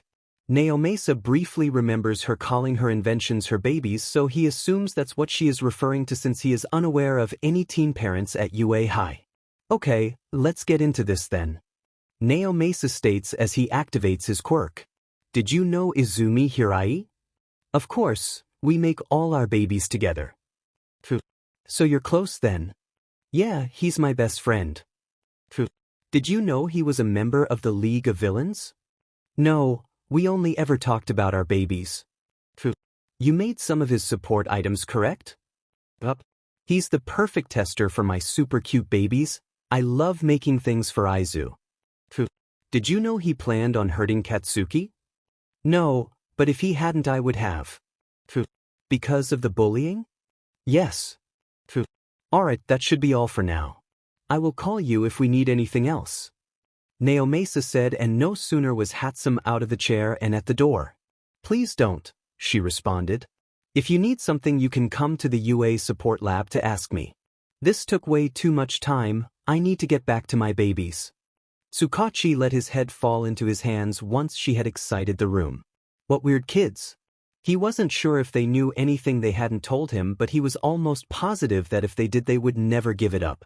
Katsuki had been angry pretty much his entire life, but he had never felt rage to this extreme before. He was sitting in FENG dank but bar, tied to a chair. The paralytic had worn off, but he still couldn't use his quirk. What the F had Deku done? That little sheet had dipped off somewhere as soon as they had arrived and left Katsuki with some patchwork dusha bag that was glaring at him. Oi, where the F did Deku go? Bring him back here so I can kick his butt. Patchwork a-hole just glared at him but didn't answer. Are you his effing lackey? That received a small snort of a cross between a laugh and a scoff, but still no answer. Katsuki growled and tried to free his hands to no avail. Was Deku a FNG Boy Scout? How are these not so tight? Suddenly there was purple smoke and Deku appeared. What the f, Deku? What did you do to me? He wasn't 8 anymore, but he still had those FNG doe eyes and freckles that made him obviously the same useless kid as all those years ago. Katsuki knew he had been right when he recognized him at the gym. Calm down, Kaken. Deku smiled at him in a way that made him want to vomit. I told you I was saving you for later. Katsuki immediately flashed back to that sludge villain and the hooded kid who had pulled him out. He had thought he was hearing things when the boy called him Kaken, but it was actually him. You fucker. He growled. Let me out of here so I can beat your butt properly. Deku just clicked his tongue and came even closer. You already had your chance at the sports festival, Kaken. Deku pointed out, which only infuriated Katsuki further. My plan was to kill you there, but then I had a better idea. You want to know what it is? Katsuki didn't know what to say, so instead he growled. You're not being very nice, so I'm not going to tell you. Deku then had the audacity to FNG tap Katsuki's nose lightly with his finger, like a FNG dog. Don't touch me, you FNG freak. Katsuki spat at him. What the F did you do to my quirk? Kaken, you've always been mean, but you've never been stupid. Deku said with a look of pretend offense. I showed you exactly what I did. What the F are you talking about? Katsuki snarled. This guy had become seriously FNG deranged. Sensei gave me a quirk. Deku said, straightening up to his full height, which still wasn't much. Katsuki noticed satisfactorily. I can erase people's quirks for a time if I ingest their DNA. Saliva barely lasts, but blood is what I usually use. I don't mind the taste, and depending on how much I ingest it can last quite a while. Katsuki almost gagged at the thought. Hair works the longest, but I hate eating hair. It makes my throat feel weird. Deku made a scrunched up face at the idea and then leaned back into Katsuki's space, just barely out of biting range to Katsuki's chagrin. I have a theory though. He mused as he pulled out a knife and dragged it on Katsuki's face. The cool sharp edge of the blade made Katsuki freeze. I've always wondered how much of someone I would have to consume to make it permanent. Katsuki's heart rate shot through the ceiling. What the F is wrong with this kid? Did he really just threaten to eat me alive? The F dash? Deku chuckled at the look of horror on Katsuki's face and returned the knife to its sheath. Don't worry, with you I need a sure thing. Deku nodded at the smoke fucker and moved to stand behind Katsuki, his hands resting gently on his shoulders. Suddenly they were enveloped in purple fog, and the next thing Katsuki saw was a man, if you can call him that, laying on a hospital bed, surrounded by a frankly ridiculous amount of machines. Deku skipped over to the vegetable and held his hand, saying, Sensei, this is Katsuki Bakugo, as if he was introducing a friend who had come to visit. I'm so proud of you, Izuku. The raspy voice of the man on the bed responded. Bring him closer so we may begin. Yes, Sensei. Izuku chirped as he returned to the chair and pushed Katsuki towards the bed, chair legs scraping harshly on the concrete floor. Katsuki could finally see his face, and holy F dash. His head was barely there, full of scar tissues. There were no eyes, but Katsuki had a creepy feeling that this thing could still see him. Suddenly it spoke. This may hurt a bit, but it won't be long. Katsuki suddenly started to struggle in his chair. What the F was this guy planning on doing? He had to get away now. He realized his chair was being held still by Deku, and the last thing he saw was his smiling face as he looked above him and screamed in pain. Kigo felt the wind tear across his face as he flew towards UA High. There had been radio silence from Dabi since the sports festival, until this morning, that is. He got a text from him saying to go to UA, but he didn't say why. The large gates came into view, and as he hurtled towards the ground he saw a figure on the sidewalk. He landed and approached the figure laying on the ground in front of him. It was Katsuki Bakugo, covered in burns and completely passed out. Kigo carefully picked the student up off the ground and flew as fast as he dared, without causing more injury, towards Recovery Girl's office. What the hell, Dabi? Izuku paused at the door and took a deep breath to steady himself. Then he pushed the door open. Kaken, are you awake? He asked quietly. Katsuki had been sleeping for over a day, but he should be up by now. Must have been the shock. They had business to get to though, before they gave the heroes too much time to look for him. As he peeked into the room, crimson eyes locked onto his. Deku, what the F happened? Katsuki demanded, but Izuku could hear the panic behind it, and it made him smile. Don't worry, I'll explain everything. Izuku replied as he entered the room. Katsuki visibly stiffened in the metal chair he was cuffed to when he saw the state Izuku was in. He stood before him, sporting only boxers and a small black marker in his hand. Katsuki was in a similar state in the chair. Where the hell are your clothes, Deku? What the F are you trying to pull on me? Katsuki accused, looking like he was going to vomit. Izuku, too, felt sick at the situation that was clearly passing through Katsuki's eyes. He would never. Kaken, get your mind out of the gutter. I only wanted to show you your handiwork. He smiled at him while spreading his arms out so Katsuki could see every inch of him. His body was covered in scars of various sizes and ages adorning every section of his body. The scars let off a sickly type of shine under the fluorescent lights if he stood at the right angle. You've never been able to fully appreciate it before. A look of horror flashed past Katsuki's eyes before he quickly wrangled it back to his usual anger. So does that mean you're done with your shitty striptease? Katsuki countered. Deku shook his head and showed him a black marker that he had been holding in his hand. No, it's my pattern, so I'll be staying this way, he replied as he wagged the marker in Katsuki's face. You see, Sensei has a very special quirk. He has a quirk that can both take and give quirks. He paused for a moment while he allowed the realization to sink in. Then he lifted his hand in front of Katsuki's face. Too many quirks can cause complications. But don't worry, two is safe. He let off a small spark in his hand and saw Katsuki's face contort from confusion into rage. For the first time in his life he seemed to be speechless. Izuku was happy. Should we begin? He asked with a smile as he pulled the cap off the marker with a satisfied pop. How do you want to do this? Top to bottom? Oldest to newest? What do you think? Izuku asked while Katsuki seemed to take the silence means winning approach. No preference? I like to be organized, so let's start from the bottom. He sat in a chair that was placed across from Katsuki and brought his foot up onto his other leg. There was a small burn there that he proceeded to X out with the marker.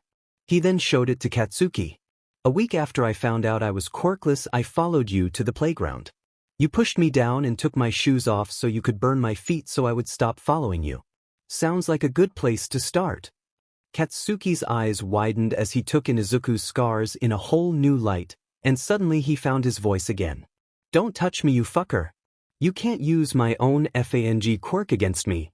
Izuku grabbed his leg and grappled for control until he was able to get it into an iron hold.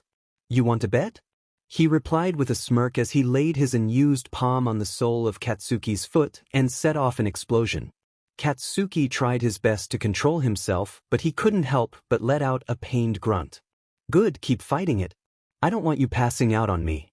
We have 3 years of this to get through, Izuku explained as he let go of his foot and picked the black marker back up off the floor. What's next? He mused. It took everything in Katsuki to keep himself from screaming, but he refused to give even to Deku the satisfaction. The pain was relentless, only breaking for small explanations. I asked you why you hated me and you told me you would show me instead. I was writing in my notebooks after school and you said you had a bad day. You saw me watching a villain fight and you told me I needed to learn why watching fights when I was quirkless was stupid. There was a love note on my desk one morning, and when I went to meet them it was you making sure that I always knew my place. I was sitting on the playground when you and your friends must have gotten bored. They held me down while you used my back for quirk practice. I told you I would do anything to make you leave me alone, and you told me this was what I get for being quirkless. My mom saw one of the burns I couldn't hide and told your mom. You made sure they were never in a place I couldn't hide after that. Katsuki tried to tune the words out and just focus on the pain because the pain was so much easier to take. Izuku exited the room hours later. Almost his entire body was covered in black marker. He hissed as he looked at the palms of his hands. He still wasn't completely used to this quirk, and he had definitely overused it. He made his way upstairs to the bar. Dabi, Tamura, and Kurogiri were waiting for him. He slumped into the bar stool and placed his hands palm up on the bar. Izu, I told you not to overdo it. Dabi chastised as he went to grab the burn ointment. I have to get it done today so we can get him back before the pros come looking. Izuku defended. You better. Tamura demanded from the corner. You weren't supposed to bring him back here anyways. Calm down, Tomonai. Everything is still under control. I'm sending him back tomorrow.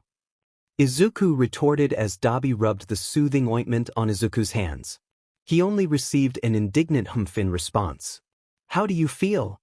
Dabi asked, most likely referring to his hands, but Izuku couldn't help but light up with a big smile and respond. Satisfied. Katsuki's head felt fuzzy from the pain. Time had melted together until he didn't so much notice Deku leave but noticed the silence. Tears started to fall from his eyes, stinging the wounds they landed on as they fell. He didn't cry because of the pain, though that certainly did not help his self-control, but the hours of stories and reminders were what had broken him. He remembered it all. He remembered every instance of taking his anger out on Deku for all those years. The anger of a lost future, all because Deku couldn't keep up with him. He had to push him away, had to hurt him so he could let that go. That future he so desperately wanted, he could still have by himself, if only he could get rid of the one reminder of how easy it was to fail, how out of his control things really were. Now though, with no uniform or dirty play clothes to hide the results of his fear and anger, his sins were laid bare in a way that he would be forced to remember. He looked down at the angry red wounds that littered his body in shock. He did this. He could have chosen to protect Deku, but instead he did this, and now everything was ruined. His quirk was gone, his family was gone, his body was ruined, and Katsuki didn't know what to think about it. He didn't even try to stop the tears from falling. He sobbed until his tears turned harsh and he defaulted back to the only emotion that he ever had felt safe in, anger. He strained on the cuffs and screamed hoarsely. There was no going back now, he had made his choices and so had Deku. He couldn't escape the evidence of his fault, but if he thought that let him off the hook. Someday there would be hell to pay. When Izuku awoke the next morning, he went straight to the basement. His body was still covered in black ink, but he didn't intend to rid himself of it until he was finished. He swung open the door to see Katsuki slumped in the chair sleeping. He looked over his body, covered in fresh burns. Evidence, so that Katsuki could never forget what he did.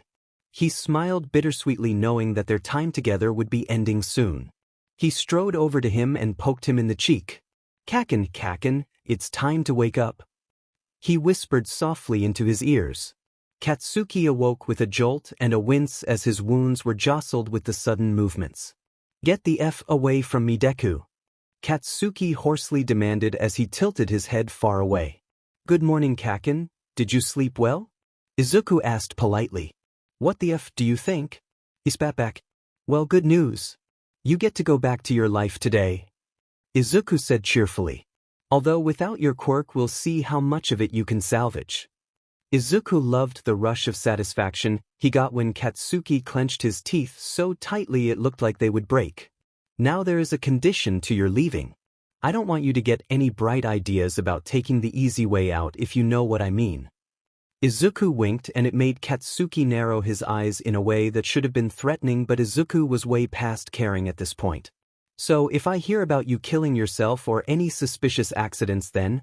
Izuku put a finger to his chin and pretended to decide. I'll blow up you. Katsuki's eyes widened and his mouth dropped open before quickly snapping closed again.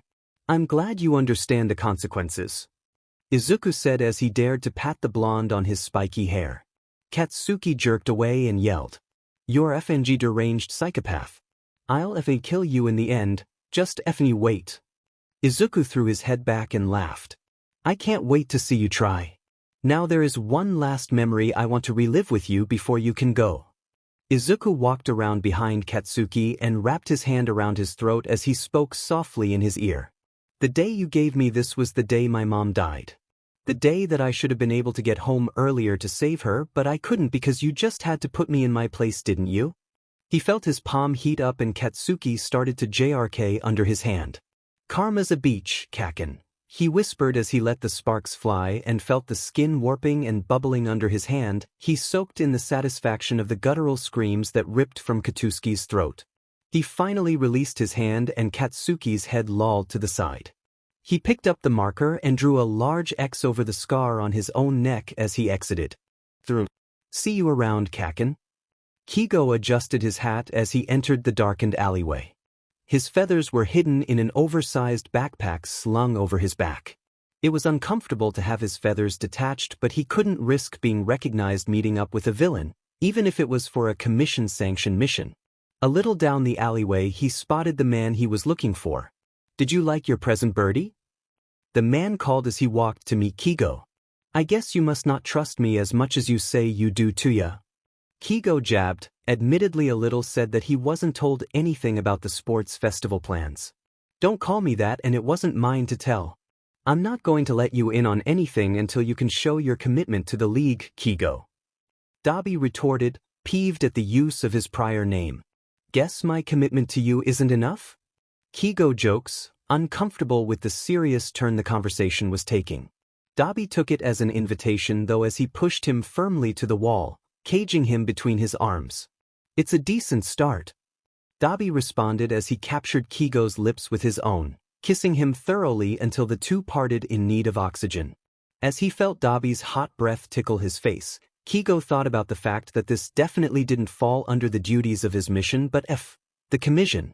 If he was going to play double agent, at least he would have this. Once you're sick of your double agent sheet and following my father around like a puppy, then you can, maybe, be in on our plans. I do not follow Endeavor around like a puppy. Kigo gasped theatrically. I'm a bird, not a dog. Dabi scoffed and pushed himself back out of Kigo's space. Plus, I have to if I'm going to keep up this double agent thing, you know? Okay, you want to prove yourself so badly, I'll see if Deku can come up with something for you. Dabi responded.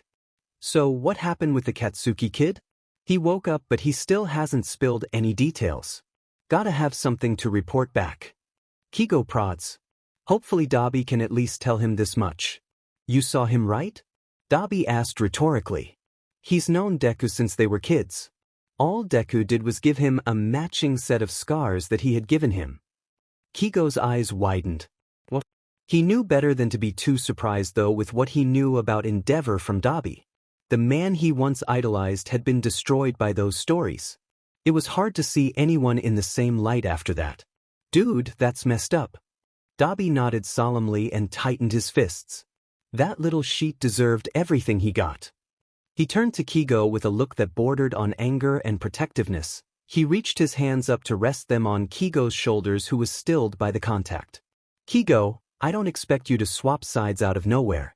I'm smart enough to realize that you're still on their side, but I believe someday you'll be strong enough to realize that we're all just people. The sides are made up, and the only thing you can be sure of is being strong enough to take down those who hurt you and protect the people you love. Kigo froze. He felt his carefully cultivated laid-back facade chip slightly because Dabi wasn't wrong. Was the world really as black and white as he had been raised and trained to believe? He shook the question off, not ready to face the answer, and slipped back into normal demeanor. He leaned his head forward to slightly knock his forehead on Dabi's. Geez, getting all deep on me, Dabs. Do I get to be on your protection list? He joked. Dabi released him and backed up. Not yet, birdie. Now go tattle. I'll text you when Deku has something for you to do. Kigo gave a stiff fake salute and smirked before he turned to leave the alleyway. His head swimming with his worldview shifting into a little more gray. Toshinori took a deep breath before sliding open the doors to the school conference room. The large table was surrounded by chairs, 3 of which sat Tsukachi, Aizawa, and Principal Nizu. He silently slid into a 4th chair. Ah, Toshinori, you are finally here. Now we can get started. The principal said a little bit more cheerily than the situation called for. Toshinori nodded as the principal began speaking. We are here today to discuss the future of Katsuki Bakugo at our school, as well as the events of the past few days. As the facts stand, Bakugo-san has lost his quirk, and it has been confirmed by himself that he took an active role in bullying another student. Does anyone have any opinions they would like to share? Toshinori cleared his throat and began. Young Bakugo has been through immense trauma, not just in the last few days but in his past as well. I think that this should be considered as we think of his future. I don't think the hero course is the best place for him without a quirk, but maybe it would be a good idea to transfer him to general studies. Nizu smiled mischievously, which Toshinori wasn't quite sure to make of, but his thoughts were interrupted by Aizawa's sharp voice. Why do you have such a soft spot for that kid? I didn't expel him because he had talent, and I figured I could whip his attitude into shape. He drilled into Toshinori with his stare. If I had known about the bullying, he would have been expelled before the sports festival even happened. He and his family took care of someone important to me. Tashinori vaguely explained. In a way, his parents died because of my negligence. I promise that I will personally take responsibility for him if he is allowed to remain at the school. Aizawa only scoffed, but Nizu looked thrilled. I'm all for second chances, the principal exclaimed, and then turned to Tsukachi. Detective, will you please show us the recording of the interview? Then we can have a clearer picture of the situation before we make a final decision. A screen lowered behind the principal, a paused video of young Bakugo in a hospital bed and Tsukachi sitting next to him flashed up onto the screen.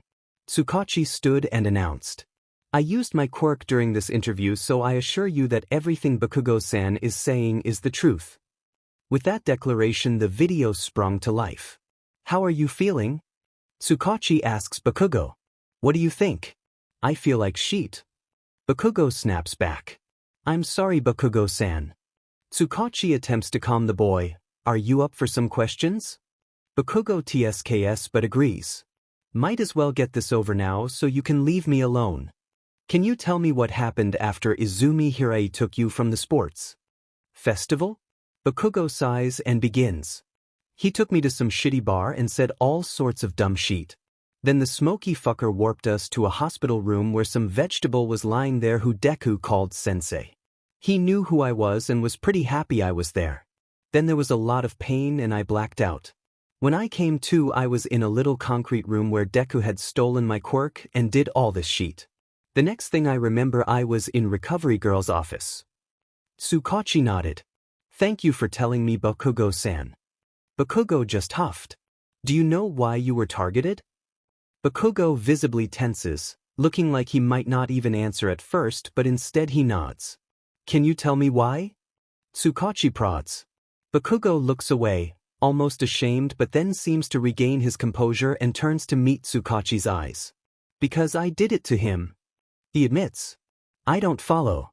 Tsukachi looks confused. Every burn on my body is a copy of one I did to him. What? Bakugo lets out a humorless laugh. I've known that kid since I was FANG born. He has a shit ton of reasons to hate me just as much as I hate him. I thought he was dead though until I saw him at school, and even then though my brain was just going shitty. Why would you think he was dead? Tsukachi asks, his tone slightly tinged with horror. Because they told me he died in a fire with my parents. Had his body and everything, don't know how it was faked, but Deku is the same FNG Deku he was when we were kids, still that shitty little Izuku Midoriya. Tashinori stood up so suddenly that he smacked his knee on the table, harshly causing it to violently shake the table, grabbing everyone in the room's attention. Even the principal looked surprised, which was a look that Tashinori was sure he had never seen adorn the rodent's face before. Tsukachi quickly paused the recording as he looked worriedly at Tashinori. Toshi, are you okay? Tsukachi asks quietly. Tashinori looked down over his body and realized that he was shaking. He reached a hand up to identify the warm tears that had started running down his face. He gaped at Tsukachi, wanting words to escape his mouth, but they couldn't. He felt Tsukachi's hand rest on his shoulder, grounding him to the world around him, but he still felt like his entire being could fly away at any moment. He is my son. He finally pushed out. The day Tashinori met Inko he would never forget. He arrived at the hospital to visit a fellow hero who had been injured in a mission a few days earlier. He made his way to the nursing station when he saw her. Her beautiful green hair was pulled back into a low bun. Her doe eyes shined at him with kindness as she smiled and asked if she could help him. He stuttered out who he was there for as she dutifully brought him to the room. She spoke animatedly and kindly, and it made his heart squeeze in a way it never had before. It took 3 more visits to work up the courage to ask her on a date, which luckily she had agreed to. The day Tashinori left Inko he would never forget. It was a year later and Tashinori had been involved in a hostage situation with a fellow hero's spouse. As he looked at the woman being held tightly in the villain's grasp, he couldn't help but imagine that being Inko. Their relationship was secret to all but themselves, but there was no way that he could keep it like that forever. He knew what he had to do. He met her at her apartment as he explained how being with him endangered her. She cried fat tears that somehow never diminished her beauty as she held him tightly. He carded his fingers through her soft viridian locks and held her close. They spent one last night together before parting for good.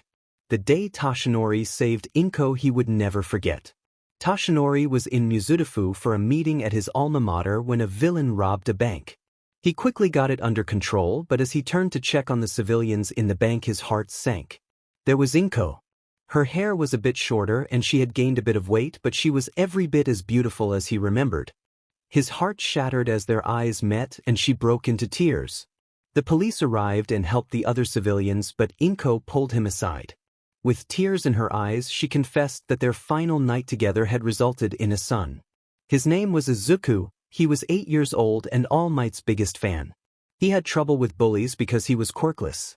She had never contacted him because she didn't want their son to be in danger, but now being face to face she couldn't keep it a secret any longer. Toshinori's heart stopped. He knew why he was quirkless. He had inherited it from him after all, but that just made this all the more dangerous. He told her she made the right choice by not telling him and left, leaving her sobbing behind him. He couldn't pull a quirkless child into his mess.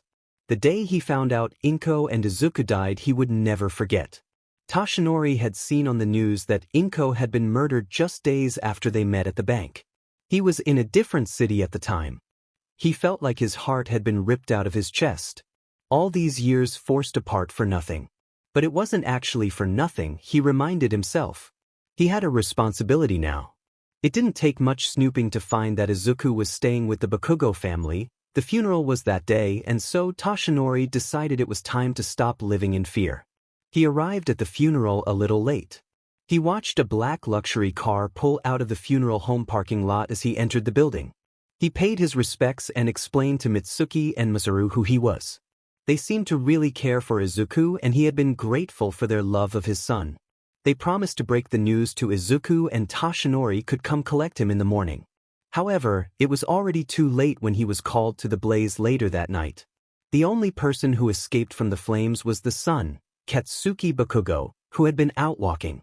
All Might held his strong persona as he broke inside watching young Bakugo scream the way he wished he could. His uncle came to collect him shortly and All Might left the fire feeling like a dead man himself. What are you talking about, All Might?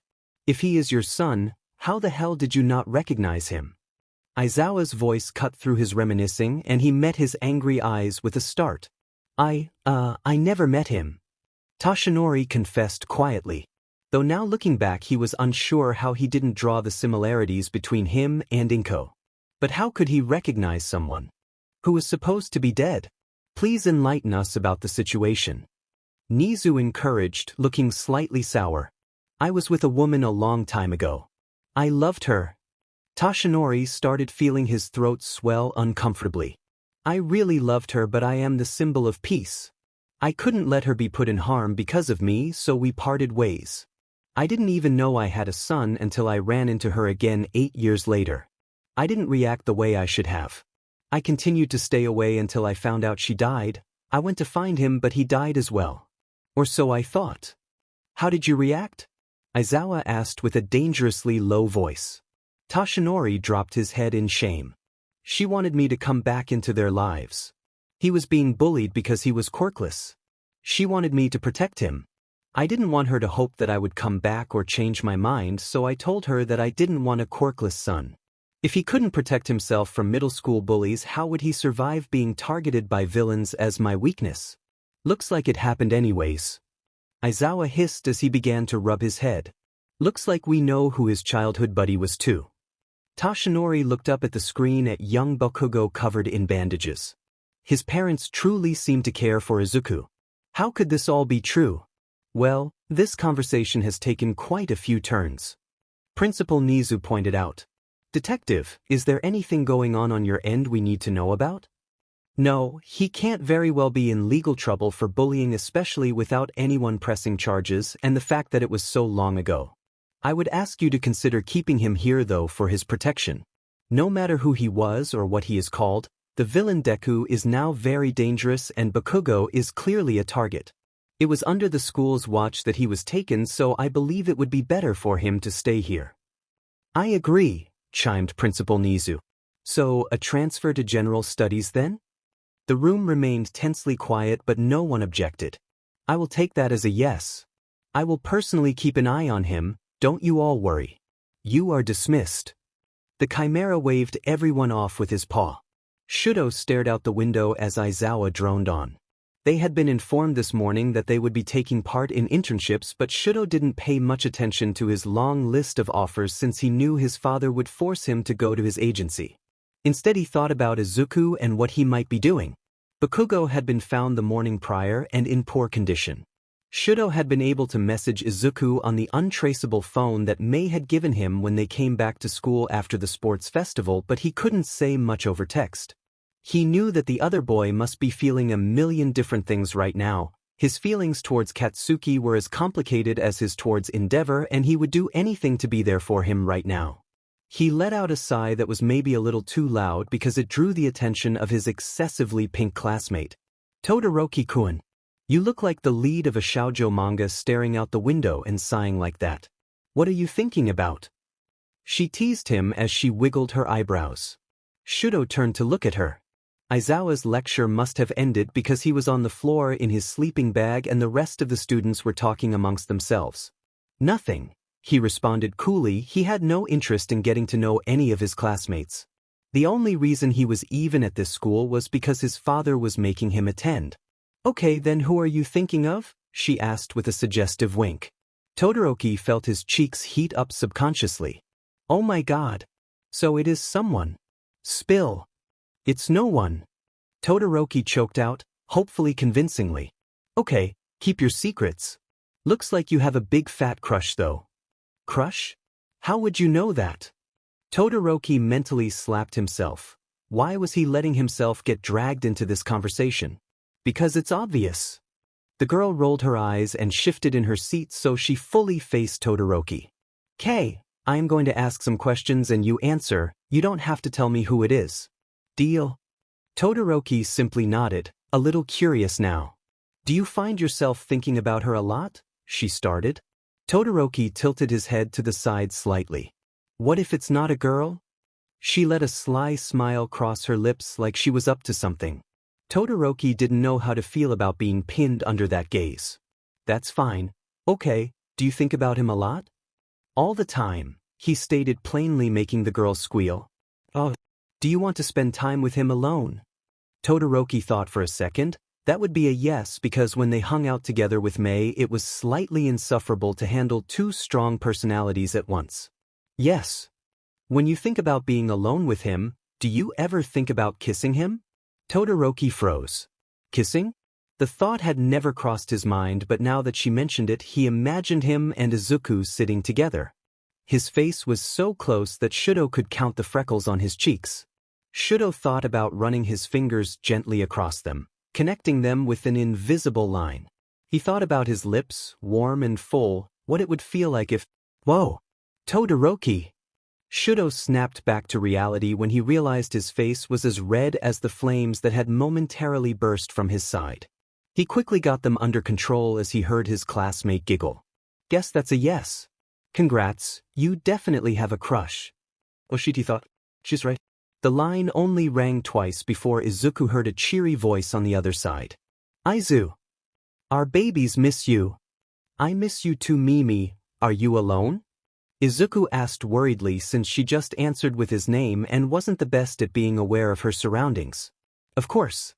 Everyone left and Power Loader Sensei is at a staff meeting. What's up? She asked directly, always one to get to the point. I was wondering if you could help me with some costume upgrades. Right now I am just wearing pretty normal clothes that don't give me any protection, especially since I don't have a defensive quirk. Izuku explained. Of course. Do you like the style of what you're wearing? She asked. Yeah. He replied. Great. Send me some pictures and I will get to work. It's perfect timing, I was just finishing up some babies and looking for a new project. She explained excitedly. Also I gave to do a phone too because I figured you would want to talk to him too. Did he message you? Yeah, he did, and I'll send those pictures. Thanks, Mimi. Izuku smiled. He missed their days spent tinkering together. Okay, Power Loader should be back soon so I have to go. I have some stuff I want you to look at though for the jetpack upgrades, so I'll email you. Bye bye Izu. She bid happily. Bye Mimi. Thanks again. Izuku said as he hung up the call and slid the phone into his pocket. He leaned against the damp wall of the alley that Dabi wanted to meet in. He wouldn't give him a super clear answer as to why though. Izuku sighed and waited until he saw Dabi turn down the alley, followed by a man with an extremely large backpack and obnoxious hat looking like either a celebrity trying to evade the paparazzi or an extremely tacky tourist. Dabi, who's that? Izuku asked, too curious to be polite. This is someone I've recruited, they want to prove themselves. Dabi replied, gesturing for the man to join him by his side. Izuku eyed the man suspiciously. Normally Dabi would be the one to vet people, this was weird. The man finally removed his hat and the secrecy was suddenly clear. It was Hawks, FNG number 5 hero in Japan, darling of the Hero Commission Hawks. What the hell Dabi, this is Hawks. Izuku screamed at Dabi, in case anyone could hear them. He is most definitely not on our side. I can hear you, you know. Hawks replied in his usual laid-back tone. Izuku shot him a look of assessment. Why would someone like you want to leave your precious commission and cush top hero spot to join us? Izuku shot at him. Dabi, oddly, stepped between them and responded first. Deku, cool it? I just want you to come up with a test for him. Dabi pushed. But recruitment is your job. His eyes darted between Dabi and Hawks and the protective position Dabi had taken. Hawks still looked laid back, but Izuku could see through his act. There was something he was missing. Something going on with these two. Dabi, Izuku said in a warning tone when he didn't get an answer. He looked between the two before announcing. You two are hooking up, aren't you? Hawks doubled over and laughed while Dabi just looked dumbstruck. Are you dating? No. Just letting off steam. Dabi said a bit defensively. Izuku's eyes shifted momentarily to Hawks, who didn't seem to have a problem with the answer. Does Shigaraki know? No, I don't want him to know until I can be sure that Hawks is on our side. Dabi countered. Then be less FNG obvious. Izuku rolled his eyes. This explained all of Dabi's late-night recruitment appointments, even though he had barely brought in anyone new since the USJ. He took his phone and moved it towards Hawks. Put your number in, I'll message you if I need you. You better come right away and be willing to do whatever I say. Hawks took the phone from Izuku's hand and started punching in numbers. Don't worry, I won't make it anything public. If you actually are on our side, then it would be useful to have a mole in the commission. Then he turned to Dabi. At least you're still smart enough to realize that you aren't the best person to assess him. Don't do anything stupid, please. He said exhaustively as he exited the alley. That was definitely not how he anticipated that meeting to go, and now he had some homework to do on the number 5 hero. Izuku tabbed through the string of text messages he had received from Shudo earlier in the day as he swung idly on a swing. Internships had begun and he had sent him a list of where all of Class 1A was going. All Might had been oddly quiet since the sports festival and wasn't taking any interns, so Izuku figured he would have to be a little more patient. He did notice that Shudo would be interning with Endeavor in Hosu, which was good to know. He noticed someone enter the park and he looked up to see bright pink hair rushing towards him. He stood up from the swing just quickly enough to be tackled by the girl. Izu. I missed you, she screeched into his chest. Izuku chuckled as he hugged her back. I missed you too, Mimi. I miss making our babies. The two parted and Mei shoved a bag into his face. Well, I've been busy while you've been bumming around. I got your costume all done. We were working on textiles in class, so I actually ended up designing the fabric for my project. I got an A on it. She exclaimed proudly. Yeah, and now you're turning around and giving it to a villain. Izuku jokes. Whatever, you're just Izu. She replied. Now open it up. He followed her directions and the first thing he pulled out of the bag was a black bodysuit. Instead of a shirt and pants, I decided to go with a bodysuit since it will stay in place better. The fabric I created is lightweight but fireproof and mostly cut-proof. If you take a direct close-range stab, it will probably be able to penetrate, so be careful, but without having straight-up armor, there is no avoiding that. She snatched the suit from Izuku's hands so she could show him more details. I have reinforced the knees and elbows for you as well. There are some pockets for flashbangs that are at the bottom of the bag too in case you need a distraction. Then she handed the bodysuit back to him and dug the sweatshirt out next. I tried to keep your sweatshirt close to the style of your old one. I made sure to keep the opening wide enough that you can access your sai easily. I also put something special in the front pocket. There are more coating cartilages in here, so if you need to coat one of your knives you can do it easily. This is amazing. Thanks, Mimi. Izuku gushed. That's not all. Mei exclaimed as she dug her hands into the bag once more and took out a pair of gloves and some metal. I also made you some gloves with brass knuckles embedded, and I made some insertable steel toes for your red tennis shoes. The bounce boots we made have them already, but you never know when you might run into trouble, so they should be good to have. Izuku felt like he was going to cry. How did he deserve a friend like Mei? You are the best, Mei. How can I repay you? Izuku asked earnestly. Mei waved him off with a giggle. Don't worry, I have a whole list of quirks I need you to analyze for gear ideas and some programming I need help with. You aren't getting off scot-free. Okay, deal. So you have any info? Izuku asked. Not really, we're working on a special project for final exams, but I haven't heard much about the hero class aside from internships. Mei hummed thoughtfully. I heard someone mention that Katsuki got transferred to general studies, but Shudo probably already told you about that. He got switched out with that purple-hair kid you fought at the sports festival. Yeah, he did. Shudo is probably best for info. I know you hate talking to people anyways. I don't hate talking to people, Mei said defensively. I love telling them about my babies, I just hate listening about stupid drama when I could be working. Izuku laughed. That's okay, Mimi, that's why I love you. I better get going though, I've got some business back home.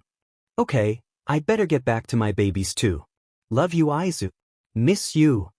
The two shared a hug and parted ways. Izuku excitedly hurried back to the bar to try on his new costume.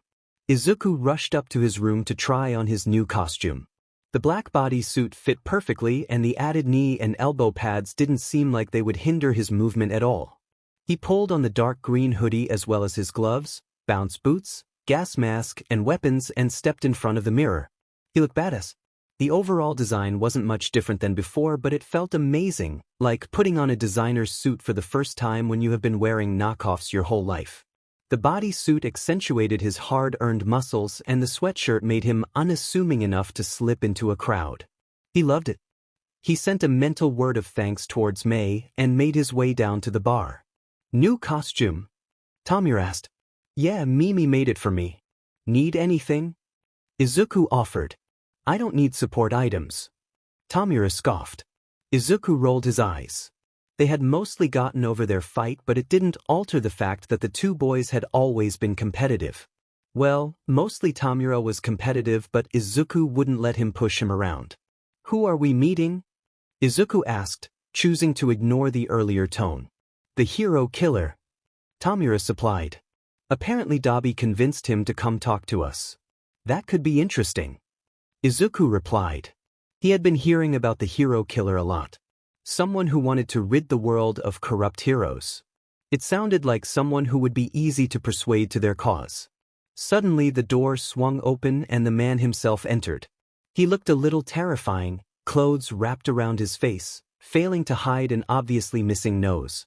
He had even more knives than Izuku as well. He might have a blood quirk as well, thought Izuku.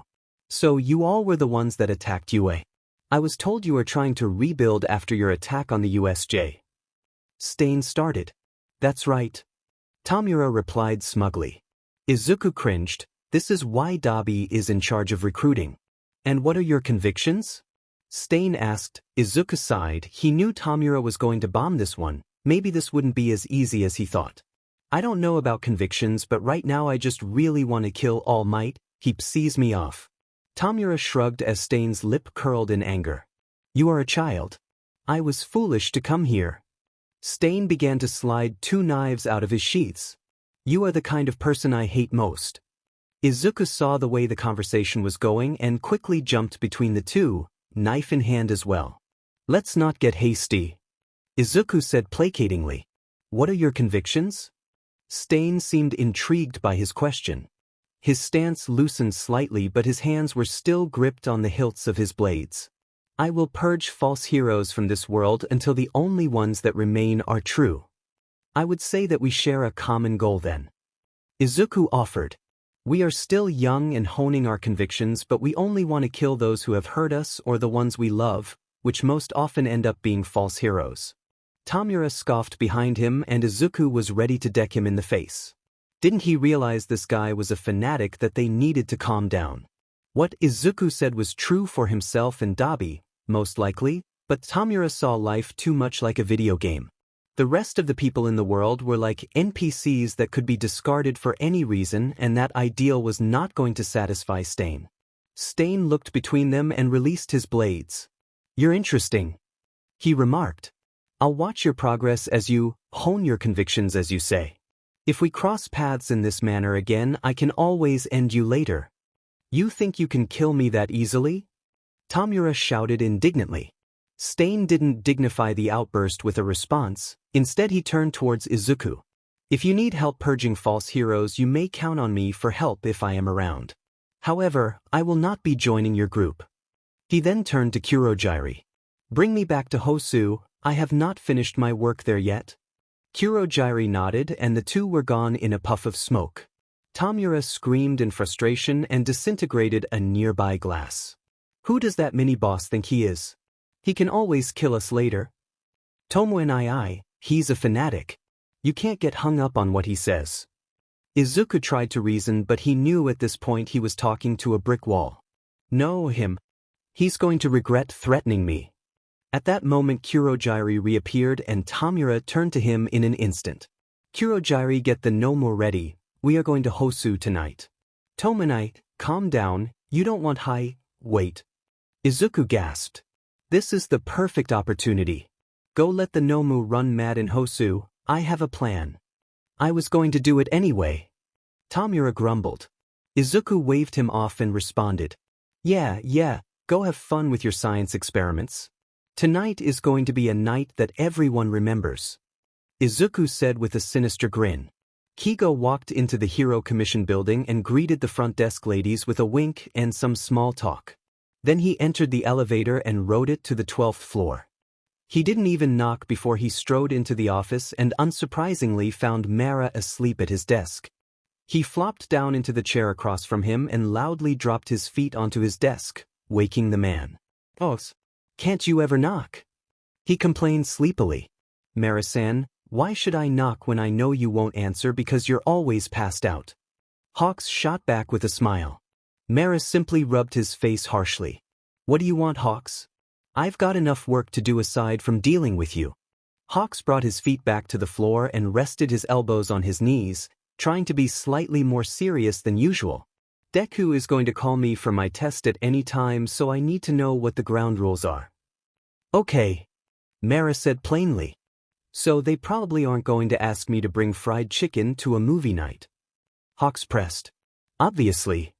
Mara sighed. Just do whatever we need you in. What if someone gets hurt? Hawks asked, astonished by his nonchalance. You're trying to infiltrate the League of Villains, someone is probably going to get hurt. Mara agreed. What if I don't want to? What if they are innocent? Hawks rushes, grasping for a line in the sand that Mara keeps erasing. Do it, whatever they ask, just do it. Priority number 1 is keeping the symbol of peace safe and uncovering their leader. The only way we can do that is if you're on the inside. What if they ask me to kill someone? Hawks asks quietly, afraid of the answer. Hawks, I am not going to sit here and go over every scenario with you. Whatever they ask, do it, I can cover up more than you would believe. Try not to go overboard though, I've already maxed out my overtime. You can go. Mara sighed and waved him off. Hawks felt himself rise and leave the room, but his mind was swimming. He felt like he was going to throw up. How could Mara expect him to go so far? He leaned against a nearby wall, not trusting himself to stand at the moment. He stumbled towards the window at the end of the hall and tore it open. The breeze on his face grounded him as he took off into the sky. He couldn't stand to be there any longer. After about half an hour, he landed on a rooftop and collapsed onto the ground. He pulled his knees up to his chest and let the tears fall. He spent his whole life being pushed to be a hero who saves people, being plucked out of poverty to be molded into the perfect weapon of justice. How could those same people ask him to just turn around and do unspeakable crimes? How could Mara have so much experience in covering those types of things up?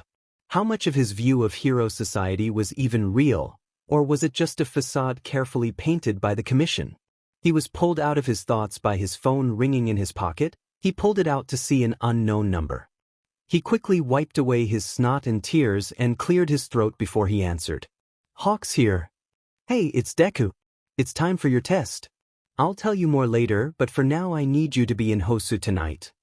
No prob, see you then. Hawks replied, trying his best to sound his usual nonchalant but slightly failing. You okay? Deku asked. Hawks was caught off guard. Diamond, this kid was perceptive. Yeah, I'm fine, little dude. He replied slightly more confidently. Okay, see you tonight. Deku replied and ended the call. Hawks looked at the phone in his hand. Tonight was the night. He pulled his knees back to his chest so he could rest his chin on them. He looked out over the city and wondered when the villains had seemed to start caring more about him than the heroes. Tenya looked around frantically. His airway was assaulted with smoke as he tried to assess the situation. Hosu was being torn apart by Nomu. Manuel had told him to help with the evacuation, but he couldn't help but take this chance. He turned on his heel and sprinted away from the fray. He had studied the hero killer. He knew how he operated. Tenya peered down alleys as fast as he could as he sped away from the main battle. Stain would use the cover to take down heroes in back alleys, like a coward. He knew it. Tenya screeched to a halt as he saw movement in an alley. He was right. He stepped into the alley in a defensive stance. Who are you? A child in a suit of armor? Stain asked, seemingly surprised by his presence. Go away, I have no business with you. Tenya felt his blood boil at the dismissal. You attacked my brother. Tenya exclaimed. I have come to stop you because he can't anymore. You will never forget what you did to him. You will always remember my name. I am Ingenium. With the declaration, Tenya revved his engines and lined up a large recipro burst centered right at the hero killer. Moments before his foot connected, his target was suddenly gone. He heard a sick voice behind his head. Oh, brothers. The hero killer snarled and Tenya felt himself get blown back with a kick to the stomach, which was ripped open by a spike that extended from Stain's boots. Before he even had the chance to catch his breath, Stain pinned him to the ground with his blade, slicing cleaning through Tenya's flesh, making him cry out in pain. You are weak just like him. You don't deserve to be a hero. All you want is revenge. Stain stated as he roughly yanked the blade back out, sending another shockwave of pain through his body. Tenya watched as he brought the bloodied blade to his mouth and ran his tongue across it. Suddenly Tenya froze. He couldn't move. The hero killer had stepped off of him, but his body wouldn't listen. That is why you'll die tonight. Tenya watched helplessly as the hero killer raised his sword. No, not like this. He cried as he imagined Tensei waking up in his hospital. His bright smile, that had always encouraged Tenya, was wiped from his face by the news that his younger brother had died. His family sobbed as they mourned him. What had Tenya been thinking? Suddenly a voice cut through the panic in his mind. Finally, you sure are hard to find. The voice echoed from the entrance of the alley. Tenya couldn't turn his head to see who it was, but he quickly stepped into view. It looked like a boy around his age with an oversized sweatshirt. His hood was pulled over his head so Tenya couldn't get a good look on his face. The panic began anew. Get out of here. He screamed at the boy who looked down at him calmly. Oh, it looks like you're busy. Deku, I told you I wasn't joining up with your little league. Stain retorted. Oh no, this was Deku, the kid who kidnapped and tortured his classmate. He reverted to silence as he watched the interaction, unsure of how to even respond to the new information. He tried to steady his breathing and stay focused as the blood loss began to pull at his consciousness. I'm not asking you to join, I just have a little project I am working on tonight that I thought you might want to get in on. I can do it myself, but I figured since you were around you would want to get in on taking down the biggest false hero in Japan. Deku explained. Stain's eyes widened in surprise. I'm interested. Stain replied, taking a step away from Tenya. Do you mind if we use these two? Deku asked while peering over at Tenya. These two? What was he talking about? Tenya shifted his eyes to see a man, unconscious but still breathing, propped up against the wall of the alley. He recognized him immediately as the pro-hero native. How did he not notice him before? Stain was right, it wasn't fit to be a hero. He was blinded by his pursuit of revenge. Tenya gritted his teeth as he began to struggle to move. He needed to get away, he needed to save Native and abandon this foolish quest. For what? Stain asked. Distraction. Deku replied with a smile that made Tenya's stomach turn. Kigo was evacuating citizens while Endeavor fought a Nomu along with a group of pros when he felt his phone vibrate in his pocket. He pulled out his phone to see a text from Deku with a location pin and a short message. Bring Endeavor and Shuto. Kigo's stomach dropped. He was sure he wasn't bringing the two to a picnic. He didn't have a choice though. Mara was right, Endeavor's the number 2 hero. He can hold his own, and if things went south, Kigo would protect Shuto. He turned to Endeavor, who had now amassed a group of pro-heroes in his fight. Endeavor, there has been another Nomu sighting. Leave this one to the rest of the pros here. Kigo shouted to him. Endeavor roared in anger but started shouting directions at the rest of the pros at the scene and turned to follow Kigo. Shuto, stay close. Endeavor ordered, and Kigo let out a breath of relief that he didn't try to send him away. The three ran towards the new location. Hopefully the two didn't find his lack of flying unusual. He wanted to make sure he stayed close to Shuto. They ran farther and farther from the main brawl until they turned down an unsuspecting dark alley. The three stopped suddenly when they saw the two bodies on the ground. Kigo easily identified the man by the wall as Native, but there was another body laying in the center that had a costume extremely similar to Ingenium, who was still bedridden in the hospital.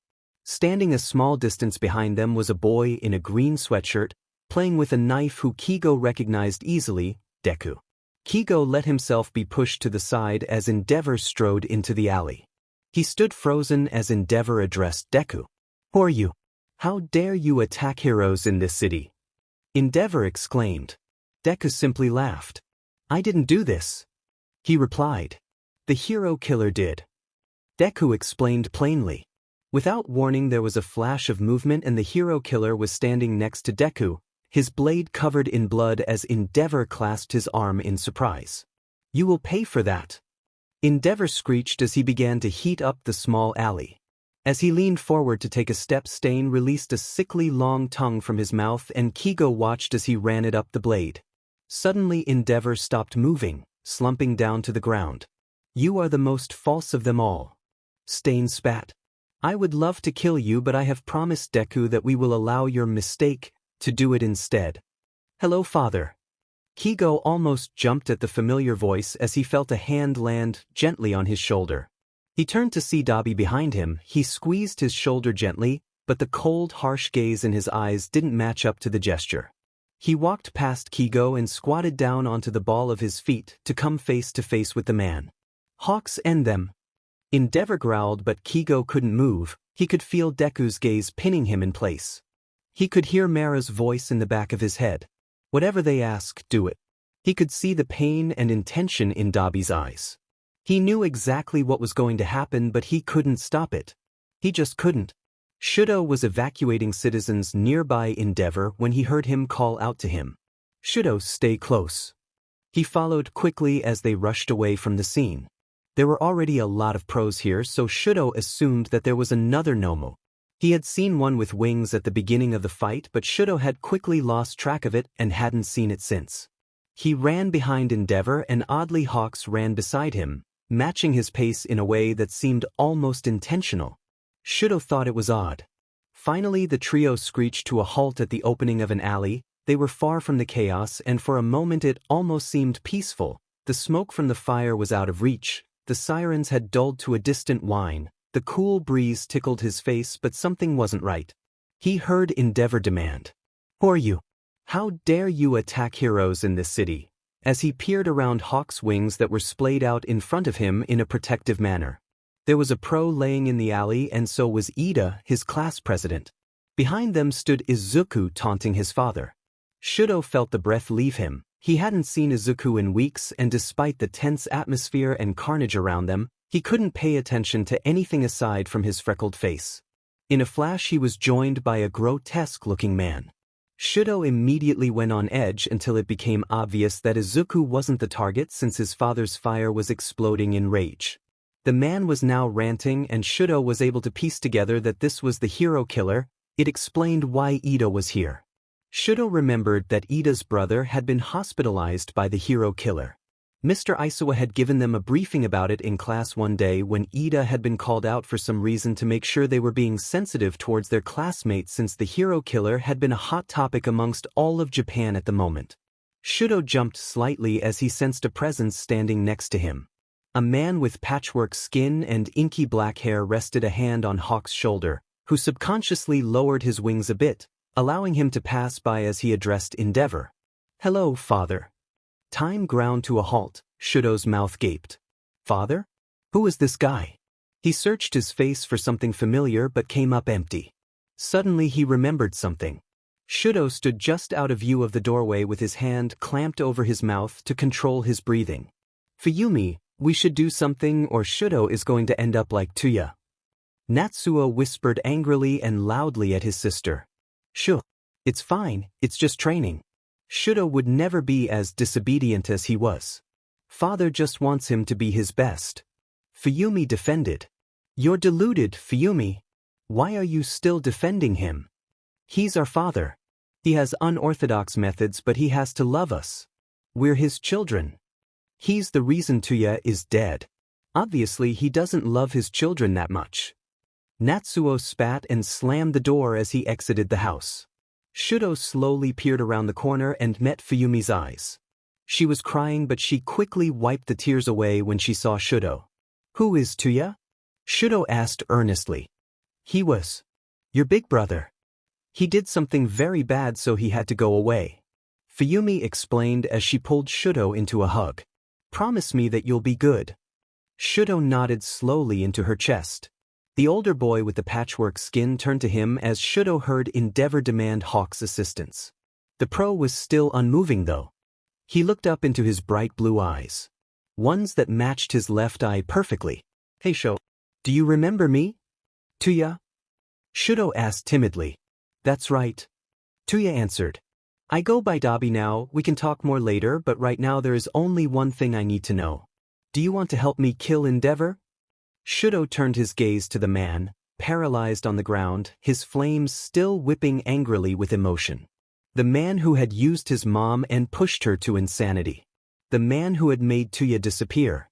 The man who pushed Shudo cruelly past his limits and controlled every aspect of his life. He felt his secret wish grow strong and all-consuming. He had wanted this opportunity for so long he forgot when it had begun, and now he had the opportunity and all he needed to say was, "Yes." Tuya turned to Izuku. "Deku, we're ready." Izuku looked suspiciously at Hawks as he took the blood-soaked blade from Stain. As the blade passed over his tongue, Endeavor's flames dissipated quickly. Once the flames extinguished, Izuku and Stain each picked up an unconscious body and exited the alley to stand behind Hawks, leaving the brothers alone in the alley with the paralyzed, querulous pro-hero. "Stop with these underhanded tricks." Endeavor roared. "If you two want to fight me, then fight me like men." Tuya laughed. "A little too late to be spouting about sportsmanship, you BS-sturdy." Tuya jeered. "Maybe you should have thought about that when you were training children within an inch of their lives, or paying off mom's family so you could RP her for her quirk, or when you left me to burn alive in that building for trying to save my baby brother." Tuya squatted down so he could look Endeavor directly in his eye. "I would rather find a way to make you miserable the rest of your life, but the reality is that no one will be safe until you're dead, and I am more than happy to be the one that makes the call." "Dabi," Shudo heard Izuku call from behind him. "He won't get his quirk back for a few hours, but he's probably going to get up soon." Tuya came back to Shudo and cupped his cheek gently. "I can't do this without you, Sho. My fire is too hot, I'll burn myself." Shudo nodded and took a stance beside his brother, placing a chilly hand on his shoulder. Tuya smiled. "Goodbye, father," Shudo said as he watched blue flames explode out of Tuya's hand towards vengeance. Kigo couldn't remember the last time he moved. He felt like he had been frozen in place for an eternity. It took so much effort to strain against his carefully honed instincts to help and save that when it was over and Dabi and Shudo slumped to the ground from quirk exhaustion, he still couldn't find the power in him to do anything but stare at the cruel scene before him. His senses were assaulted with death, the smell of burnt flesh, the smoke stinging his lungs, the tension of the silence that hung once Endeavor's screams had ended, leaving only the distant sounds of sirens in its wake. He could barely register hands on his shoulders until he heard a voice in his ear, maybe whispering, maybe shouting. He couldn't tell. He turned his head to see who was speaking and was met with large green eyes. Answer me. Yeah, was all that Kigo was able to squeeze out. Are you okay? The green eyes asked. I think you're in shock. Kigo didn't know how to respond. We need to get out of here before the PR dash. Suddenly the presence that had been grounding him was gone in a flash. The unexpected motion yanked him suddenly into the present as he saw an incredibly old man in a yellow and white hero suit holding down Stain. Kigo didn't recognize him. Deku was standing near them in a battle stance. Near the brothers a purple portal opened and they began to scream at Deku to leave.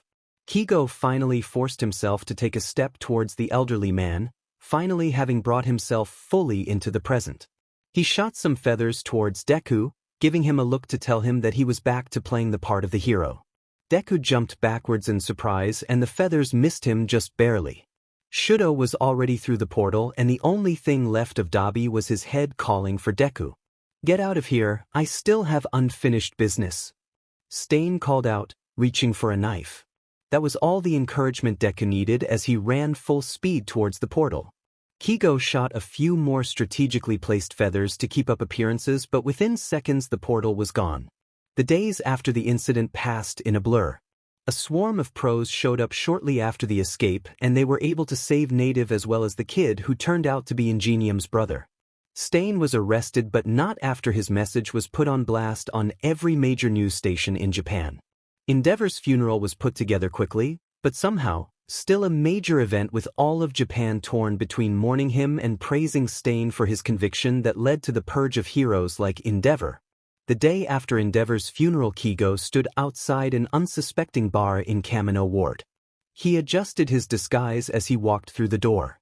Kurogiri was standing behind the door and offered him a slight bow. Dabi was sitting at the bar but got up quickly when Kigo entered. He pulled him into a rough hug. Hey, are you okay? Dabi asked. Kigo blinked owlishly. Usually he had a casual retort to everything, but he wasn't really expecting that question. Why, yeah, man, why wouldn't I be? Kigo stuttered out, trying to grab back onto his laid-back demeanor. Deku said you didn't look so good at the mission the other day. He was afraid you were going to have a panic attack or something. He's good at sensing stuff like that. Dabi explained as he went to retake his seat at the bar and gestured for Kigo to join him. Oh yeah, I'm all good. Kigo waved off, hoping he wouldn't push more.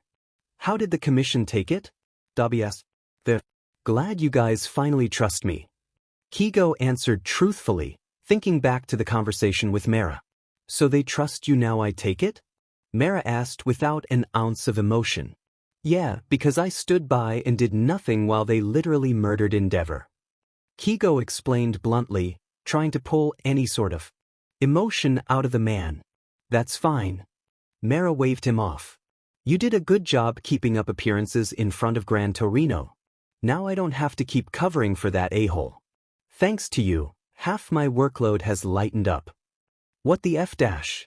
That is all you have to say when I watch the number 2 hero be murdered. Ox yelled. Mera made a face at the volume. Calm down, you were following orders.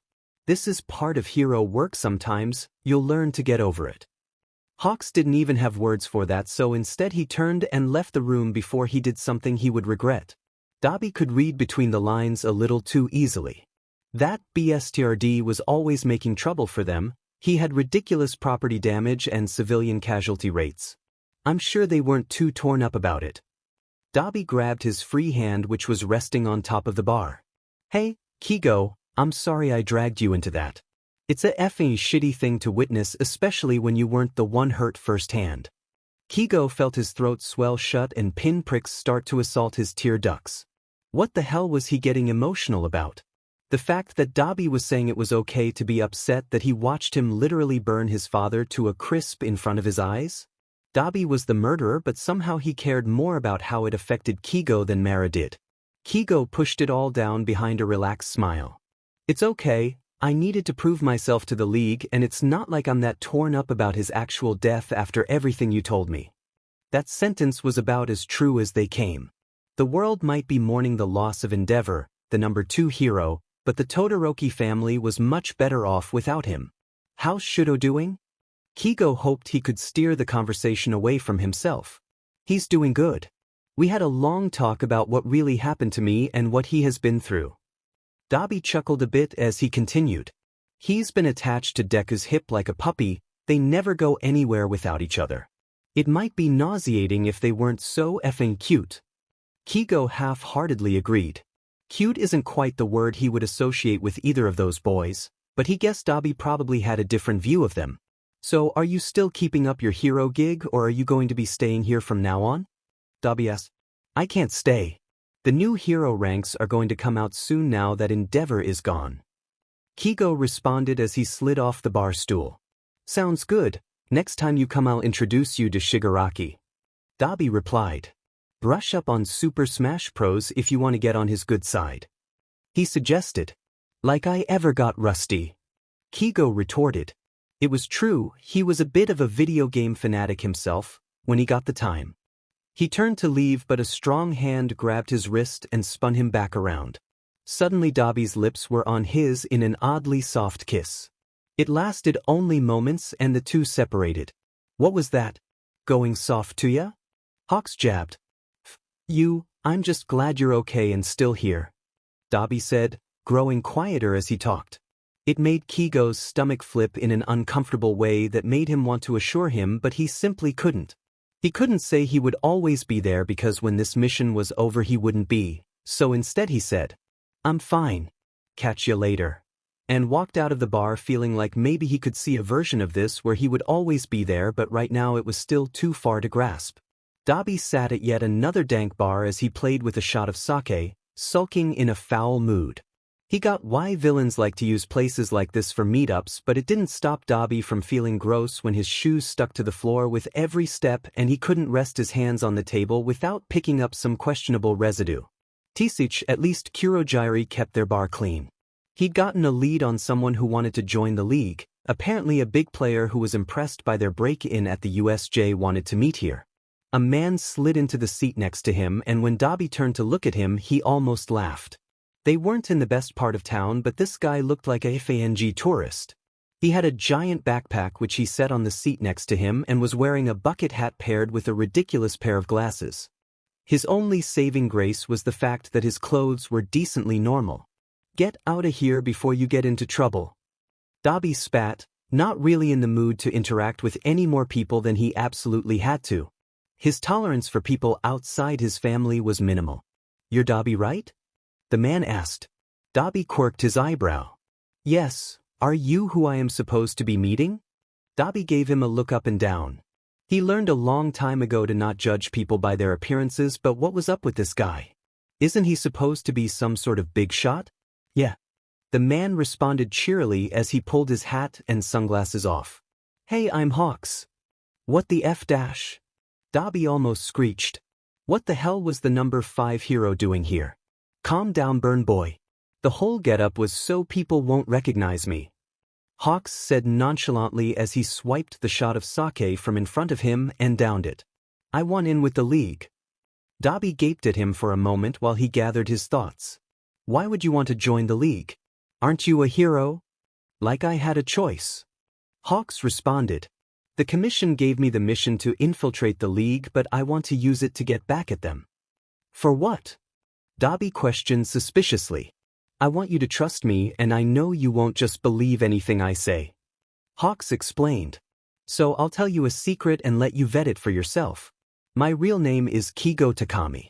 Do some digging and you'll find your answer. Hawks then put a card down on the table and redid his disguise. Shoot me a text when you have your answer. Dabi took the card into his hand as he watched Hawks, now Kigo, exit the bar. He pulled out his phone to shoot Izuku a text. The next time Dabi met Hawks, it was in an alley close to the bar they first met in. Dabi didn't enjoy meeting in alleys much more than bars, but at least it was private. He felt the cool brick push a comfortable chill through his coat as he waited for Hawks, who arrived shortly after in his ridiculous get-up again. "Hey Dabs," he called from the entrance of the alley. "It's our second time meeting and you're already starting with the crappy nicknames?" Dabi retorted, much too uncomfortable with the familiarity the other man was pushing onto him. "Since we are meeting, I'm guessing you found the info you were looking for. So you officially know me better than almost anyone else in the world. Figured nicknames wouldn't be too weird." Hawks replied casually. "So what was the point of telling me all that? You had a shitty childhood and the commission saved your butt from poverty. How is that supposed to make me trust you?" Dabi pointed out. "Close but no cigar." Hawks teased, "You're right about the commission getting me out of a shitty situation, but I wouldn't say they saved me. More like they bought me." Dabi's eyes showed he still wasn't convinced. "It was easy to do when my mom had nothing. I'm sure you saw from one of the articles that the commission found me when I saved some people in an accident. They saw potential in my quirk, so they told my mom they would set her up nicely in exchange for me. She didn't even bat an eye." Hawks continued, "I haven't seen her since. I haven't used that name since. All I have been is Hawks, a tool for the commission." Dabi looked him up and down. He was particularly good at seeing through bullshit, and this story struck too close to home for him to not realize what was going on. "Bullshit," he accused. "I believe everything you said, but after what happened when you were little, there's no way you'd be anything less than ecstatic to help out the people who saved you from that. You say that like you have personal experience." Hawks pointed out smugly. "Just because you're spouting all your life secrets doesn't mean that I will." Dabi retorted. "K, so you don't believe me? What can I do to change that burn boy?" Hawks says, "First, don't call me that. No more FNG nicknames or else I'm gonna start calling you Birdie. Second, I don't know, guess that's for you to figure out if you want in so bad." Dabi huffed in annoyance. "The commission isn't even on our radar right now, so if you want revenge you're going to play the long game. We have other targets we need to hit." Hawks held his hands up placatingly. "All right, I'll figure it out then and get back to you." He turned to leave the alley. "Also, you should call me Kigo. I kinda miss being able to be me." Dabi was a little taken aback by the statement as he watched Kigo exit the alley. What the hell was this guy playing at? Kigo was patrolling with Endeavor. He always enjoyed their patrols, partly because he was the number 2 hero so Kigo could learn a lot from him, and also because he had a short temper and was ridiculously fun to tease. Endeavor especially hated dealing with fans on patrol, so Kigo always made sure to spend extra time signing autographs and taking selfies. They were swarmed in such a group when Kigo took a phone from a young fan and shoved it in Endeavor's face, getting as close as he could to the giant man without singeing his feathers. "Come on Endeavor, let's take a selfie. This little dude will love it." Kigo pushed. "We should be patrolling for villains and not wasting our time with this." Endeavor scowled back and Kigo snapped the photo and gave the phone back to the kid. "What do you want to be when you grow up, little dude?" Kigo asked as he heard Endeavor groan impatiently behind him. "I want to be a hero like you and Endeavor." The boy pipped up. Kigo turned to Endeavor. "Any advice for a future pro? If that is truly your goal, you would be training instead of wasting our time with photos. Now we must continue on our patrol." Endeavor snapped as he pulled Kigo away from the crowd as he waved and apologized on his behalf. "I don't know how you got number 2 with that attitude." Kigo ribbed.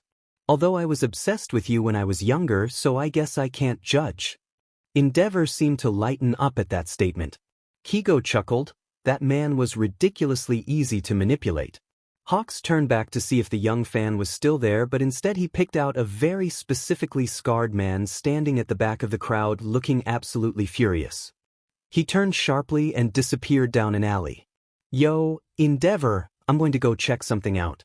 I'll catch up with you in a sec." "I will go with you." Endeavor insisted, but Kigo assured him he just thought he saw someone he knew. He quickly flew down the alley he had seen Dobby disappear into and was completely unsurprised to see him there waiting for him. He was surprised though when the space between them disappeared and he was roughly pushed against the wall. "What the f are you doing with Endeavor?" Dobby seethed. "Whoa Dabs, we were just on patrol. No need to get worked up." Kigo tried to calm him. "Bullshit, he's the one who set you on this FING mission, wasn't he?"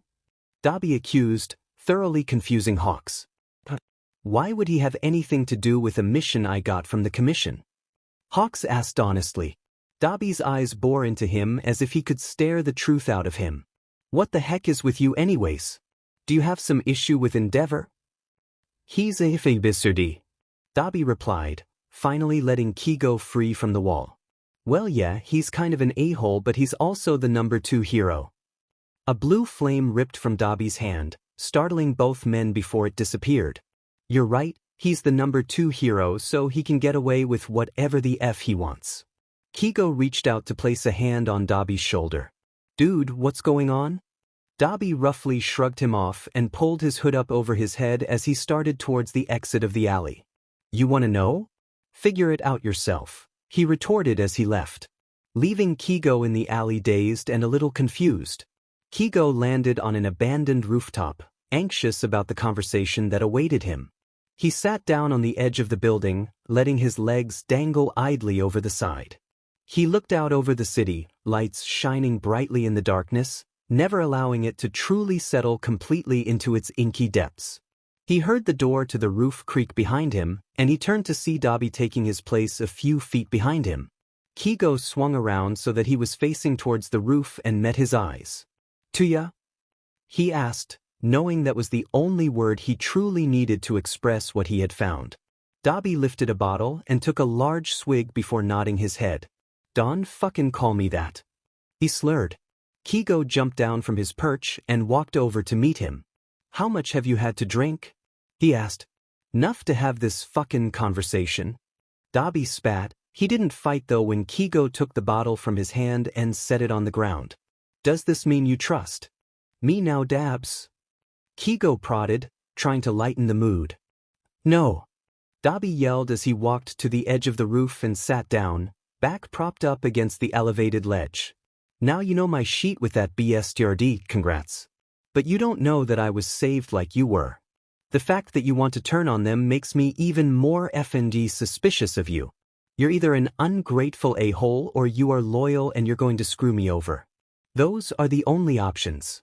Kigo wasn't sure what to say, so instead he crossed the distance and sat in front of Dobby, legs crossed and hands in his lap waiting for an idea of what to say back. "So which is it, Kigo?" Kigo stilled. He hadn't heard another person say that name out loud in years, and it made his heart feel tight as he heard it fall from Dobby's lips. I don't know, I just want to be able to be me." "Then why the F are you here? Why are you bringing all this shit up? Telling me all your crap? Go be a hero and leave me alone." Dobby growled. "Because I care." Kigo blurted out. He almost clasped his own hand over his mouth with how shocked he was by what he had said, but he couldn't stop the words. "I want to trust you for some reason. I was supposed to gain your trust obviously, but I haven't been able to tell anyone about that part of me since I was that kid. Now knowing that you know what that's like. How can I not care?" Dobby looked up at him with an unreadable expression as he grabbed the front of Kigo's shirt.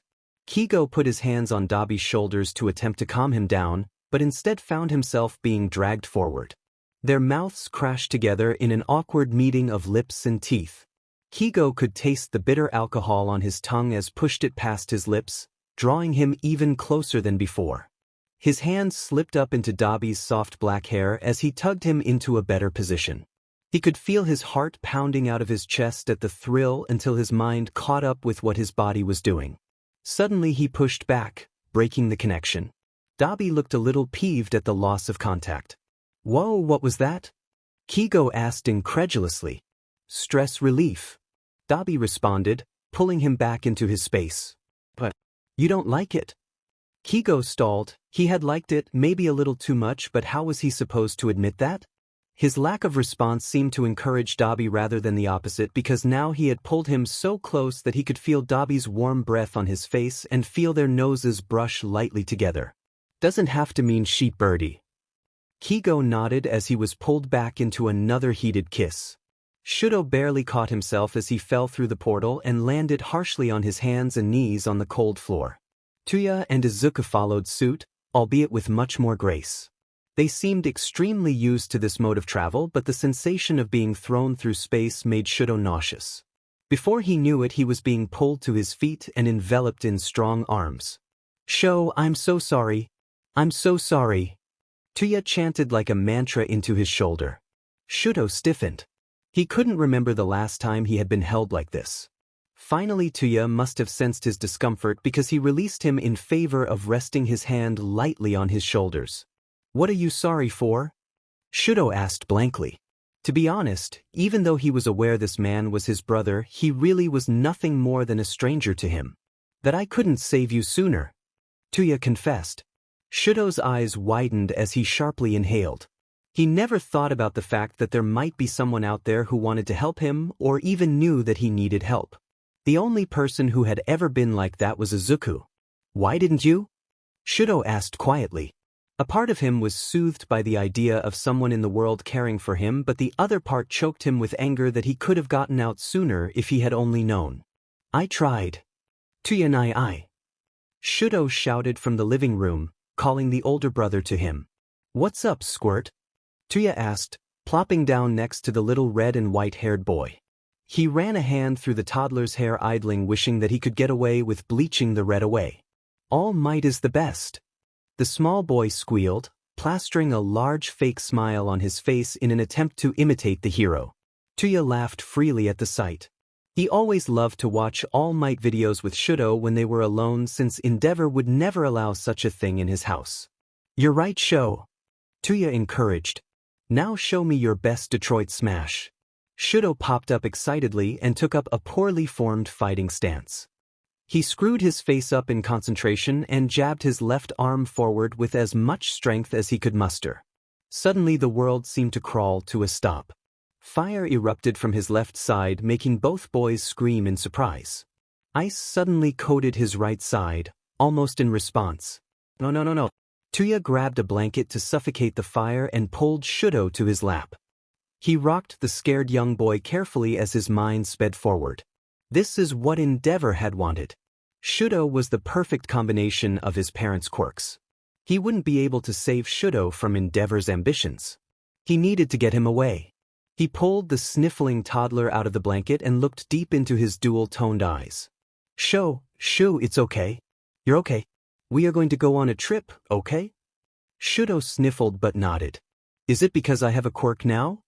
Tuya smiled sadly at Shudo. "Yes, Squirt. But Tunai is going to be there to take care of you, all right? There's nothing to be scared of." Tuya whisked the boy upstairs and packed as much as he could carry into a backpack, as well as hats, sunglasses and masks to disguise them, and took off. The first place they stopped was an ATM where Tuya drained as much money from his father's card as he could before throwing it in a nearby trash can. The two boys then jumped on a bus and started riding. It didn't take long for Shudo to fall asleep on Tuya's lap, which he was grateful for because it gave him time to think. They had nowhere to go. They had no family they could trust. Endeavor had made sure to isolate them from everything and everyone. Tuya finally decided on Tokyo. The more people there were, the easier it would be to hide. Now he just had to figure out how to get a job as a 13-year-old and a place to stay where Shudo wouldn't be taken from him. Luckily he was tall for his age, so he could at least lie his age up a bit. He looked down at the peaceful, oblivious face on his lap and felt determination coursing through his veins. He would make this work. Shudo deserved better. He couldn't allow the same thing to happen to him. The bus screeched to a halt at the next stop, and Tuya's stomach fell through the floor as the doors squeaked open. He watched as the man with bandages wrapped over his entire body entered the bus and talked quietly with the bus driver. Tuya put his head down and tried to cover Shudo as best as he could. This man was his father's sidekick. He had met him multiple times. Enough where he could easily identify them. He looked quickly around and saw the rear door of the bus was also open since they were at a designated stop. Tuya took his chance. He gathered Shuto in his arms and bolted.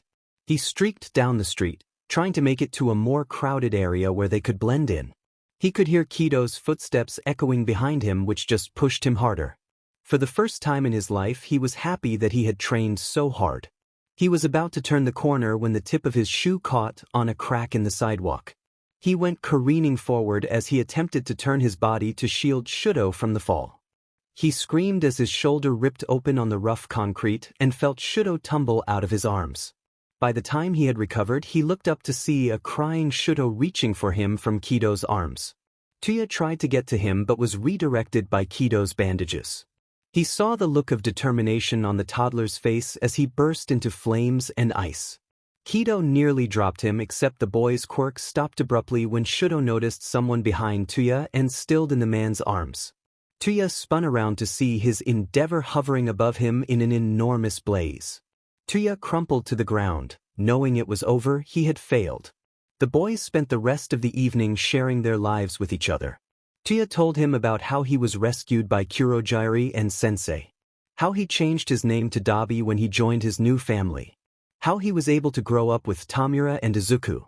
How he would watch over Shuto when he visited the beach house for his special training.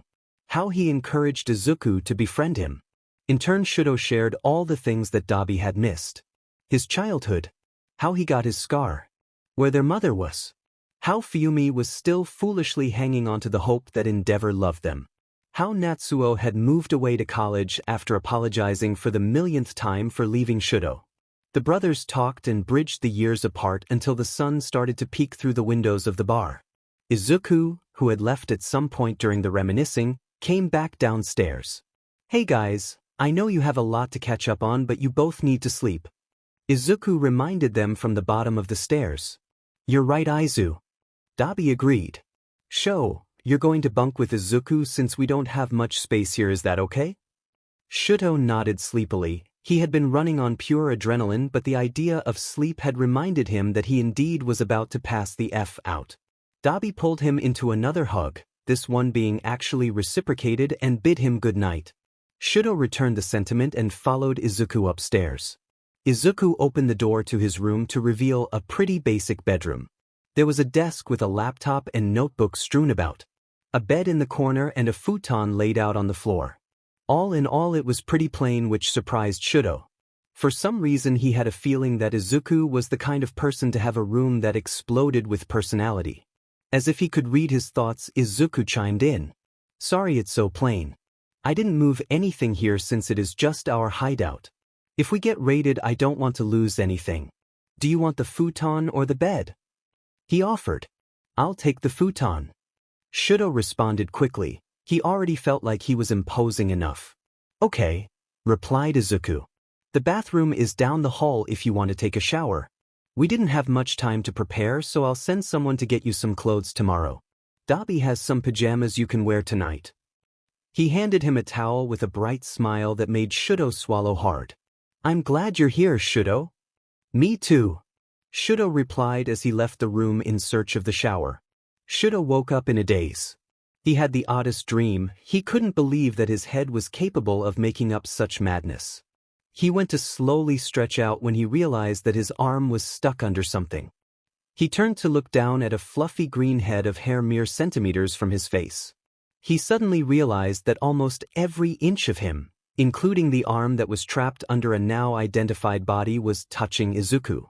He felt heat shoot through his body as he yelped and fell out of the bed in a shock of flames. He quickly got his quirk under control and looked back towards the bed. Izuku was sitting straight up with a look of shocked surprise. Matched with his wild bedhead, Shuto was afraid he might combust again. "Are you okay?" Izuku asked him concernedly. "Why yeah, sorry about that." Shuto stuttered out. He genuinely did not remember moving to the bed.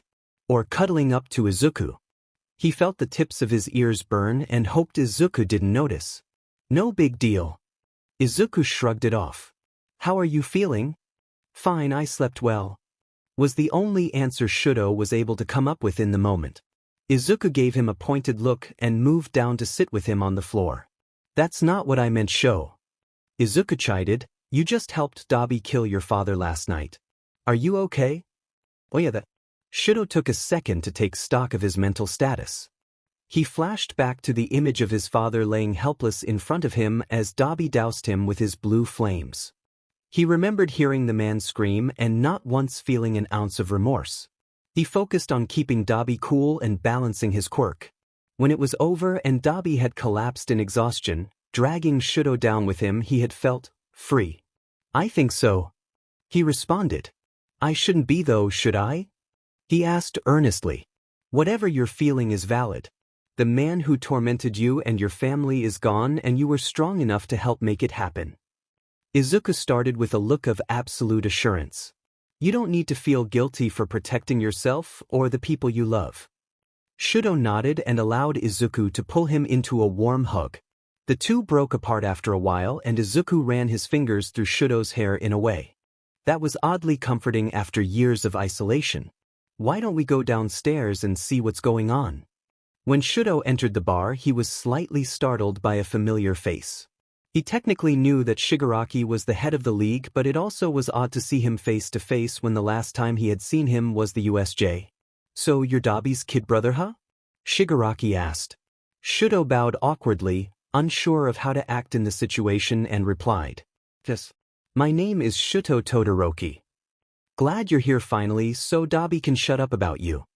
He's been obsessed over getting you away from Endeavor since he came here. Shigaraki replied crankily. Ignore Tomu and I. Izuku said cheerfully as he got an evil glare shot at him from Shigaraki. He's always crabby. If you want to be friends, you just have to play some video games with him. I've never played a video game. Shido confessed to the two shocked faces. What the F is wrong with you? Shigaraki gasped. I wasn't allowed to do any frivolous activities. If I had any free time, it was spent training. Shido responded. Shigaraki practically jumped off the stool and dragged him to the console that was set up in the corner. We are changing that right now, he demanded as he pushed Shido into one of the chairs. He could hear Izuku chuckling behind him. Shigaraki booted up the system and pushed a controller into Shido's lap. We'll start with Smash, it's easy.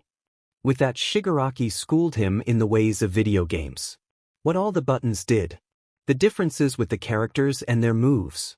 How not to fall off the edge and die. It was fun. Soon Shido was laughing and swearing at the screen right along with Shigaraki. He could hear Izuku in the background talking to Kurogiri, but he didn't pay much attention until he heard Izuku call for him.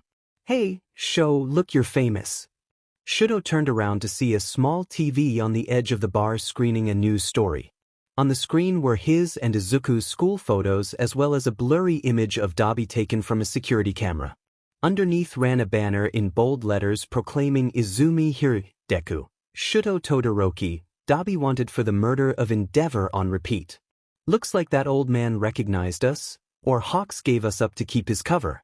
That SCKS, we won't be able to go out for a while. They also said they caught Stain. That's too bad, they seem to be linking us with him though. Izuku continued to mumble as Shido stared at the screen. There was no going back now, not that he wanted to anyways, but seeing his face on the screen made it feel real. Suddenly the screen cut to static and then a voice echoed from the box. Izuku, my child. Would you please bring Shido for a visit? The voice asked politely. Izuku looked up towards a camera near the ceiling that Shido hadn't noticed before and gave a big thumbs up. Do you want me to bring Dabi too?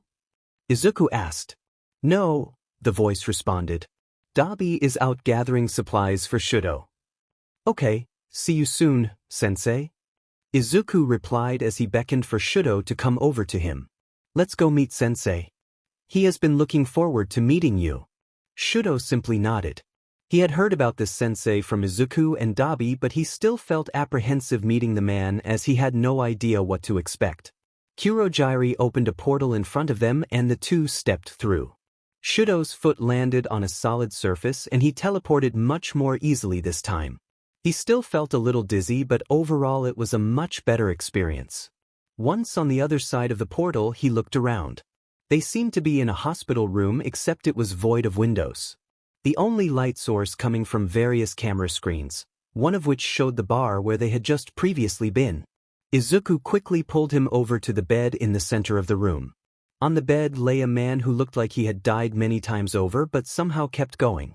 Despite his appearance, though he gave off an extremely powerful aura, it was intimidating to say the least. Shudo was suddenly very glad for his practiced, collected demeanor. "Sensei, this is Shudo." Izuku introduced him cheerfully. Shudo bowed deeply. "Hello, my name is Shuto Todoroki," unsure if the gesture would even be appreciated due to the man's absence of actual eyes. "What a respectful young man." Sensei said warmly. "We have been waiting for you for a long time, Shudo. It brings me great joy that Dabi was able to get you out of that terrible situation." "Thank you," Shudo responded, surprised by his gentle tone. "I hope you do not feel offended by my use of your first name, my child. I want you to know that I have always considered you a part of the family since we took Dabi in as well." Sensei continued. "My goal for all my sons is to push them to achieve their goals and afterwards create the world that they want, and I want the same for you. Is there anything that you want to achieve?" Shudo stalled. Never in his life had anyone asked what he wanted. He was told. Told he would be a hero. Told he would train all day. Told he would not have friends because they would make him weak.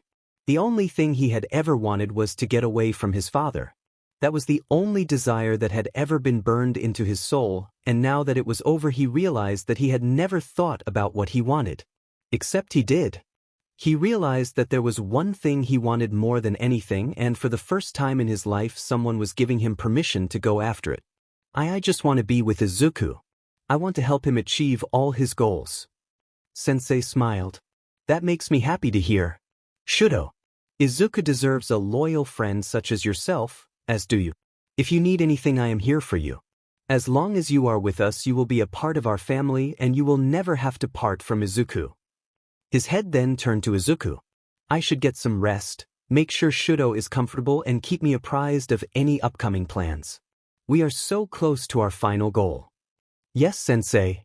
Izuku responded, and as if on cue the portal reopened behind the boys and they turned to leave. "Shudo, my child, welcome home." Toshinori walked into the police station a few days after young Bakugo had been discovered. He turned immediately and descended the stairs to the archives. The ginger woman at the window greeted him warmly. "Hello, Yagi-san. What can I help you with today?" "I'm just looking into an old case, Yuki-san." He replied with a smile. "Alrighty, as long as you have cleared it with Detective Tsukachi," she said as she pushed a clipboard towards him. "Just sign in and I'll have him sign off on it later." "Thanks so much, Yuki-san." He replied gratefully as he signed his name on the paper, and she buzzed him into the archive room. The room was silent, fluorescent lights flickering ominously as he made his way to the back. Finally, he came upon the year he was looking for and started searching down the row. Towards the back of the row under closed cases were two boxes. One labeled Midoriya and the other Bakugo. He carefully pulled both boxes from their spots on the shelf and carried them to a nearby desk. First he opened the Bakugo box. There were photographs of the fire as well as some autopsy reports and a fire inspection. He passed by the photos for the autopsies. He didn't feel the need to re-see what he had witnessed all those years ago. The first was for Masaru Bakugo. Cause of death, asphyxiation. Notes, minor burns and smoke inhalation consistent with severity of fire. Second was Mitsuki Bakugo. Cause of death, asphyxiation. Notes, minor burns and smoke inhalation consistent with severity of fire. Finally, he flipped open the report for Izuku Midoriya. Empty. Toshinori flipped through all the reports and completely emptied the box, but the autopsy was nowhere to be found. Finally, he settled on looking through the fire investigation and was once again surprised. Cause of fire. Fire originated from a lit cigarette but near the residence. Notes, cigarette but lit dry brush outside the house, which in turn caught on the siding on the NW side of the residence. The exterior doors seemed to have been jammed shut. Accelerant detected. Evidence of foul play discussed with the lead detective. Excessive fire damage in the rear bedroom where the fire was instigated. No security footage available near the residence. Toshinori hummed thoughtfully to himself. He looked over to the cover of the box where the pertinent information including lead detective was written. Izo Tanuma. He worked with Naomasa and always seemed to be around, but the two hadn't interacted much. He glanced over to the other box as well and saw the detective's name written clearly under Midoriya. He set his current files aside and opened the box. The report was short and succinct. Clear-cut robbery gone wrong. Toshinori noticed a flash drive at the bottom of the box. He pulled it out and moved over to the viewing station set up in the corner. He popped the flash drive into the machine and the video popped up on the screen. After searching for the remote for a few minutes, he pressed play. The video began with an agitated-looking man sitting across from a younger Detective Tanuma. "Please walk me through what happened yesterday," Detective Tanuma asked politely. Suddenly the video glitched subtly, only to refocus on the two men in slightly different positions. Toshinori had to watch it 3 times over to catch it. "Fine. The beach walked in on me taking sheet. She scared the crap out of me and said she was going to call the cops, so I killed her," the man confessed haughtily. "Did you know Midoriya-sama before this incident?" "No, just her lucky day. I'm not saying anything else. Thank you for your cooperation. I will get this matter settled," Detective Tanuma replied.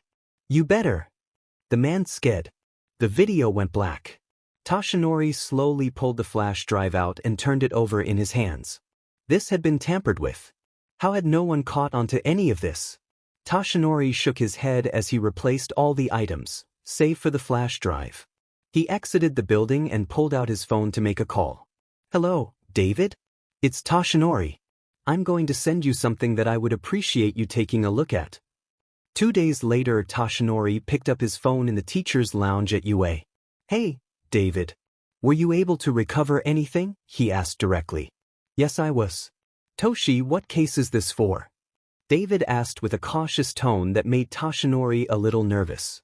He rubbed his face harshly with his free hand and let out a deep sigh. There was no reason for secrets anymore. "It's for the case of a woman named Inko Midoriya. We were involved years prior to this, and I have recently gotten information that makes me believe there is more to this case than I thought." Toshinori confessed vaguely. "I would say you are right about that." David sighed on the phone. "I sent the recovered file to your secure email. Just be careful." "I always am, David." "Thank you," he encouraged as the men said their goodbyes. Toshinori moved to his desk and pulled up his secure email. At the top of his inbox was the message he was looking for.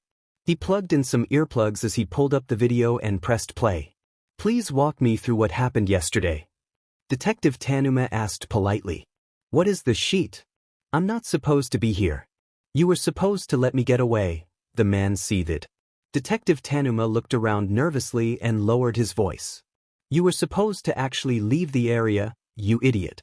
I can't cover for you if you get picked up by someone else. The deal was that I kill that beach, make it look like a robbery, and your boss man gives me my money and I'm on my way. Me getting put in jail was not part of the deal." The man slammed his hand down on the table to emphasize his point. "Yeah, but who stabbed someone 11 times in a robbery gone wrong?" Tanuma rubbed his head exasperatedly.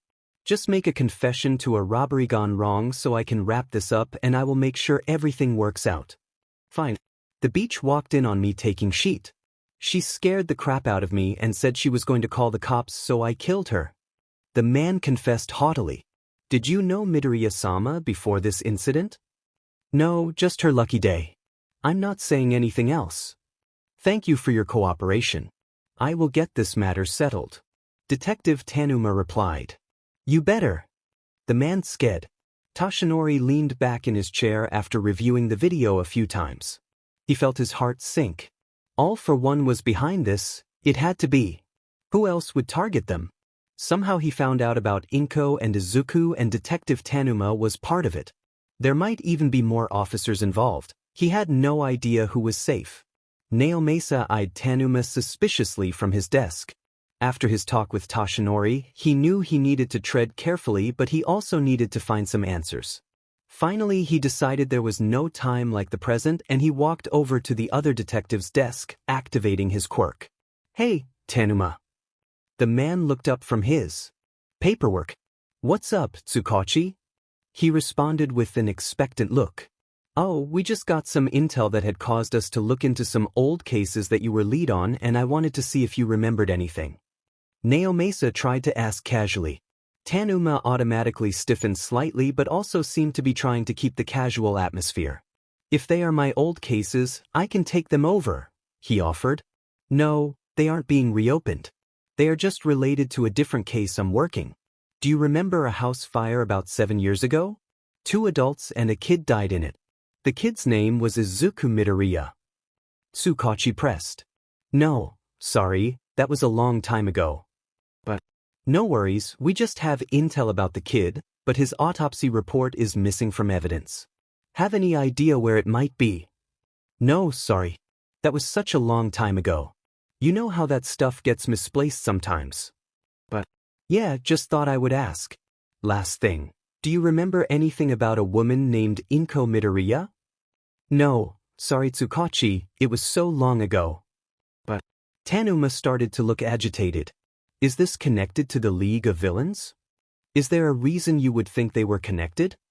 Naomasa asked, hoping to pull something more. Oh no. I just know that's the big case you are working on right now, so I just assumed. Tanuma rushed to clarify. But it's no issue. Thanks for your help.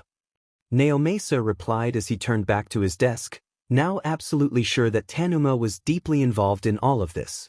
He shot a text to Toshinori confirming their suspicions. 7 years prior, Izo finished piling the final villain into the squad car as he slammed the door shut, taking out his aggression on the car door. He hadn't heard anything from Shigaraki about this robbery, so he hoped he wouldn't have to tamper with anything. It was going to be enough of a paperwork headache without further complications. At least he was compensated well, and he didn't have to worry about anything if he stayed on Shigaraki's good side. He didn't really care to think about what would happen if he didn't. Out of the corner of his eye, he saw All Might speaking with a hysterical green-haired woman. He had an odd look about him, missing his signature smile that he usually used to calm citizens. Hey, Tanuma. Are you ready to head back to the station? Detective Tsukachi called to him. You go ahead, I'll make sure everything is wrapped up here. Izo called back. He approached the hero, careful to stay blended in the background, just barely within hearing shot. Toshi, he needs you, the woman pleaded through her tears. He's being bullied for not having a quirk. He needs a strong role model in his life. He's already obsessed with you as a hero. Please, if not for me then for him, he's your son. All Might stiffened at the statement. Inko, it's too dangerous and you know that. I can't be there for him in that way. Please, we can stay somewhere safe. You can keep us safe, I know you can. The woman reasoned. All Might's face turned hard as he responded. I don't want a quirkless son. Then he turned and left the woman standing there sobbing into her hands. Once he was far enough away, Tanuma approached. Excuse me ma'am, are you okay? Oh, the woman wiped her face on her sleeve. I'm so sorry, yes I'm fine. Just a little shaken up I guess. That is to be expected. Can you come with me so I can get your information and witness statement? Izo asked politely. What is your name? Oh yes, my name is Inko Midoriya. The woman replied as she followed him to his squad car. All right, Midoriya-sama, just fill out this form with your personal information in case we need to follow up on anything, and I will just ask you a few questions before you are free to go. Izo smiled at her connivingly. Midoriya-sama filled out the paperwork and answered his mundane questions before wandering off. As soon as Izo climbed into his car, he made a call. I have some information you'll want to know. Very valuable information. Izuku swiftly moved a soft tape measure around different parts of Shudo's body as he called out numbers to the phone set to speaker mode on the table next to him. Shoulder width, 42 centimeters. I think that's the last one I need, thanks Izu. You sure you don't have any opinions, Shudo? Mei asked through the phone. No, anything is fine, he responded as he sat down on the bed behind him. Mei, nothing flashy, this isn't a hero costume. Izuku chided. I know. Lucky for you I have been meaning to work on my sewing skills since they are getting rusty. He doesn't even want any real support items. Mei complained. I'm sure you'll be able to sneak some in there. Izuku responded. shooting a mischievous smile at Shudo. You know me too well, Izu. Since Mr. Icy Hot is so boring, this shouldn't take too long. I'll shoot you a text when it's done. Good thing I love you so much. Also, our jetpack baby is working perfectly now. I swear on everything that is holy that you must have some sort of tech quirk. Izuku laughed. You just wish you were as smart as me. Bah, you're right. Well, Mr. Smarty Pants, start reviewing that code for me then. Don't get too distracted now that you've got your boyfriend living with you. I still have projects you promised to help with. May teased. Both boys turned a spectacular shade of red, but, out of the insistence to look anywhere except each other, it went largely unnoticed by the two. Mimi! Stop it! Izuku choked out, only to be met with a cackle and the click of the call ending. Finally the two boys' eyes met as the air hung awkwardly around them. Izuku rubbed the back of his neck shyly. You know how she is, he explained as he went to sit next to Shudo on the bed. I'm excited to see what she comes up with. Me too. Shudo agreed. So are you going to be changing anything with your costume? What do you mean? Izuku asked, tilting his head slightly in confusion. Well, judging by the state of Bakugo, you have his quirk now. Are you going to need to change anything because of that? Shudo asked earnestly. Oh! Izuku exclaimed, putting the pieces together. Yeah, I guess we didn't get the chance to talk about that, did we? No, I had barely heard from you since the sports festival. Shudo stated, sounding slightly dejected. I'm sorry, Sho. I just didn't want to bring you any more trouble than I already had until we were ready to make our move. Izuku explained. Shudo simply nodded his head in response. But no, I don't have to change anything because I don't have the quirk anymore. Shudo's head snapped to meet his eyes. What do you mean? Honestly, I wanted to take it. I wanted him to have to live quirkless like I did, but I never really wanted to keep it. I've worked really hard to get where I'm at, and suddenly having such a strong offensive quirk just seemed wrong. I'm not sure how to explain it. Mostly it changed my fighting style too much and I stunk like nitroglycerin all the time. I had Sensei take it back. He said he would hold on to it until I decided what I wanted to do with it. Izuku explained. That's still so crazy to me. To think there is someone who can take and transfer quirks. Shudo admitted. You know he can do it for you too, right, Sho? Izuku suggested softly, not wanting to offend his friend. I know you've hated your fire and there's no reason you have to live with it. Shudo looked away from Izuku and down to his left hand. I did, but now that he's gone, for the first time, I feel like I can make it mine. That's great. I bet Dabi would love to help you get it under control. Izuku encouraged as he boldly grabbed Shudo's left hand. Fire can be such a beautiful quirk. So powerful, he continued as he traced Shudo's palm with his fingertips as if he could willingly draw the fire out. Izu. Shudo started timidly. Izuku looked up to realize that he had subconsciously scooted closer and now the two were only a breath away. Silence stretched between them for a moment before Shudo spoke up again. Before I left for my internship, one of my classmates made me realize something. What was it? Izuku asked while the two sat as still as possible, unwilling to break the tension that was coursing between them. A blush started to creep up onto Shudo's cheeks. I think I have a crush on you, Shudo confessed, and Izuku felt like his entire body caught fire. Partly to do with the confession, but mostly to do with the extremely close proximity to Shudo, who actually was on fire. Shudo quickly moderated the flames with his ice before apologizing profusely.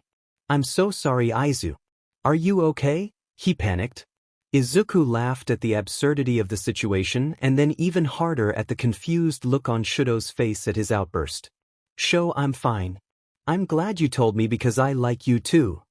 The mood quickly settled as Izuku once again slid back into Shudo's personal space. Can I kiss you? He asked nervously. Shudo stuttered as he slightly backed away, making Izuku's heart clench painfully at the rejection. I don't think that's a good idea. I just burst into flames telling you I like you. I don't know what would happen if we did. Everything clicked in Izuku's head. Shudo was scared of hurting him. Izuku smiled. Sho, do you trust me? Shudo nodded his head furiously, making Izuku giggle. Don't worry then. I'm going to kiss you now, okay? Shudo froze but didn't make a move to oppose him. He let his eyes flutter shut as he drew closer to Shudo. Their lips met in soft touch and, as Izuku suspected, Shudo's left side flared, causing him to gasp suddenly. Izuku took the opportunity to quickly dart his tongue into Shudo's mouth, liking the other boy's tongue slightly. Suddenly the flames disappeared and Izuku pulled back. What just happened? Shudo asked, looking somewhat shocked. It will only last a few minutes. Izuku responded as he saw the realization hit Shudo. Your quirk! He exclaimed as he attempted to use his and failed. See? You can't hurt me. I promise. Izuku encouraged, hoping that Shudo was as pleased with the situation as he was and wasn't mad that Izuku cancelled his quirk. Shudo responded by wrapping his hand around the back of Izuku's neck and pulling him back into another kiss. This one felt different. There was no hesitancy. No fear. The kisses were soft and chaste and perfect. After a while the two broke their lips apart in favor of hugging each other tightly. Thank you. Shudo whispered into Izuku's hair. For what? Izuku asked, muffled but unwilling to move from his current position. I've never been good at controlling my quirk when I am emotional. Instead of learning to, I just pushed all my emotions away. I never thought I would be able to get close to someone like this without hurting them. Shudo confessed as he ran his fingers through Izuku's hair. Izuku hummed at the gentle scratching on his scalp. I guess we were just meant to be then. He mumbled into Shudo's chest. He felt Shudo press a kiss into his hair. You must be right. Shudo stepped out of the portal into a large empty warehouse, Dabi following quickly behind him. He turned to look back at him. He still had such complicated feelings towards him. He knew Dabi was his brother, but their views of each other were vastly different. Shudo didn't even know he existed until he was 8, and even then he thought he was dead, so he honestly hadn't given him much thought. On the other hand, Dabi had spent almost half his life watching Shudo and working to get him out. Shudo hoped that this training would bring him closer. He could feel how intensely Dabi cared for him and he wanted to catch up to those feelings. I'll be back for you both in 3 hours. Please contact me if you need to leave earlier. Kurogyri stated before vanishing in his plume of smoke. You ready, Sho? Dabi asked him excitedly. Yeah. Shudo responded, feeling the jitters course through him. They had been cooped up in the bar for a week now, waiting for the heat to die down, and even though they were just in an abandoned warehouse, the open space felt refreshing. You pretty much have your ice mastered, so we are just going to work on your fire. First I want to see your limits. Make as big and hot a flame as you can for as long as you can. Dabi instructed. Shudo turned his back to his brother and allowed the heat to take over him. He allowed the flames to explode from him. They only lasted a few moments before he dropped them. Not because he was overheating or fatigued, but he realized that allowing an entire half of your body to go up in flames will leave you completely naked. He dropped to the floor, trying to cover himself with the half of the clothes that had not been burnt to ash, while he heard Dabi howling in laughter behind him. He felt a fabric thump against his back and quickly pulled the newly discovered sweats on as Dabi got himself under control. Sorry, that was just too funny. I thought something like that might happen, so I brought extra clothes. Don't worry. First thing we need to do is try to concentrate your flames through only your hand and shoot it more like a flamethrower and less like an explosion. Dabi instructed. How do I do that? Shudo asked. Just try to picture it in your head, or do whatever you do to get your ice to do something precise instead of a large attack. Shudo nodded. That made sense. He had tons of experience working with his ice, but when it came to fire, he could control it enough to melt ice or completely explode, and there was really no in between. He remembered when he was younger and Natsuo had taught him how to shoot ice pellets at the back of Fuyumi's head when she wasn't looking. That was probably a good place to start. He looked ahead and reached out his hand. Instead of releasing completely, he focused on his palm and imagined the ice pellets. He released his quirk and surprisingly a small, somewhat steady stream of flames erupted out of his palm. Good job, his brother exclaimed.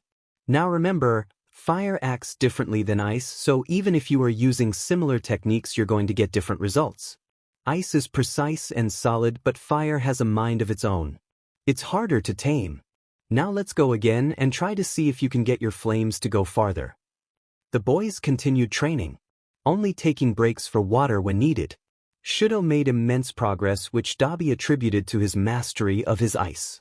Instead of starting from scratch, he was able to apply the concepts and techniques he used for his ice to control his fire.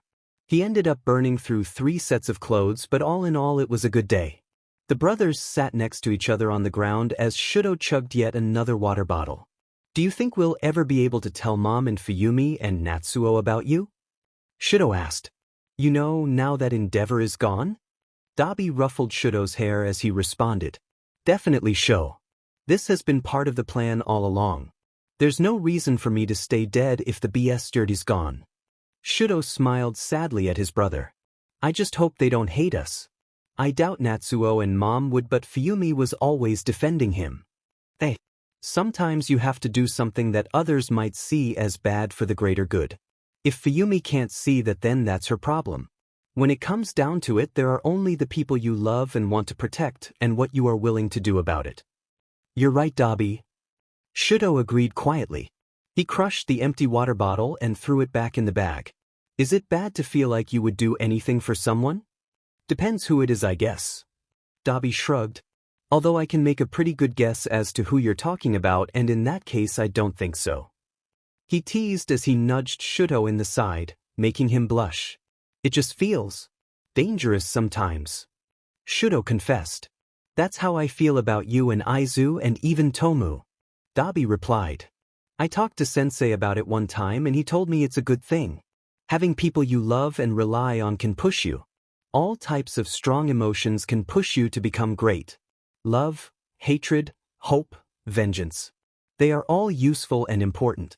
He said he used to think having people you love was a weakness until he realized that having something worth protecting is the strongest motivator of them all.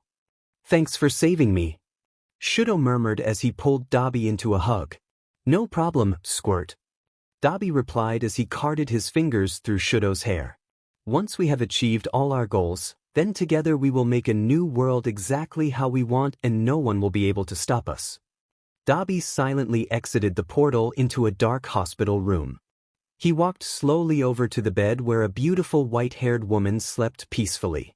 He took in her face, years older and more weary, but still the same face he remembered as a child. He laid a letter on her nightstand and softly brushed stray hair behind her ear. I'm sorry I couldn't have told you sooner, Mom. I promise when this is all over I will be back for you, he whispered before disappearing back through the portal. Izuku, Dabi, Tamura, and Shudo all sat comfortably around Tamura's room. Mostly due to the fact that World of Warcraft dropped a new patch and Tamura didn't want to leave his laptop. Izuku flopped back on the bed with a loud groan. Gah! How the hell are we supposed to get to All Might if he never effing leaves UA? He complained. Let's just raid UA. We just need to recruit enough players for a takeover. Tamura suggested, eyes not leaving his computer. Tomo and we can't just bust into the middle of UA. That place is crawling with pros. We need to find a way to draw him out into our turf. Izuku retorted as he felt his phone vibrate in his pocket. He sat up and flipped it open. Hey Mimi, you're on speakerphone. Izu. I was just working on some ultra-compressed weight babies for finals and I overheard something interesting. May began. Some blonde kid from the hero course came for some support item upgrades and he brought a pink girl with him. They wouldn't shut up about how excited they were for some summer training camp out in the woods. Did they say All Might would be there? Izuku asked excitedly. No, they said it was just their teachers, but it's being kept on the down low, so I don't even know where it is. May admitted. Izuku slumped slightly with disappointment, then suddenly shot straight up. Mimi, you've got a couple tracking devices hanging around, don't you? Of course. I've got a drawer full. May replied. Perfect. Will you do me a favor? Izuku asked with a playfully cute tone. Anything for my Zuzu. May responded. When they leave for their trip, can you put a tracker on their bus? Huh, I thought you were going to ask for something difficult. Sure, easy. By the way, I have Shudo's costume done. Can we meet up? Things are still pretty hot right now, but I can have Kurogiri warp you here. Just text me when you're available. Okay, see you soon, Izu. Bye, Mimi. Izuku responded cheerily before ending the call to a room of confused faces. Why do we need to track a bus going to the middle of nowhere, where All Might is not even going to be? WS. Izuku smiled. Because in the middle of nowhere, with limited supervision, is a whole group of bait waiting to be taken. Bait? Dabi questioned. Those Hero Course kids. Izuku gestured like it was the most obvious thing in the world. If we take a couple of those kids, then we can lead All Might and the other pros exactly where we want them. Then we will have a trap waiting. We just need to sort out the details. A thoughtful silence fell over the room. Surprisingly, Shuto spoke up next. That's actually a really good plan. All Might has a soft spot, especially for Class 1A. At first he seemed to really favor Bakugo, but even after he got transferred to Gen Ed, he seemed to have grown attached to 1A. Sho, are you cool with this? They were your classmates up until now. WS.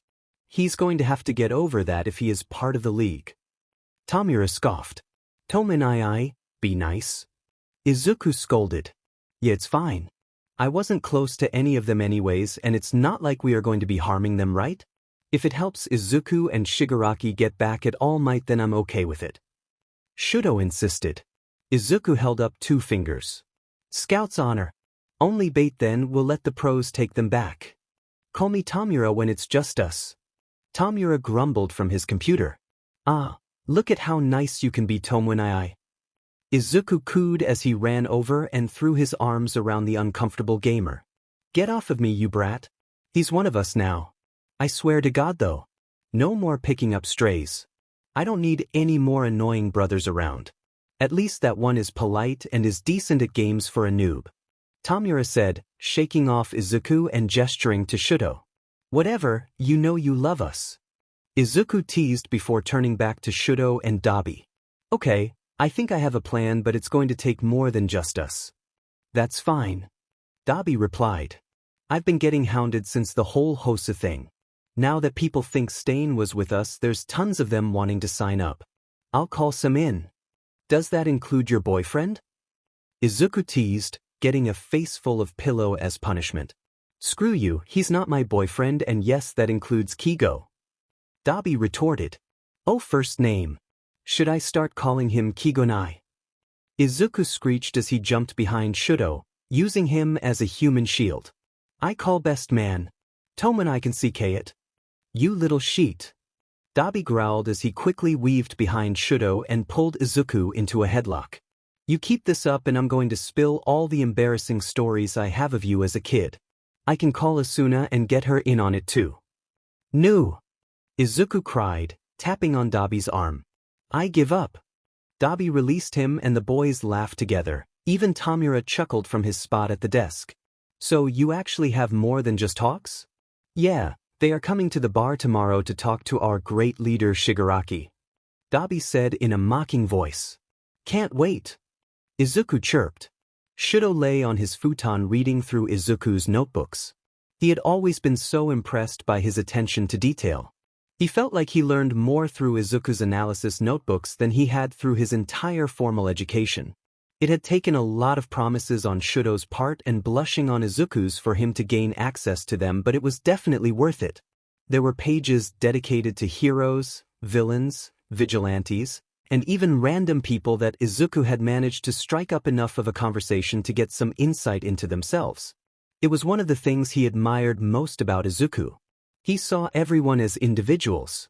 He saw their potential instead of their labels.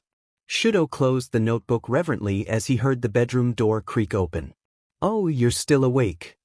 Izuku commented as he entered the room and took a seat next to Shuto. How did it go? Shuto asked. Dabi was bringing some people in who wanted to join the league. Shuto decided that he would stay upstairs since he was pretty new as well, and on top of that was aware of his lack of social graces. Good. Well, okay, I guess. Tomenai managed to get in a fight with a couple people because he was said that they were all here because of Stain and not him and his nomus. Izuku recounted. So I had to step in and basically give everyone the "we are all here for the same reasons, let's be friends" talk. Everyone seems decently happy now, most of them decided to stay, so that's good. Why am I not surprised that's how it went? Shuto jabbed, eliciting a chuckle from Izuku.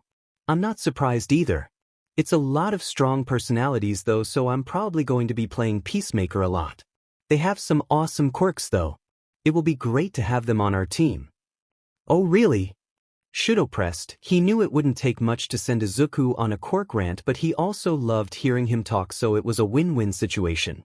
Yeah. Izuku started excitedly. There's a girl named Toga, she's only a little older than us. Her quirk can let her transform into anyone if she drinks their blood. She's great with knives too, so we're going to practice together sometime. There's also a guy named Compress. His quirk is that he can compress anything into a marble and release it at will. It's the perfect quirk for our plan. I almost fainted when he told me about it. It's so versatile. There is also a guy named Twice. He's pretty funny. He's always contradicting himself, but he can create clones of people, which has so many applications. I want to ask him if he can clone himself too. Wouldn't that be so cool? There is also a woman with a magnetizing quirk who goes by Magna, but she didn't go too in depth as to how it works. And there's a guy named Spinner with a mutant quirk. He also said he is good at hand-to-hand. He's a major Stain fanatic though, so he was the hardest one to convince. I think he's still on the fence, but I have a feeling he will stick around. Anyways, they all joined up and they said they have some friends who might be interested too. Looks like we aren't going to have any trouble getting enough people to go through with our plan. Also, we'll have more people around, which will liven things up.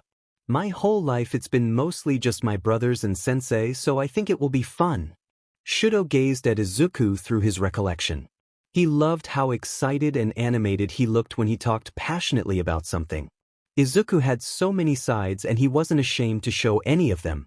It was a virtue that was beaten out of Shuto at a young age, which made him cherish it even more. His lips quirked up in a smile. Sounds great. I can't wait to meet them all. Well, I think that Toga and Compress are still here if you want to go meet them. Izuku suggested. I thought you would be asleep, but I came to grab a notebook because Toga told me she would give me a demonstration of her quirk. Let's go. Shuto responded as he rose from his spot on the floor, offering a hand to Izuku to help him up as well. Izuku took the assistance and then opened his desk drawer to procure his current analysis notebook. The two boys then exited the room and walked down to the bar. When they entered the bar, there were two new faces in the mix, along with Hawks sitting at the gaming console with Dabi and Tamura. One was a girl with blonde space buns and one was a man dressed like a magician. The blonde was the first to notice him. Oh, you're the cutie that's all over the news. She squeaked as she ran over to him, throwing her arms around him in a loose hug. I'm a little partial to freckles here, but if you definitely take second place. Shuto stood ramrod straight, looking pleadingly over at Izuku. Toga, hands off. Izuku scolded as she pouted at him but released her grip. So possessive. She complained as she bounced over to Izuku and took his hand. You just want me all to yourself, Deku? Other way around. Izuku said slyly as he pulled his hand away and instead laced it with Shuto's. Toga clamped her hands over her mouth and gasped. Even more adorable. You two would be even more perfect, all covered in blood. Anyways, Izuku began, choosing to ignore the last comment. Toga and Compress, this is Shuto Todoroki. It's a pleasure. Compress said theatrically with a flourished bow. Shuto returned the gesture with his own more simple version. So, Toga, I got my notebook. Can you show me your quirk? Izuku asked excitedly. Shuto had to fight back a chuckle. Growing up, he had this image of villains lurking in the shadows, ready to hurt or maim anyone who crossed their paths. The reality was so far removed. Here he sat, in the villain hideout of the most prolific villain gang in Japan. Where the leader was playing Mario Kart with his brother and a pro hero, two men were sitting at the bar conversing about sleight of hand, and his boyfriend was squealing like a fanboy and taking notes on a teenage girl's quirk. The home he had grown up in felt more like a villain's lair than this. He decided to take a seat at the bar with Compress and Kurogiri since Izuku was thoroughly occupied. Why hello Shuto. Kurogiri acknowledged as he took his seat. Compress here was just showing me a few magic tricks. Seems he used to be a professional magician. That sounds interesting. Shudo remarked. I have never seen a magic show. What a travesty! Compress gasped. I wasn't allowed to do anything that would be considered recreational growing up. Shudo admitted. Well, it sounds like it's time to fix that egregious error. Would you like to see some? Compress asked while impressively fanning a deck of cards out over his hands. Shudo nodded. Shudo lost track of time as he watched trick after trick, every time being utterly amazed and completely unconvinced that it was not an actual quirk. He had never seen anything more fascinating in his life. Eventually Compress decided to teach Shudo a trick he could do on his own. As soon as he learned, he jumped off the stool to show Izuku and turned to where he had been hearing him chatter non-stop, only to see two pairs of large green eyes peering back at him. Huh, he said dumbly. It's Hime-chan's quirk. Isn't it convincing? The Izuku with the notebook replied. A little too convincing. Shudo admitted. The only thing that made him reasonably sure that he was speaking to the correct Izuku was that he would never let someone else write in his notebook. The other Izuku, or Toga he guessed, ran up to him and wrapped herself around his arm. Don't I look cute? She asked in a perfect copy of Izuku's voice, which was, admittedly, extremely creepy. Before he had the chance to answer, she started melting right on his arm. He panicked and tried to catch her until he realized that she was simply changing forms, which seemed to delight her. You're worried about me. It looks a little gross, but I'm fine. I think I like it best when you look like yourself. He replied bluntly, making a mental note to come up with a code word between him and the real Izuku later. You sure know how to talk to a girl, Sho-chan, she said as she playfully slapped his shoulder and skipped back to Izuku, pulling Shudo along with her. We're going to be best friends. She squealed as she pulled them into a group hug, completely overriding Shudo's daily allotment of physical contact from new people. Oh, did you hear, Sho-chan? She continued as she released them. Deku-chan came up with a great support item and he's going to ask his cute friend to help him make it. Yeah. I was thinking that since she's like me and her quirk works regardless of distance, she needs a way to extract blood to use at a different time. I can always just grab hair so it's easier for me, but wouldn't it be cool if we could get her some automated syringes? I've already got the plans drawn out, I just need Mimi to help with the fabrication. Izuku said excitedly as he showed Shudo the drawing of the device. Sounds great. Shudo replied as he looked between the beaming faces of his boyfriend and his new friend. He felt an odd mix of completely out of his comfort zone and completely at home. Rei Todoroki awoke feeling exhausted. When she had heard the news of Endeavor's death, she couldn't help but feel relieved, but when she saw that her precious Shudo took part in his murder and was now being considered a villain, she became racked with guilt and panic. She suffered from a breakdown the likes of which she hadn't had in years, leaving her feeling emotionally fatigued. She couldn't remember the last time she felt adequately rested, and this morning was no different. She sat up in her bed and stretched slightly, gazing out the window, and wondered where Shudo might be and if he was okay. Even though she hadn't seen Shudo in years, she still thought about him often. Fuyumi and Natsuo had been visiting even more regularly since Endeavor's death, and that helped immensely. She could tell though that they were worried for their brother too, which sometimes just amplified the guilt.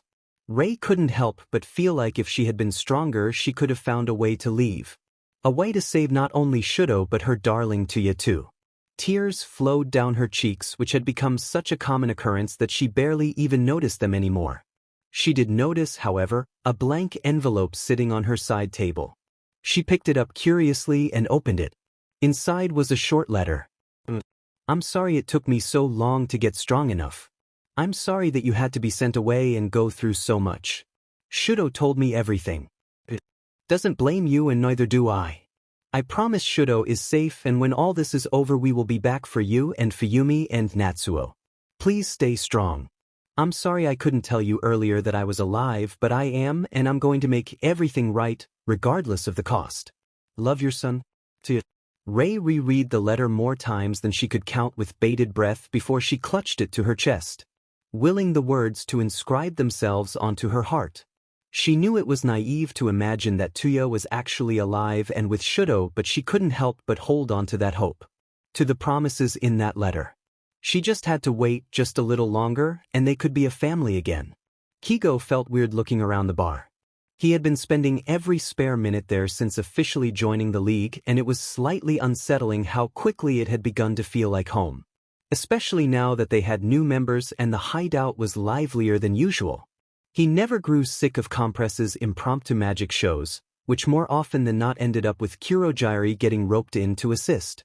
Or Magna's long tangents on trans rights and appropriate use of pronouns. He was quickly getting in the habit of asking everyone their pronouns upon first meeting now. He was getting a little sick of playing the "which one is Deku" game. It seemed like Deku was more than willing to give up as much blood as Toga wanted, to keep both of them entertained. At this point it was almost impossible to tell the two apart. One day Shudo had told him that he has a secret code with Deku to make sure he doesn't accidentally make out with Toga. Aside from that hitch, the three seemed to be as thick as thieves. To be honest though, Kigo wouldn't put it past her to try as a prank. The most common occurrence at the bar though was him, Dabi and Shigaraki attempting to destroy each other at Mario Kart. They played a lot of different games, but Shigaraki had too much of an upper hand at first-person shooter or RPG games, so they mostly stuck to the childhood classic in the spirit of fair play. Rainbow Road.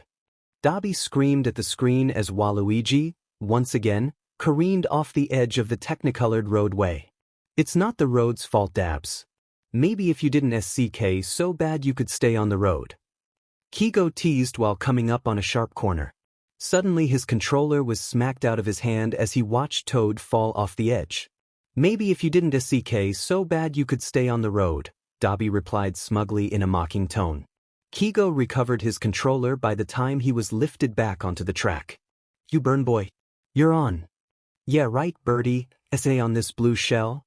Dabi cackled. Both of you noobs can SCK it. Shigaraki laughed triumphantly as Bowser crossed the finish line. Kigo and Dabi had been too caught up in their feud to realize how far ahead he had gotten. If you guys would pay attention to the game instead of sheet-talking each other, then maybe you'd have a chance at beating me. Fine then, Hansi. Let's go. Dabi challenged, but Shigaraki put down his controller and turned off the console.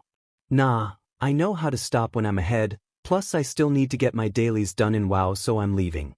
Shigaraki stood and stalked up the stairs towards his room. Kigo suddenly realized the odd situation of being alone at the bar. It wasn't often that it was this quiet. You got patrol today? Dabi asked as he set his controller down and took Kigo's as well. Yeah, but not for a bit. I should probably head out soon though to show my face around the agency. Kigo admitted. It's just ugh. Ugh. Dabi asked. It's just better here sometimes. Kigo admitted probably a bit too truthfully. I feel like I can actually be myself here, like you guys care more about me than what you can just use me for. I just don't want to go back sometimes. Oh shit, too honest, Kigo swore to himself. Something about Dabi made him way too honest, he needed to work on that. Dabi smiled mischievously. You sound stressed, he said as he pressed himself into Kigo's space. Need help with that? He should say no. But he should have also said no to all the other times and not have initiated any of the remaining times either, so screw it. Because he was right. Dabi was a pro at stress relief, so instead, being stupid, he grabbed the front of his shirt and dragged him the rest of the way in until their lips met in practice fashion. Their kisses were always passionate and desperate, as if they kissed each other deeply enough all the rest of their problems would just melt away. Kigo let his free hand travel up to Dabi's face and traced the lines of his scars. The small metal staples cool under his fingertips. He couldn't help but think that this wouldn't be a problem if Dabi wasn't so goddamn hot. He gasped lightly at the feeling of Dabi's hand slipping under his shirt to shamelessly grope his hard-earned abs. The feeling of skin to skin sent shivers down his spine. Kigo moved his hand into Dabi's soft black spikes as he tugged slightly, eliciting a small noise that made him smirk. Goddamn, you guys must have a shit ton of steam to let off.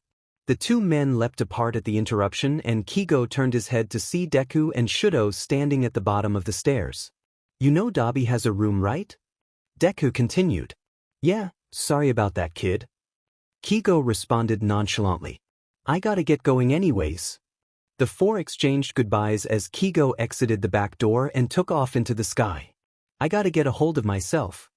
He thought to himself as he zoomed towards the commission. It's not forever, it's not real. Izuku turned to Dabi as soon as Hawks had left. So, when are you going to stop pretending with all this friends with benefits bullshit? It's not bullshit. Dabi responded curtly. Sure it's not. Izuku responded, completely unconvinced. Those two were just purposely blinding themselves. They were more all over each other than Izuku and Shudo, who were actually dating. So I was thinking, it's been a while and Sho needs some practice going out undercover and we haven't had the chance to go on a real date. So I was thinking we could go to the mall. Izuku excitedly presented his plan. Yeah, whatever. Dabi sighed. Really? Shudo asked incredulously. They had been prepared for a bit of a blowback. It's not like I could stop you anyways. Plus you're right. You can't stay at the bar forever, so it would be good practice. Just keep Kurogyari on speed dial in case something goes south. You two can take care of yourselves. Dabi responded. But our first date? Izuku said excitedly while clutching on to Shudo's arm. Let's get ready. The boys bounded back upstairs to get dressed. They decided to pick out their own disguises first before giving feedback. Once they were dressed, they counted to 3 to turn and look at each other. Izuku burst out laughing at the sight of Shudo. He had chosen black pants, a black shirt, a black sweatshirt with the hood up, a black baseball hat, sunglasses, and a medical mask. We are going to a mall in the middle of the day, not a back alley drag deal. Izuku wheezed, finally composing himself. I figured black wouldn't stand out. Shudo defended. It's okay, babe, you've never had to go incognito before. I'll help you. Izuku encouraged. After a few outfit changes, the two had settled on their looks. Izuku wore his signature red sneaker, which he defended, saying that he hadn't worn them to the sports festival so they weren't that obvious. He wore light wash jeans that were slightly ripped at the knees paired with a white t-shirt that said t-shirt across the front and a red zip-up hoodie with the hood up. The look was completed with lensless glasses and a headband that pushed his curls back under his hood. Izuku had put Shudo in a pair of black jeans, since he had insisted on some part of his outfit being black. White tennis shoes. A dark blue hoodie pulled up over his head and the black hat from earlier with his bangs tucked back inside. He had also somehow scrounged up some makeup to cover his scare and a fake nose ring for him to wear. The two looked in the mirror together and Izuku clapped his hands happily. Now I just look like a nerd with scary dog privileges. Scary dog privileges? Shudo asked. It's a TikTok thing. I'll show you later. Izuku waved off as he went to his bedside table and started sliding knives and other gadgets into various places on his person. Just in case. He replied to the worried look on Shudo's face. Finally he slipped on a silver ring. I think we are ready. Let's go. Kurogyari left the two at a condemned building close to the mall with the assurance that they would call if they needed anything.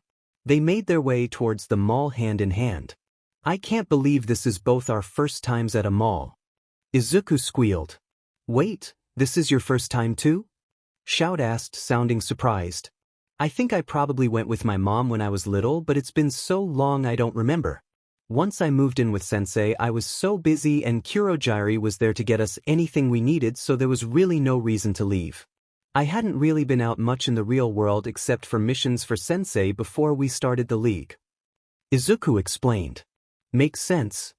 Shudo responded. I'd like to see where you grew up. Someday I'll take you. It was beautiful. You've been to the town, but it's not really the same. Our house was up on the mountain, tucked back in the forest. It was an oasis. I'll introduce you to Asuna too. She was my weapons instructor. She is back in America right now, but I'm sure I could convince her to come visit. Izuku rambled. I'd love that. Shudo replied, smiling down at Izuku. Izuku loved Shudo's smile. He hadn't seen it much at the beach or at school, but since he had been living with the league it had been popping up more and more. The two boys entered the mall and stood in front of a large map where they decided their plan of attack. They spent their morning hitting the arcade and checking out all the Stain merchandise that had been popping up. Izuku bought some because he just couldn't get over the fact that there was actually villain merchandise being sold. He told Shudo all about his planned line of merchandise that would most likely never come to fruition, but it was still fun to design. Finally, around lunchtime, the two decided to head to the food court for lunch. The two were deciding what to eat when Shudo stumbled backwards. Izuku caught him before he fell straight onto the floor, but not quickly enough to stop his hood from slipping down, pulling his hat with it. Todoroki, the blonde boy who had unceremoniously bumped into Shudo, muttered, looking confused. Izuku recognized him. He was one of the Hero Corps students, the one with the electric quirk. Hoping that Shudo had recovered enough to stand on his own, Izuku let go of him and quickly slipped behind this blonde. He popped the hidden blade on his ring open and in a single movement cut his neck slightly and liked a few drops of blood. The blonde grabbed his neck as he turned to look at Izuku. "Ooh, did you just lick me?" he asked incredulously. Izuku almost had to stop himself from laughing because in this entire situation, him being liked was the least of his problems. Izuku already had a blade pressed up to his ribs as he answered. "Yes, now are the rest of your hero friends here?" Izuku asked into his ear, still behind him. At this point Shudo had recovered his disguise, which Izuku was grateful for. The blonde nodded and shakily pointed towards a rambunctious table in the middle of the food court. "Great, why don't we go say hi?" he suggested as he pushed the blonde towards the table. The three made it to the table without issues until a pink girl looked up at them. "Oh, Kaminari, are these your friends?" Izuku made a gesture to Shudo and passed Kaminari to him as the table grew tense at the lack of response. Shudo and Kaminari took seats at one end of the table while Izuku made his way towards a distinctive purple head of hair. "Yeah, we all went to the same school, right? Aren't we all friends?" Izuku asked as he slid into the seat next to Shinso. Before the purple-haired boy could react, Izuku quickly ripped a hair from the back of his head and swallowed it quickly. "Hirai?" Shinso asked. "Yup," Izuku replied, enjoying the look of panic that crossed his face when he realized he could not reach his quirk. "Sorry, I had to cancel your quirk. Can't chit-chat with a quirk like that. We were just enjoying our date until Kaminari there, so rudely interrupted. I figured we would come say hello." Izuku continued, now holding his knife to Shinso's rib, holding him in place. "What's stopping us from turning you in?" asked a brown-haired girl who Izuku remembered to be Uraraka. He was assigned her costume when he was in the support course. She seemed like a sweet girl in their previous interactions, but her gaze was full of anger now. "Well, I guess you could if you don't care about your classmates. I have already cancelled Shinso and Kaminari's quirk, so they would be taken down easily. Oh, also I have this." Izuku pulled a grenade out of his pocket. "I wonder how many civilians would be taken out in the blast before the pros arrived? Guess it's up to you though," he shrugged. Uraraka snapped her mouth shut and Ida responded in her stead. "You murdered Endeavor." "Oh, Ida, you survived. I saw that you did, but to be honest it was pretty foolish to be out hunting Stain on your own, so you kinda deserved it." Izuku responded. "Also you are right. I mean you were passed out by the time he got there, so you didn't get to see it. But you would have been fried to a crisp with him if I hadn't pulled you out of the alley, so you're welcome." The class didn't seem to know how to respond to that, so the attention started to turn to Shudo. "Todoroki-kun, please come back. I'm sure this is all a misunderstanding," a girl with a large ponytail pleaded. "It's not Momo." Shudo responded coldly. That must be the girl that was family friends with the Todorokis, Izuku thought to himself. "I killed him and I would do it again. I'm not a hero." "Why did you go to UA then?" Momo asked in a pleading voice, seemingly still trying to convince herself that she could save Shudo. "Because I was forced to by Endeavor." Shudo stated plainly, still holding his grip on Kaminari.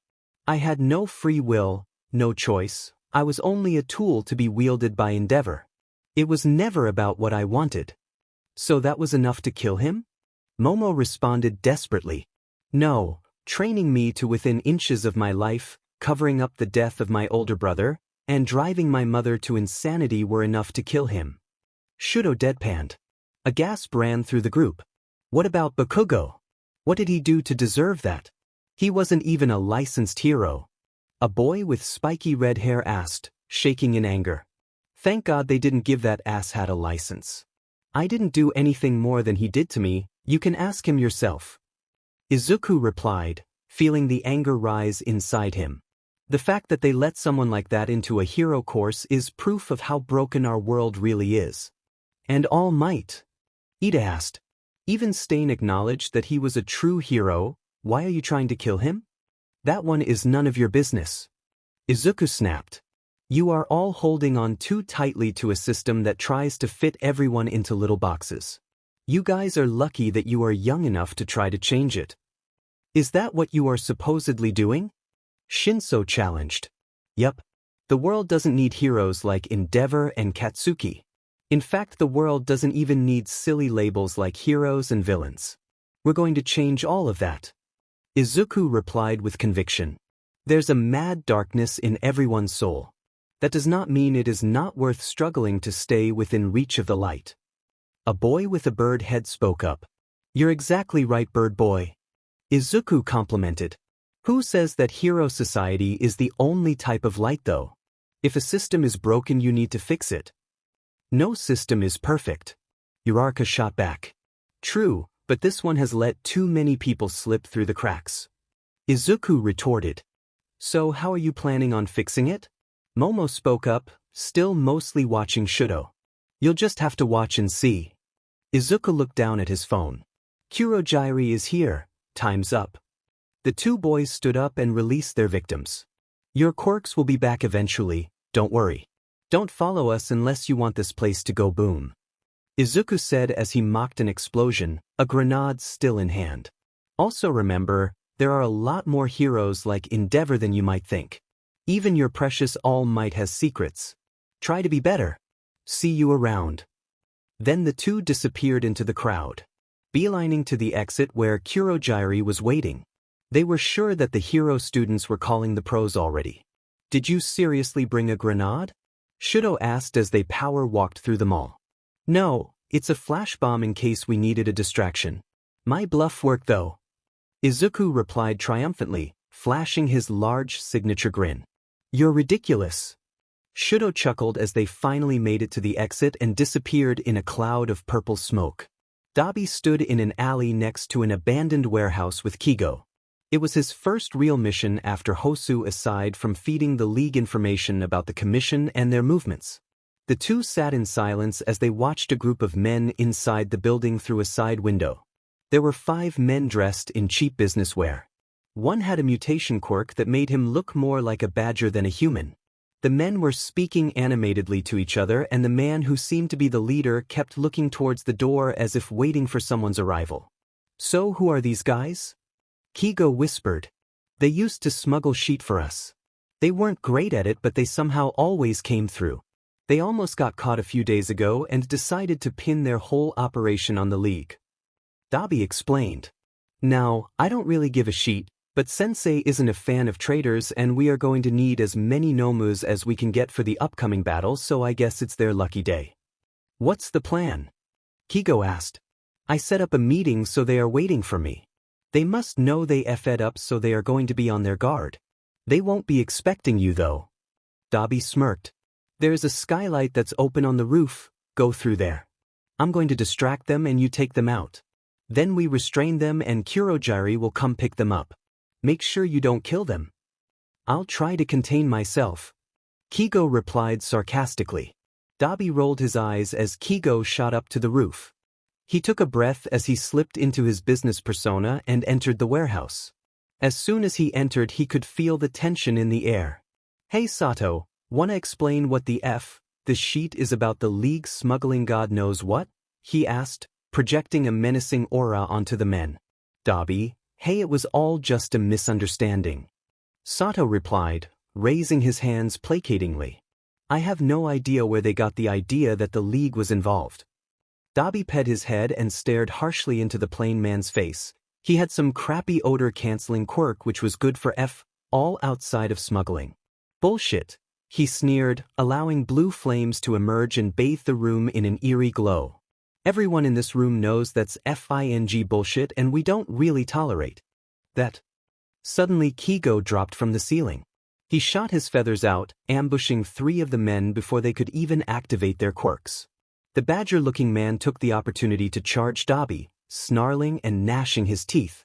As soon as he got close, Dabi released a small explosion of flames which forced the man to rear back. Dabi took the opportunity to slip behind him and deliver a precise, intense chop to the neck, knocking the man out. Thank God his anatomy wasn't all crazy, Dabi thought to himself. His thoughts froze though when he heard a loud bang. He whipped his head back to where Kigo was fighting to see him stumble away from Sato, who was brandishing a gun behind him. Who the F uses guns these days? Dabi swore as he sprinted over and knocked the man out in one punch and delivered a harsh kick to his ribs for good measure. He turned to see Kigo on the floor clutching his bleeding shoulder. Sheet. Are you okay? Where did you get hit? Dabi asked as he knelt down in front of Kigo and supported him. Yeah, just clipped my shoulder and wing. Takes more than that to bring me down. Kigo replied weakly. Dabi could see the blood oozing out of the wound now that he was closer. Dabi growled as he stood up angrily. He quickly tied up all the men before returning to Kigo's side. He learned early on that tying people up is the #1 priority the hard way, and he had a scar to remind him. Once the men were securely tied, he peeled back Kigo's coat as he hissed. The bullet had gone clean through, which was good. Looks like you'll live to see another day, birdie. Dabi replied as he more closely surveyed the damage. It sounds like you actually care, Dabs. Kigo joked. Of course I care, you dipshit, you're my... Dabi halted, blood quickly rushing to his cheeks. Kigo looked stunned before recovering into a mischievous grin. You're what? He pushed. F you, was all Dabi could choke out as a response. Kigo grabbed his coat and pulled him closer. You're mine too, he smirked as he lightly pulled Dabi in for a kiss. It was nothing like their others. It was small and full of absolutely everything. All he could think was, then I'm iffy screwed. Tashinori paced the teacher's lounge at UA. Nizu suggested he not leave campus except for a couple hours a day with at least 2 other heroes to keep up appearances. He knew it was smart. He knew that the league was looking for an opportunity to take him down, and leaving the school just put more people in danger. Plus, he needed to maintain his current time limit for the time when he inevitably had to go against All for One again. Tashinori flipped open the files in front of him. He had pulled every single reference to Inko or Izuku Midoriya that he could find in the police database. Him and Naomasa had been working tirelessly to figure out a solid connection to One for All, or at least how anyone even knew about Inko and Izuku. So far it was all conjecture, and they couldn't risk confronting Tanuma until they had more information. His phone vibrated once on the counter. He picked it up to see a message from Naomasa telling him to check his email.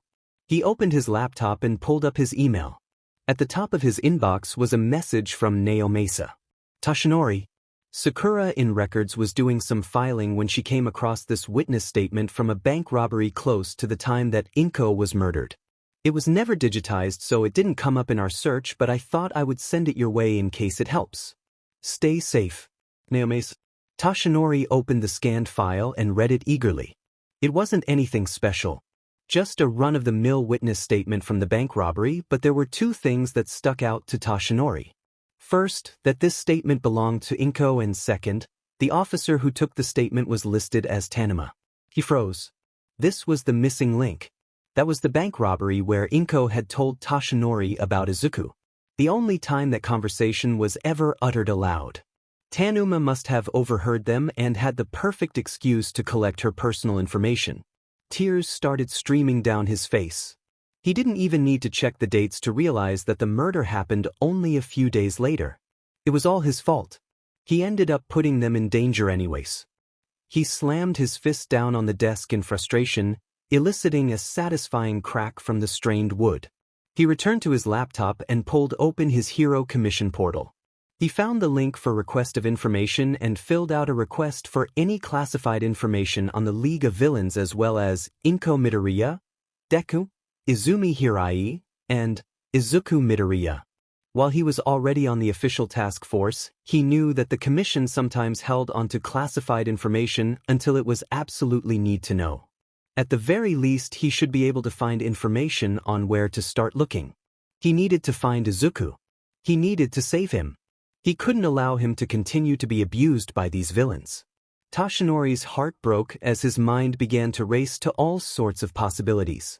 All kinds of horrors and abuse that his son must have been subjected to at the hands of his arch-nemesis. If only he had been faster, he could have had a normal life. He could have even been a hero. Maybe he would be going to UA now and preparing to take on One for All. He was racked with guilt for allowing it to happen. The #1 hero, and he couldn't even keep his son safe. He jumped when he heard a vibration. He looked down at his phone, which flashed an unknown number as it vibrated. He flipped it open. "Hello. Toshinori," the voice on the other line stated, and his stomach dropped. He would recognize that voice anywhere. "Jigran. To what do I owe the pleasure?" Toshinori stuttered. He hadn't spoken to his old mentor in years, but that didn't mean he still didn't strike the fear of God into his soul. "You know why I'm calling, Toshinori. I know you went to UA for a reason. Have you found a successor yet?" Gran Torino asked bluntly, to the core of the matter. "Oh, well, Night Eye has highly recommended his intern, and there are a few promising students in Class 1A as well." Toshinori responded while scratching the back of his neck nervously. "So you haven't? The League of Villains is hunting you down, Toshinori. You need to pass on One for All before something happens." Gran Torino chided. I know. It's just that I have to look into some things before I make a final decision. I promise I will soon." Toshinori placated. "Fine. You better call me when you do. I will whip them into shape if you need help. Be careful, Toshinori, and hurry it up." Gran Torino replied before ending the call. Toshinori let out a long sigh and rubbed his gaunt cheeks. Gran Torino was right. He needed to pass on his power. He just couldn't do it. Not yet. May looked over her workstation. She was proud of all the things she had accomplished in the last few months. She had been kept extremely busy between her school projects as well as all the things that Izuku requested. She wouldn't have it any other way though. She could sleep when she was dead. She started packing up Shudo's costume and the automatic syringes as well as some other things that Izuku had requested. They planned to meet later that day, and May couldn't wait to see how all her new babies worked. He even said he was bringing a new friend who was going to test the auto syringe baby. She was almost giddy in excitement. "Hatsum. Remember, no more overtime." Powerloader Sensei reminded her as he packed up for the end of the day as well. She was lucky that he had long given up checking on her projects. He knew that when she was ready he would never hear the end of them, so he didn't go out of his way looking for extra explanations. "You need to be out of here in 20 minutes. "No prob." She flashed a thumbs up and a grin as she zipped close her large black duffel bag. "I'll just bring some babies home to tinker on." He sighed and waved her off as she exited the room. She cheerily sauntered towards the front gates of the school. She was happy that she lived decently close. Her bag was heavy and awkwardly shaped, so it would have been a pain in the butt to have to take the train. She was passing by the park near her house when someone caught her eye. There was a man at the playground. He was bald with a bushy mustache and odd-looking goggles that made her curious as to if they had a purpose. She couldn't help but stare since he looked so out of place. He stared back as the two entered an awkwardly unintentional staring contest until the man finally started walking towards her. "What's an old man like you doing creeping around a playground?" May asked unabashedly. "I was waiting for you," the man responded. "Sorry, I only need my babies. Bye." May retorted, honestly a little creeped out, as she began walking again. "Wait, you're May Hatsum, correct?" the man called out to her. "What's it to you?" May asked concernedly. "My name is Dr. Shigaraki. I am doing some research that I could use your help with." He responded. "My master told me his son had an extremely talented friend, so I came to look for you." "Who's that?" May asked, intrigued. "Izuku, but I believe you know him as Izumi Hirai," Dr. Shigaraki explained. May hummed thoughtfully before depositing her bag on the ground and pulling out a small notebook. She tore off a page and then grabbed a pen before handing it to the man. "I'll ask Izuku about it myself. Give me your number, and if you're legit then I'll give you a call tomorrow. I don't come cheap though," May said casually. "I will be speaking to you soon then," the doctor responded. "Okay," May said as she hauled her bag back onto her shoulder. "Also stop hanging around parks, you look like a pervert." Okay, bye. Mei called as she walked off. She would definitely need to talk to Izu about all this, but if he was true it could be interesting. A smile overtook Mei's face as it always did when presented with a new challenge. Interesting indeed. Izuku sat next to Sensei, speaking animatedly about the ongoings of the League and idiosyncrasies of the new members. The machines beeped familiarly as he regaled him with stories. All three of the brothers took turns spending time with Sensei. Mostly meetings in regards to business with the League or other matters. However, Sensei was always patient and seemed to enjoy the long-winded ramblings of Izuku's daily life that he began their meetings with. Uncustomarily though, Izuku was cut short. My child. Sensei stopped him. Something has been brought to my attention that I need to speak with you about. What is it, Sensei? Izuku asked. Do you remember when you first came to live with me and I promised that when the time came there were things that I would tell you about your father? Sensei prodded. Yes. Izuku squeezed out, his throat swelling slightly with nervousness. First I need to elaborate more on my relationship with All Might, he responded. Izuku felt himself freeze. He obviously knew that All Might was his father and had cast him aside. Sensei had also admitted that he was his brother, but he had never gone into the details of their past. I once told you that your father was my younger brother. Sensei began. In reality we are not tied by blood.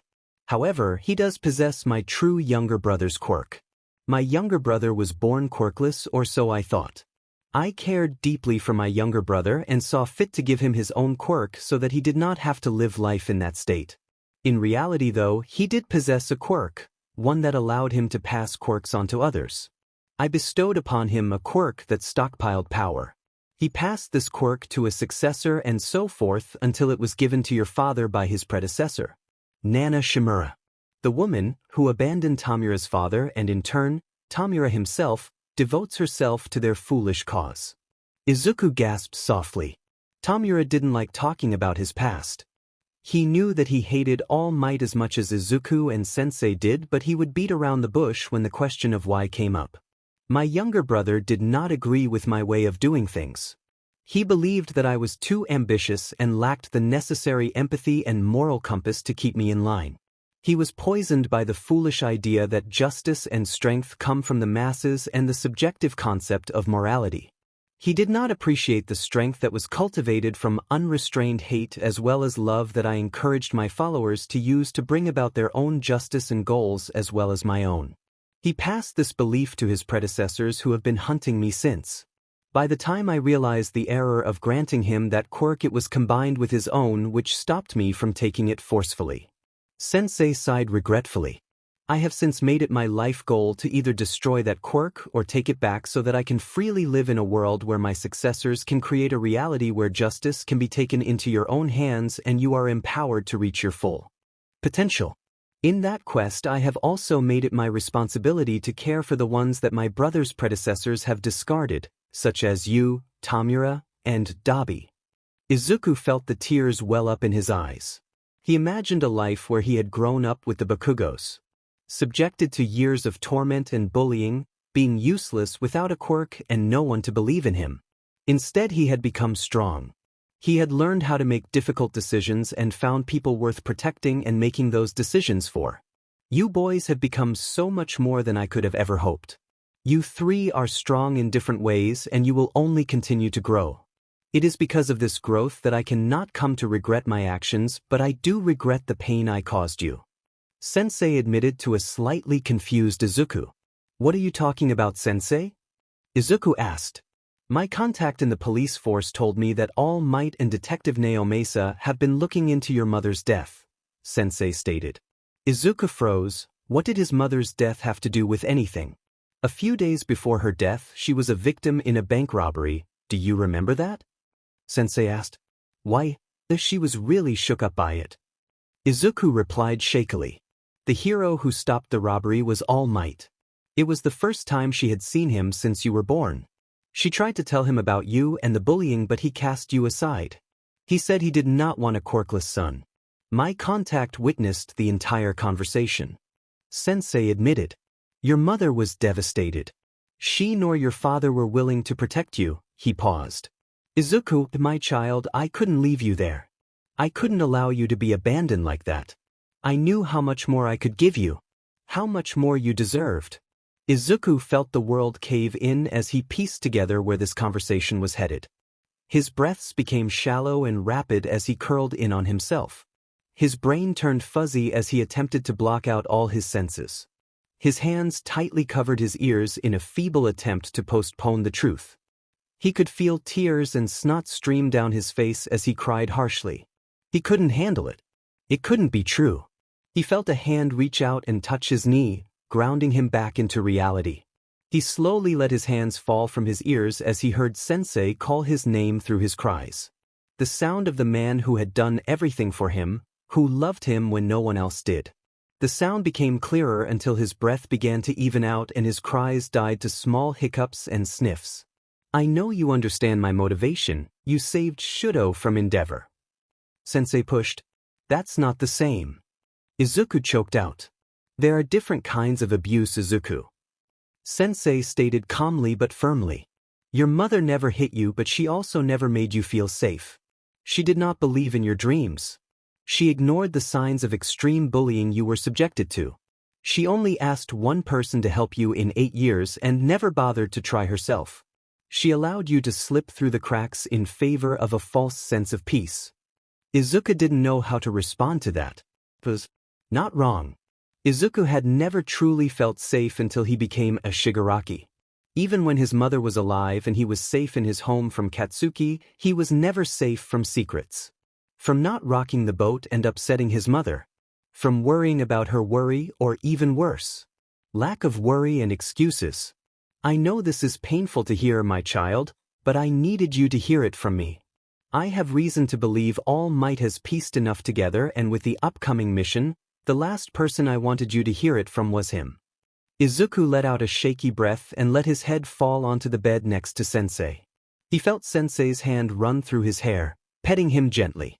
Izuku, when I see you, Dabi and Tamura, and all you have accomplished and the men you are becoming, I am filled with pride. I would do it all again to see you become the person you are. You are strong and capable and willing to do anything it takes to protect the ones you love. But most importantly, you are my son. I will never abandon you. Do you understand? Izuku paused but then nodded weakly into the blankets. He did understand. He understood because deep down he knew he would do the same. If he knew that he could give Sensei or Shudo or Dabi or Tamura a better life, there was no sin too great to make it not worth it. He would destroy the world for his family without a moment of hesitation. Izuku released a large breath before sitting back up. I'm sad. Izuku said truthfully. It makes me sad that you were forced to do that to keep me safe. I wouldn't have had to if All Might had kept you safe like he should have. Sensei responded softly. I'll kill him. Izuku said resolutely. I'll make him pay for everything he did to me. For hunting you down. For his predecessor, abandoning Tomoe and choosing him. He's the one to blame for all of this. Then we won't have to hide. We can remake this world however we choose. Sensei smiled. You are so strong, Izuku. I'm so sorry for everything I needed to do to get you to this point. There's nothing to forgive, Sensei. You are more of a father to me than that bastard ever was, and as far as I am concerned, my mother's blood is on his hands. I won't abandon our family. Izuku said decidedly. I can't tell you how happy it makes me to hear you say that, my son. Izuku stood at a crumbled outcropping on the side of the road, gazing out over an expanse of forest. He could see the lights of a large cabin in the distance. The sun was setting slowly over the horizon as Compress exited a smoky plume behind them. They are doing a test of courage after sundown. The students will be split up and Eraserhead and Vlad King are staying behind with some kids at the cabin. We will just have to deal with the pussycats. Compress reported. Perfect. Izuku replied. Let's go over the main goals one more time. Compress, you need to get at least 2 students, doesn't matter who as long as they are from 1. Himi-chan, get as much blood as you can, we won't probably get a chance to get this close again for a while. Twice, you're in charge of keeping Eraser and Vlad at the cabin. Muscular, patrol the perimeter to make sure no one gets out. Everyone else, Keep the students separated and distract the pussycats. We need them to know the league was behind this. Kurogyri and I also found a closer spot in the forest for us to rendezvous. Compress added. Okay, let's go then. Izuku replied. Kurogyri reopened the portal. Behind the group as they filed in, Izuku stopped to speak with Dabi before entering. Are you sure about these new guys? Izuku asked, referring to the muscled maniac and the high schooler named Mustard who Dabi had arrived with just before the operation. They're just some extra muscle. Useful quirks, and you don't have them doing anything important anyways. Dabi explained with a wave of his hand. All right, did they at least have time to look over my quirk analysis of the pros and students here? Izuku asked. I gave it to them. Dabi said with a shrug, to which Izuku simply sighed and entered the portal, exiting in a dense section of the forest. They could hear the faraway chatter of the students as well as pros, preparing to begin their game. Twice. Dabi. Izuku stated expectantly, and the man began to create a clone of Dabi. Great, send it to the cabin and keep them busy when you see the signal. You got it. Twice chirped with an expressive thumbs up. Everyone else, go take your positions. Shudo and I will signal the start of the attack. When Compress has acquired his targets, he will contact you on your comms. If you aren't back at the rendezvous point within 5 minutes, we are leaving without you. Izuku finished. The group nodded in agreement and stalked off to surround the group of unsuspecting teens. Izuku and Shudo made their way through the trees until they could catch a faint glimpse of a green-haired pro sitting at a table. They started to hear shrieks and laughter as the test of courage began. After a few minutes, the first group came by to retrieve something from the pussycat sitting at the table. How has she not detected us with her quirk? Shudo asked quietly. How fast would you get exhausted if you used your quirk at max power consistently? Izuku asked. I'm not sure, pretty quick though probably. Shudo admitted. It makes more sense to use it strategically than at full power. Exactly. I've done a lot of research into her quirk.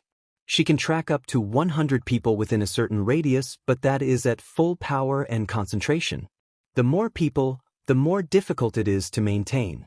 Since the students are split up and she is focused on keeping track of them, she isn't going to waste energy searching further since no one should know they are here and we have given no indication of being here.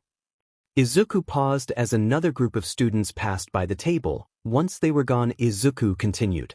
As long as we don't get too close, we should be fine, unless she gets suspicious of something. Shudo nodded in agreement and the two lapsed into silence as they saw more groups pass by. Once the fifth group left the table, Izuku nodded to Shudo, who stood up silently. He looked ridiculously good-looking in the suit Mei had crafted for him. This wasn't the first time seeing it, and it most definitely wasn't the first time he got derailed, ogling him in it. It was a fitted jumpsuit made entirely of black with subtle modern white piping. His suit also included an extra long turtleneck that could be pulled over his mouth and nose to be used as a form of disguise, but also had filtering capabilities. His carefully cared for steel-toed white high tops and freshly dyed black half of his hair completed it perfectly. Dabi and Shudo had had fun bonding over dyeing the endeavor out of their hair together a few days prior. He also had a blue sweatshirt, similar to Izuku's green one, but it was left at home along with his own, since there was no reason to hide here. Izuku slightly shook his head out of his thoughts and coded his rope dart in a paralytic. He knew that once he got close enough, Ragdoll would easily pick up on his presence. He had to work with the element of surprise. Izuku creeped forward, away from Shudo. As soon as he was in range, he hurled his rope dart forward, surprised when the yellow-clad pro jumped out of the way at the last second, whipping around to assess the threat. At that same moment, Shudo shot a pillar of ice to the sky and chaos ensued over the camp. Izuku quickly retracted his rope dart and switched to his sai, also coded in the paralytic. He charged towards the woman who dodged his attacks with practiced precision. It wasn't often that he met someone who could match his speed without a quirk. He supposed, though, that if she made it to being a pro with a mental quirk, then he shouldn't be overly surprised. "What's a little kitten like you doing out in the woods?" Ragdoll asked as she blocked with her giant cat paw, which must be actually made out of something decently durable. "You have something that Sensei wants, and he's never been too great at self-control." Izuku responded. Sho and I got the task of retrieving it for him. Oh yeah? What would that be? Ragdoll questioned, taking the bait. Your quirk. Izuku answered with a mischievous grin. The answer threw Ragdoll for only a fraction of a second, but it was enough for Shudo to catch her foot in his ice. Ragdoll struggled and reached up to her communication device to send out a distress call. Before she could though, Izuku knocked the electronic ears off her head with his weapon, slicing the side of her face at the same time. Ragdoll crumpled to the ground a few moments later. Fear painted across her eyes. Izuku knelt down as he began to tie her up. Sensei asked for you specifically. You should feel honored. He has been watching you.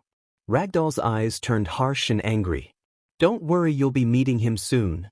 Izuku continued before putting a hand to his ear. Kurogyri, Target 1 acquired. Please come to transport. Moments later, Kurogyri appeared and pulled Ragdoll through his warp gate. I will bring her to Shigaraki and be back momentarily at the rendezvous point. Kurogyri declared as he disappeared, leaving the two boys alone in the woods. All right, let's head back to the rendezvous point and wait for the others. Izuku stated while taking Shudo's hand. The two made it back to the small clearing quickly as they had started at the closest point. A few minutes later, Dabi arrived in the clearing. You guys get your mark? Yeah. Izuku responded. Kurogyri already took her to Shigaraki and Sensei. Good, hopefully Compress and Toga hurry it up. Eraserhead is doing better against my clones than I anticipated. Dabi replied as Twice swore and made another Dabi, sending him on his way. Looks like they took out Mustard. Izuku mused as he looked towards the patch of forest that had been previously covered in smoke. We better get moving. Izuku was about to ask for a status report when suddenly Compress's voice sounded over the comms. Target acquired, meet at the rendezvous point in 5. A minute later, Himiko came skipping into the clearing. Deku-chan, Sho-chan. I met the cutest girl. I got her blood too. She wrapped her arms loosely around Izuku's neck and nuzzled into his neck. I think I'm in love. She sighed. I'm so happy. Izuku gave her a quick squeeze before extricating her hands from his neck. I'm so happy for you, Himi-chan. Did you get anyone else's? No, she pouted. Those stupid teenagers ganged up on me and I didn't feel like dying tonight. Well, I can't blame you for that. Izuku said with a shrug. Did anyone see Sis Magna and Spinner?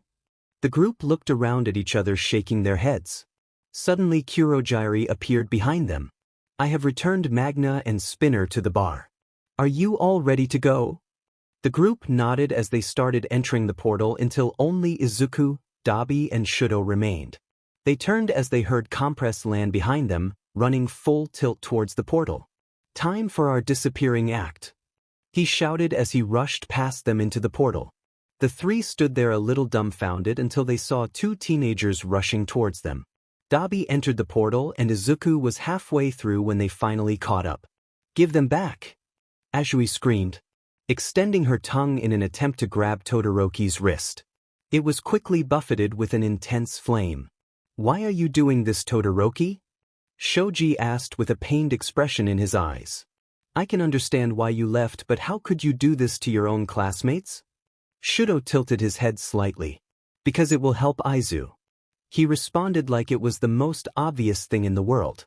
The two students were left slack-jawed as Izuku reached out and pulled Shudo with him through the portal. Daemon, did he love that man? Kigo swooped through the window in Mara's office, not even bothering to come through the normal entrance. Mara sat at the desk rubbing harshly at his temples. You didn't think it would be a good idea to give us a heads up about a kidnapping? Mara asked roughly. Mitchell, I'm not in on everything they do. Dabi messaged me after the fact. Kigo replied, hoping that Mara would buy it. He did know about the kidnapping and his role in it, but as long as Dabi promised the kids would be fine, he didn't see a reason to say anything since it would be obvious who the informant was. Hawks, what's the point of you being undercover if we aren't able to circumvent headaches like this? Mara sighed. I thought I was supposed to go along with everything unless it had to do with All Might? Kigo asked sarcastically. Ugh. Mara groaned. At least tell me you know where those kids are. Yeah, I do. Kigo replied. They are fine too. Good. Mara sat up a little straighter in his chair. I guess this moves things up then. What did you mean? Kigo asked. Well, All Might has already told me that he refuses to sit this out. It will be the perfect time for the League to attack, which I am assuming was the plan with kidnapping the students anyways. So it's the perfect opportunity to take care of the League. Mara replied monotonically. So we turn their ambush into our own and take them in. Kigo inferred. Ugh, do you know how expensive it is to house an inmate in Tartarus? Mara asked with a raised brow. I'm going to guess a lot? Kigo answered. It's extremely expensive, not to mention the massive amounts of paperwork required. Mara corrected. We will capture all for one and their leader Shigaraki. The rest are expendable, and the more accidents there are, the less headache for me. Kigo's stomach dropped to the floor. His head started spinning as the point drove home. He wanted them dead. He wanted everyone in the League dead so he wouldn't have to deal with the headache and expense of putting them in jail. Images flashed through his head as he imagined his friends expressionless and void of life. Dabi with a sharpened red feather shot through his chest. No, Kigo choked out involuntarily. No. Mare asked. You don't make these decisions, Hawks. You follow orders. Unless you aren't playing on our side anymore. That is not heroic. We don't kill. They need to be brought in and have fair trials. That is what heroes do. Kigo grasped. They are villains, Hawks. Mara scolded with cold eyes. Or did you forget? You are a hero, yes, but first you are an asset of the Commission, and this is what I am ordering you to do. It will be an intense battle. Accidents happen. That was the only thing Endeavor was any good for, but he isn't around anymore. They don't deserve to die. They are villains, yes, but they aren't all bad. They deserve a chance to change. Kigo pleaded. I won't kill them, and I won't tell you anything if that's what you intend to do. This is about that recruiter. Dabi, isn't it? Mara accused. Kigo didn't have time to respond before a hand cut him off. Don't think I haven't realized that you don't tell us everything. Stop acting like a child, Hawks. Mara huffed. Fine, we'll take them in, but after this you are done. You're getting in too deep. Fine. Kigo replied, feeling his chest tighten in pain. He could stay away as long as Dabi and everyone else was alive. That was what mattered. Okay, then tell me everything. Mara demanded. Izuku pulled Shudo through the portal and into a tight hug. Shudo pushed back just barely so that he could dip down and capture Izuku's lips in a kiss. Izuku relished in the dual temperatures as he kissed him back passionately. The two broke apart quickly though when Tamura screamed at them to get a room. Izuku shot an annoyed look his way but still untangled himself from his boyfriend. He looked around the room. Everyone seemed to be safe and accounted for aside from the two newbies that Dabi had brought in. Hey Kurogyri, can you go check on the new guys? Verify if they got captured. Izuku requested of the purple smoke, who disappeared quickly. Everybody okay? Never better. Twice exclaimed. I stubbed my toe on a dumb rock, he grumbled in the same breath. Kurogyri was able to get us out of there just in time. Magna replied while Spinner nodded in agreement. Toga was sitting in the corner seemingly daydreaming about her new love while Dabi nodded in response. Great! Izuku exclaimed before turning to Compress. All right, let's see who you got. Compress threw the marbles into the air and snapped with a flourish, allowing two students to fall in a heap on the floor, gasping. A flash Izuku was by their sides and ingesting DNA from both. Almost immediately he heard a gasp from the corner. Oh Compress! You're the best! Toga exclaimed as she rushed to the students. It's my girlfriend! She pulled Ochako Uraraka from the floor and sat her in one of the waiting chairs while Dabi secured her hands. Izuku pulled up the other student who turned out to be Fumikage Tokoyami. As he went to secure him, Dark Shadow snapped at him aggressively. Compress, why did you have to pick someone with a mutation quirk? Izuku asked annoyedly. Some help show. Hey, you said anyone from Class 1A. Compress replied teasingly. Izuku rolled his eyes. Shudo ignited a medium-sized flame in his hand and pushed Dark Shadow back. Meanwhile, Izuku finished tying him up to his chair. Keep him on a short leash or else Shudo will have to be more forceful. Okay, he said to Tokoyami as he finished tying him. Tokoyami simply stared him down while Shudo released his flame. Dark Shadow stayed close though. This is such a fun surprise, Cheiko-chan. Toga giggled as she sat in the girl's lap, tracing the sides of her face with her switchblade. Uraraka looked frozen with a mix of fear and repulsion. Izuku felt for her a bit since he knew how Toga could be. Himi-chan.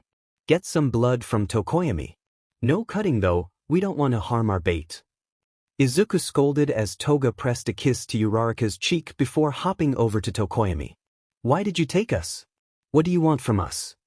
Uraraka asked aggressively, seeming to have found courage now that she wasn't being used as a human chair. I don't want anything from you. Izuku replied. If you are good, you get to go home nice and safe. In fact, I'm sure you'll be home by tomorrow night. It shouldn't take long for the heroes to get their raid together. Why would you take us then if you are just going to let the heroes save us? Uraraka seemed confused now and slightly less panicked at the promise of safety. Because you're bait. We need All Might to come dashing to save you. Izuku replied with a smirk. When he does, one of you will be lucky enough to get a front row seat to the fall of the symbol of peace. What a mad banquet of darkness. Tokoyami whispered from his chair, wincing as Toga pierced his leg with her auto syringe. Their conversation was interrupted by Kurojairi and Muscular arriving in the bar. Mustard was captured, unfortunately. Kurojairi stated as he returned to his spot behind the bar and poured Compress a drink. Gotta thank you, Dabi. I was a little sad that you put me on patrol duty, but it ended up being more interesting than I thought. Muscular said as he sat roughly on a bar stool. You're welcome.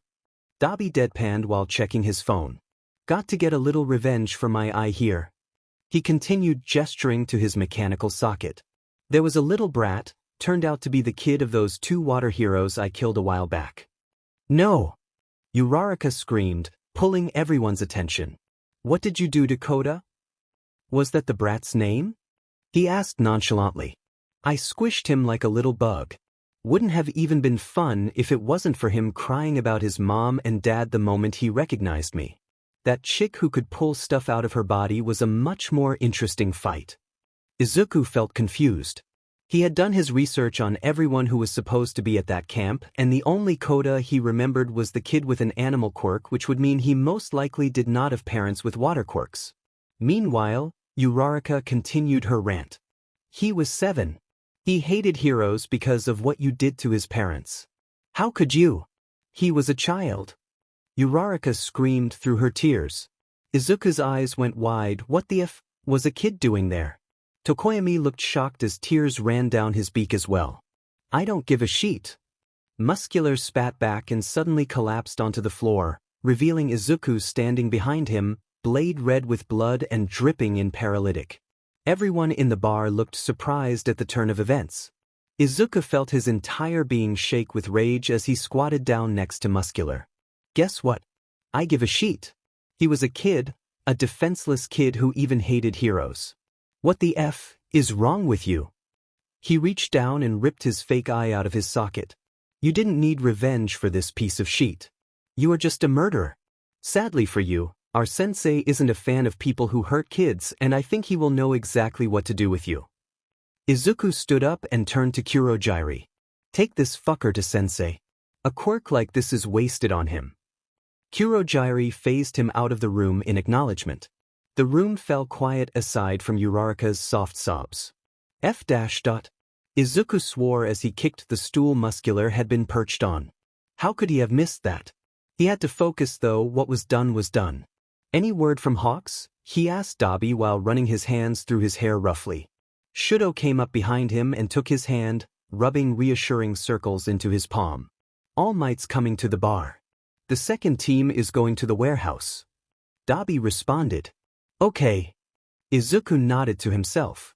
Me, Compress, Toga, Spinner and Shigaraki will stay here with the girl. You, Sho, Twice, and Magna keep the pros busy at the warehouse. The Nomu will be there to help. Once All Might is dead, I'll send Kurojairi for you guys. Be careful. Everyone nodded in agreement. Toga had migrated back behind Uraraka's chair and had her arms wrapped loosely around her neck, wiping the tears off her face. Uraraka looked like she had lost the will to even try to fight against her. "I don't cry, Cheiko-chan. We get to stay together, babe. Maybe you'll even bleed a bit for me.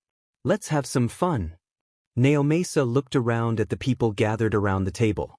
Hawks, Best Jeanist, Edge Shot, Tiger, Gran Torino, Ihi Lady, All Might and Kamui Woods. He couldn't ask for a better team, but it made him a little nervous when the door opened and another person entered the room. Yakumura. Why was the commission getting involved in this? It was a big case, but Mara never personally sat in on ops. "Mara-san, how can I help you? We were just about to begin the debriefing," Naomasa said as he addressed the newcomer. "This is a big case involving coordination of multiple hero agencies.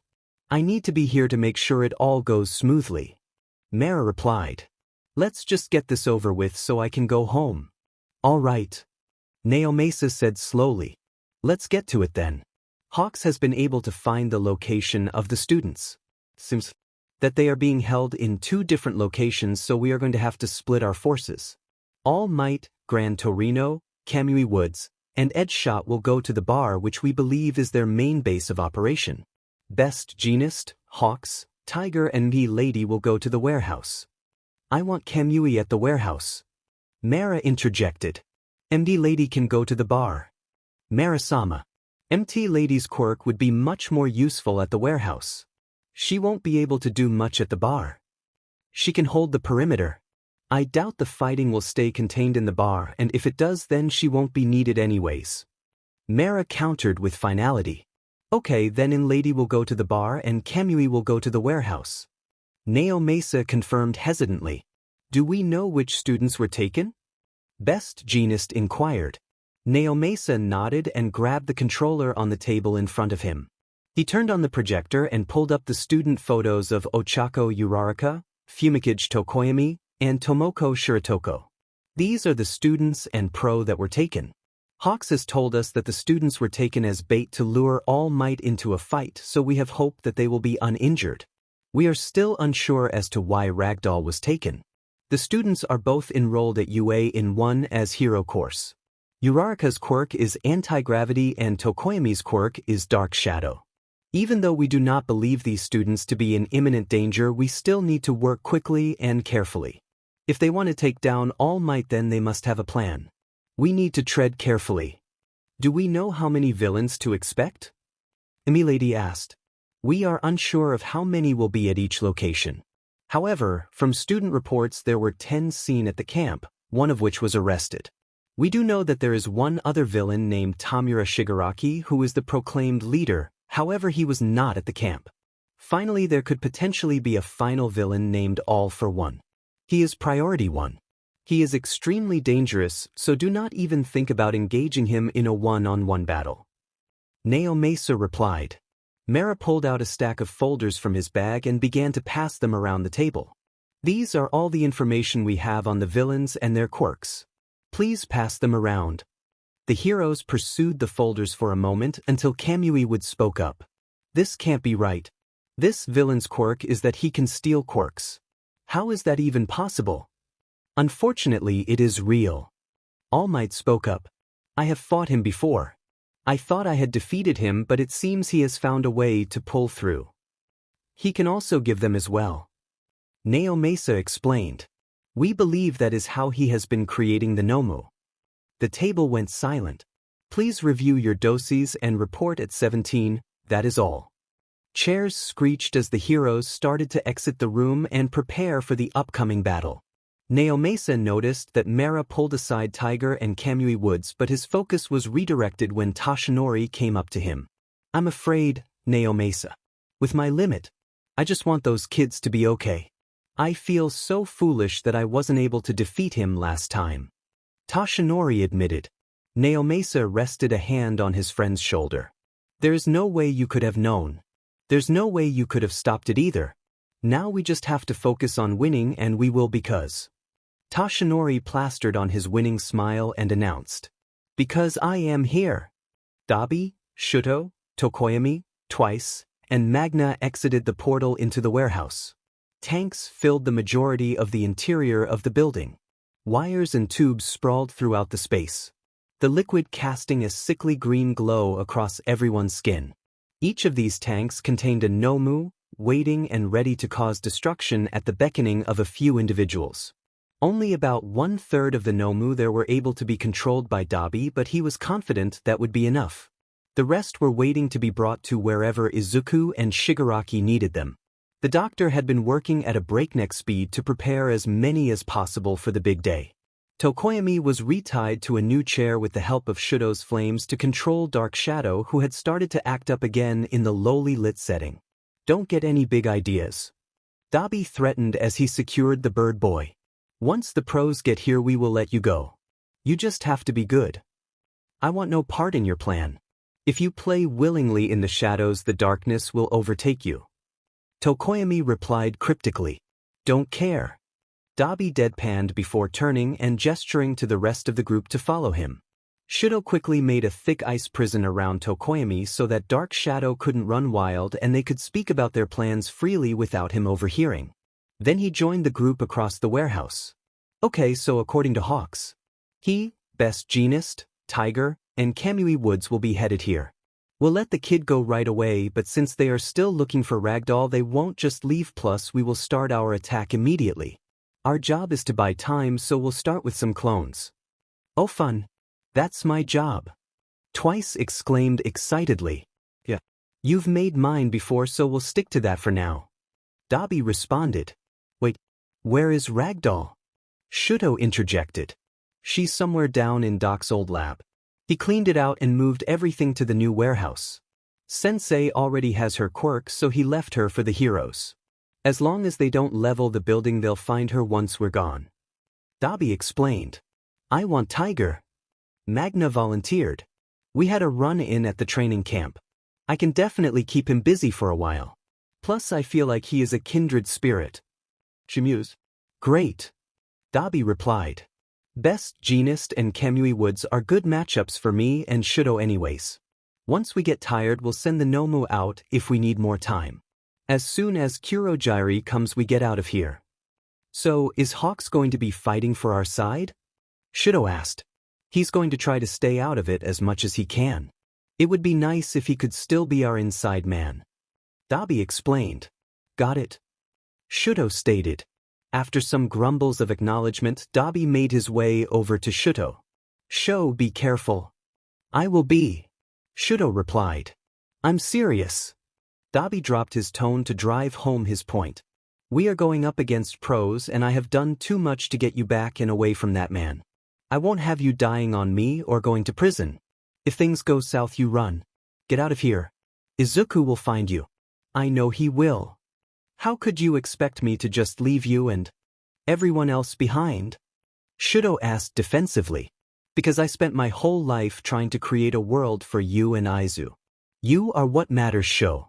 I will never forgive you if you do something stupid trying to be some sort of shitty hero. We both know heroes, SCK."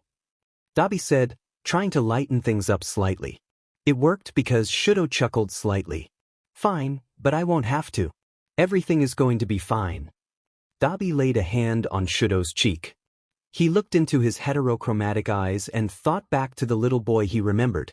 The little boy whose dual-colored hair would always poke out of the curtains when he played hide-and-seek with Natsuo.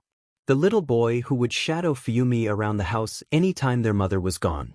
The little boy who furrowed his brow in concentration while applying burn cream sloppily to Dabi's wounds and told him that Tuinai was so brave. The little boy that he prayed and wished would have the most useless quirk in the world. The little boy that he had thrown his life away to protect.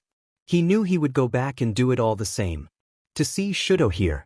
Grown up and with Aizu of all people. Strong and confident and no longer having Endeavor lording over him. This was the final step. Things were about to change one way or another. "You're right, Sho." Kigo stretched his wings as he circled above the warehouse. His stomach was in knots thinking about the upcoming battle.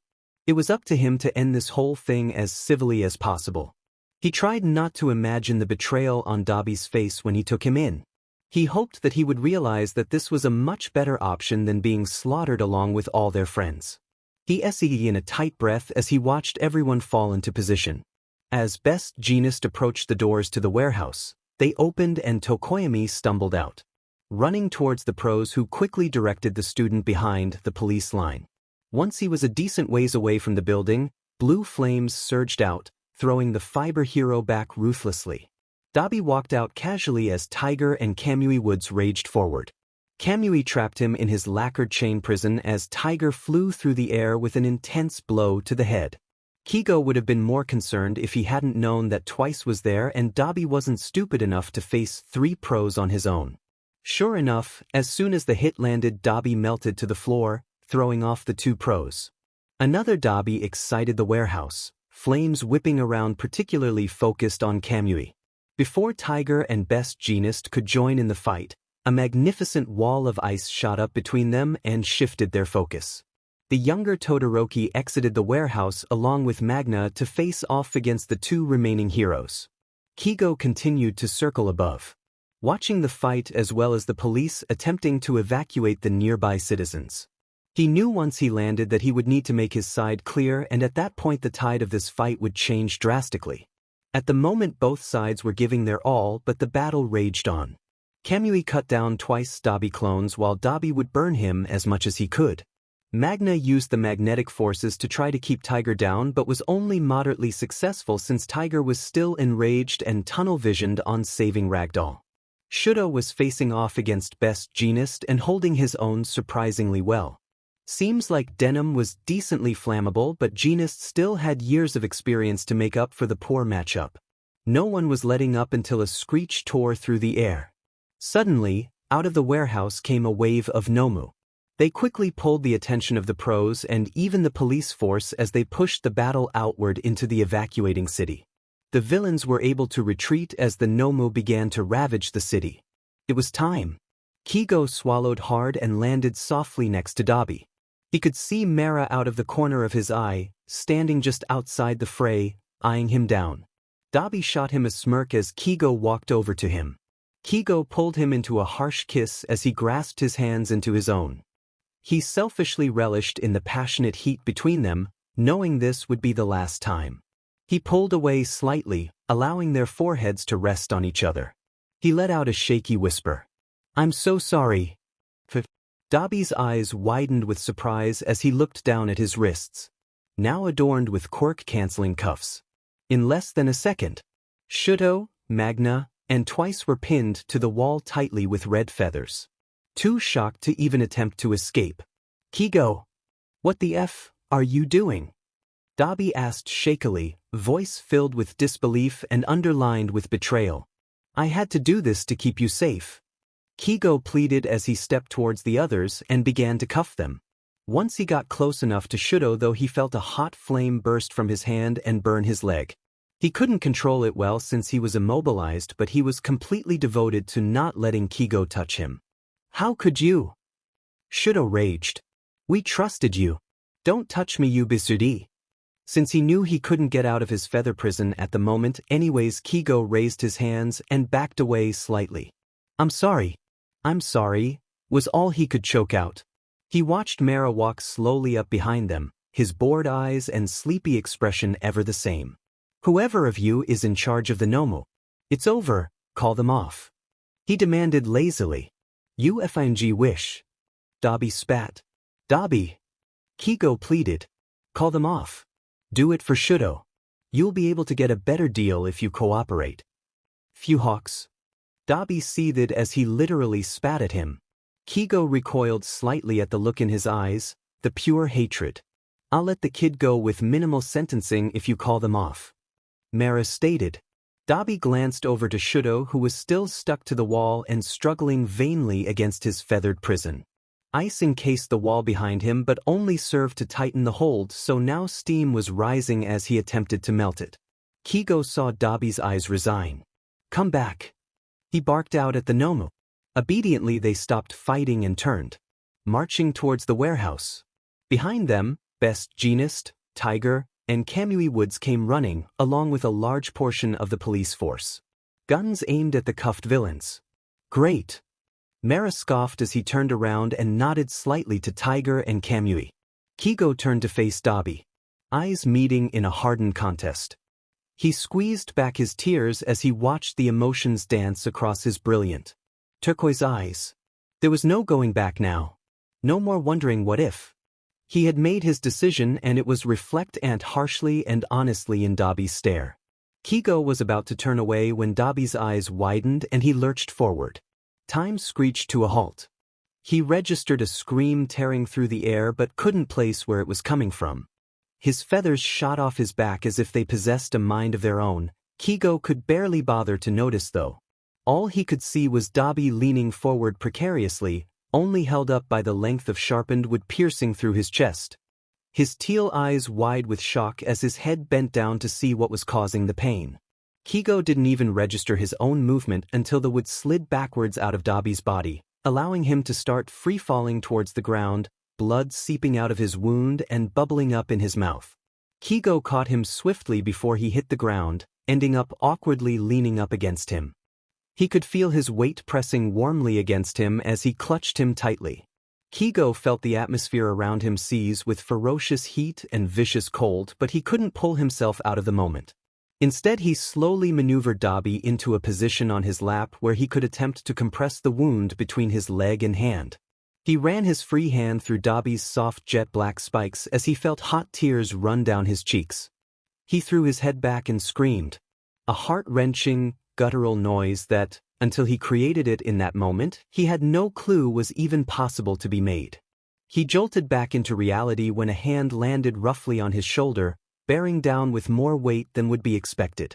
He jumped a little and looked up towards the newcomer. Shudo collapsed in front of him, hands still holding tightly onto his shoulder with an eerily vacant expression trained on his older brother. Kigo slowly started taking in the world around him. Faraway sirens and screams. Helicopters thumping above them. The wet, sticky, and sickly warm feeling of the blood soaking through his pants and coating his palm. The stench of burning assaulting his lungs. The sight of a strange post-apocalyptic-looking wasteland. Half the area around them was frozen solid. Heroes and police alike frozen in ice and littered with feathers. The other half of the area was incinerated, barely moving bodies miming in agony. In the middle of the two lay Mara. He could have been mistaken for one of Kigo's wings with the amount of feathers that were protruding from his body. Blood was seeping into a puddle underneath him as he finally received the rest he so longed for. Kigo finally met Shudo's eyes with the realization of what they had done. Shudo looked terrified, enraged, sad, confused, and surprised all at once. Kigo was certain that his eyes reflected the exact same emotions. The two watched each other silently as Dabi laid limply in Kigo's lap. Suddenly the three men were surrounded by black slime. It creeped up their bodies and covered them whole before pulling them away, leaving behind a decimated wasteland of death. Izuku sat expectantly at the bar with Spinner and Tamura. Compress and Kurogiri stood behind the bar. There was no point in keeping an eye on Uraraka because Toga had gladly taken that role upon herself.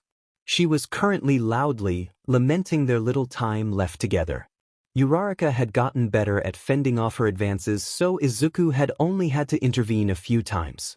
"Cheiko-chan, please let me just cut you up a little?" Toga asked playfully, wiggling her knife in Uraraka's face. "No," she stated forcefully. "Ah." She turned to Izuku.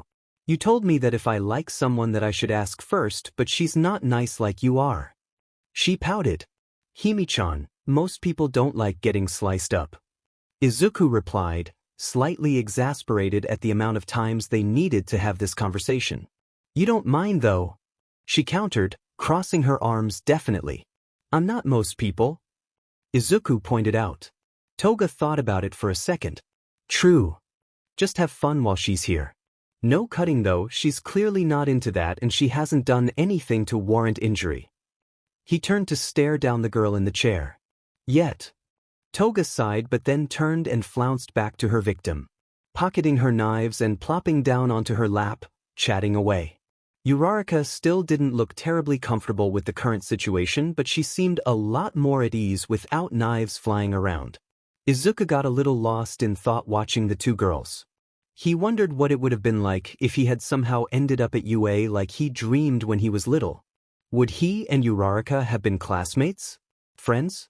Would he have the same relationship with Shudo? He shook the thoughts quickly from his head as he turned back towards the bar. Izuku liked where he was. He had a quirk and power and the ability to change things. His childhood dreams were just that, childish. Idolizing the man who failed him and the system that allowed him to be abused. He frowned as his daydream turned sour and his phone pinged. He opened the security cameras around the bar to see the heroes getting into position. Sure enough, All Might was there along with him, Lady, Ed Shot, and an ancient-looking hero in a yellow baggy suit. Izuku squinted slightly at the screen. He almost never ran across a pro he didn't recognize. He seemed to be buddy-buddy with All Might though, so that was enough to put the nail in his coffin. Izuku sighed. He had spent enough of his life studying quirks to know that he would be able to figure him out in a second. They're here, Izuku stated as he shoved his phone in his pocket and pulled his sai out of their sheaths. He coded them in paralytic and walked towards the back of the bar. Tamura and Spinner followed, leaving Toga and Uraraka in the center. Compress entered Kurogiri's warp gate as the two disappeared. Suddenly there was a knock on the door. Pizza la Camino. A voice shouted through the door. Izuku smirked, weapons at the ready. There was a blast as All Might punched through the wall, throwing rubble throughout the bar. Izuku panicked for a second but saw that Toga and Uraraka seemed to have avoided most of the rubble. This was a hostage situation. What was that jackass thinking busting in here like that? Through the dust and debris, two flashes shot through the bar. One was Edge Shot, who had already taken down Spinner, and the other seemed to be the old man. Demented, two speed quirks, and they only had a plan for one.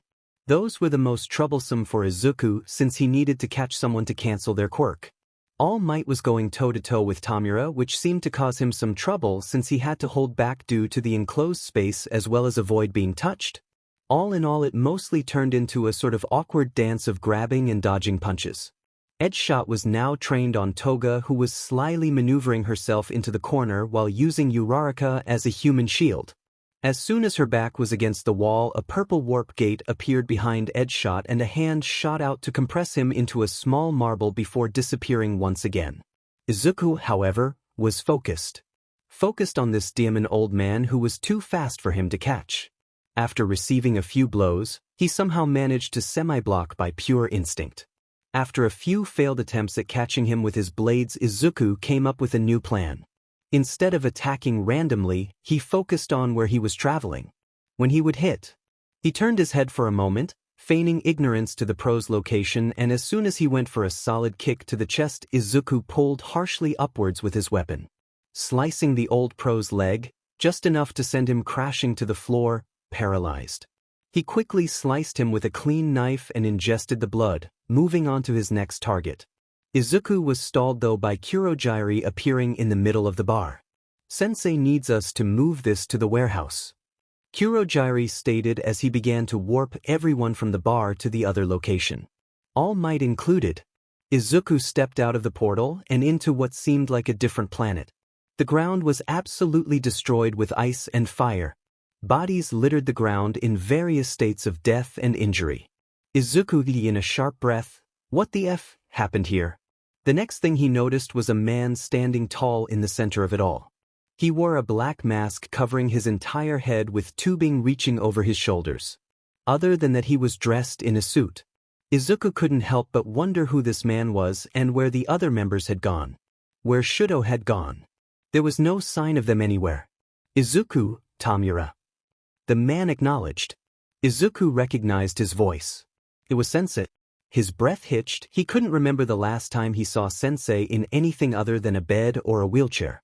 Yet here he stood looking so powerful. "Kurogiri, the others are in the lab. Please warp them to the doctor." "Sensei, what, where? How?" Izuku didn't have the words to ask everything that was racing through his mind. "I will explain things later, my child. For now we have a task to complete." Sensei replied as he turned to All Might, who had been dropped close to the police line. The ground shook as Empty Lady ran towards them from the bar, seemingly having realized that they had disappeared. Izuku saw other pros who had started to gather as well. Gang Orca, Miriko, and Fat Gum were now also crossing the police line, eyes blazing in preparation for the standoff. "This is a private family matter," Sensei announced loudly to the crowd. "I know you are a nosy bunch, so I will send you something to occupy you while we settle this." He nodded to Izuku and Tamura, who turned towards the warehouse. "Nomu, rise." They spoke in unison. Izuku watched as masses of Nomu began to exit the warehouse and walk, fly, and crawl towards the police line, pushing back the heroes and officers alike. Leaving the barren wasteland to Sensei, All Might, Tamura, and Izuku. Their colleagues filed into the purple mist which had reappeared, knowing this wasn't their fight to intervene in. All Might turned towards Izuku with a pitiful look that made Izuku's blood boil. He went to move forward, but Sensei stopped him by holding his hand out slightly. "All Might, we meet again. This time, however, I doubt you will be leaving this alive." Sensei goaded. "I'm not sure what makes you so confident about that. All for one. You were left in much worse shape after our last battle." All Might shot back. "I won't deny that. However, I have something new this time. I have your failures." Sensei spoke with venom in his tone as he gestured towards Izuku and Tamura. "I have the child you abandoned as well as the child your predecessor abandoned for you. The legacy of dereliction left by one for all. Today you will witness the power they have honed to spite you. Today you will be destroyed." For a split second, All Might turned his head towards the two brothers, and his smile faltered for a moment before he turned back towards Sensei. "You have twisted them to suit your sick agenda. Do not blame me for your meddling." He roared. "I will not be defeated. I will save them and I will defeat you, because I am here." With that declaration, All Might roared into battle, fists flying. Izuku and Tamura were relegated to the sidelines to watch the intense battle. The area around them shook with the destructive power of their attacks. Izuku watched with bated breath. He had never before witnessed the true power of his sensei. As the fight raged on, All Might started to grow weaker, fluctuating between his different forms. He still managed to land a rough punch, destroying the top half of Sensei's mask, uncovering his disfigured face. However, in return, Sensei pushed back, destroying All Might's arm until he knelt, panting on the ground in his skeletal form. Izuku could register that the two were speaking about something, but he couldn't focus on their words. Instead, he watched his sensei with rapt attention as he turned his head towards the two, beckoning them to his side. Izuku started to take a step forward but stopped suddenly when All Might suddenly leaped back into action, powering up a single arm and crying out, "United States of Smash!" Izuku cried out as he watched his fist connect with Sensei's face, sending him flying across the burnt wasteland. Tamura immediately started running towards Sensei's mangled body as Izuku watched All Might collapse back to the ground. His power was almost completely depleted. Izuku started walking towards the gaunt man without thought. His body moved on its own. His mind was fuzzy with pain and rage as hot tears burned down his cheeks. He released his rope dart violently and shot it out towards All Might, clipping his cheek. When he finally approached the man, he grabbed him by the scruff of his shirt and delivered a harsh blow to his face, spraying blood over the two of them. He could taste the familiar tang of iron hitting his tongue. "But, boy," All Might weakly gasped. "Don't you dare call me that." Izuku raged, shaking him like a doll. "I'm sorry. I'm so sorry. You need to know though." All Might continued, seemingly resigned to the rough treatment. "I need to know what?" Izuku seethed. "All for one. He killed your mother. He kidnapped you. He's using you. My boy, I was coming for you. I was too late. I'm so sorry. I'm sorry you couldn't have a normal life. I want to make it up to you. Please come with me. You can be a hero." All Might rambled, semi-coherently. Izuku threw his head back and laughed. He laughed so hard he wanted to puke. When he recovered himself, he looked back down at the man. "Sensei saved me. He raised me. He cared for me. He did everything you should have done. He took me from a system determined to beat me down and convince me I was worthless. A system you spent your whole life uplifting and defending. I know everything. I know he put the hit out on my mother. I know he didn't have the legal right to take me home." A crazed, bloody smile stretched over Izuku's face as he continued. "Guess what though? I don't care. The only thing he used me to do was achieve my own goals and love me. Like you should have. Izuku pulled back and clenched his whole body as he prepared to punch the ground next to All Might's head. He needed to release his pent-up emotions, but he wasn't finished with the man just yet. As his fist made contact with the ground though, strange green lighting lit up his arm, blowing the two back with a ridiculous amount of force. He sailed through the air, hands still holding tightly onto All Might's costume. The man seemed almost weightless as he dragged him through the air. Howling in pain as his arm followed behind him, broken and useless, the two landed in a rough pile before their eyes met again. No, no, no, no. All Might muttered, his eyes filled with pure fear as he stared at Izuku like he was a ghost. Izuku looked between All Might and his broken arm, piecing things together. You never found a successor, Izuku stated, chuckling manically at the irony. He felt almost lightheaded at the realization.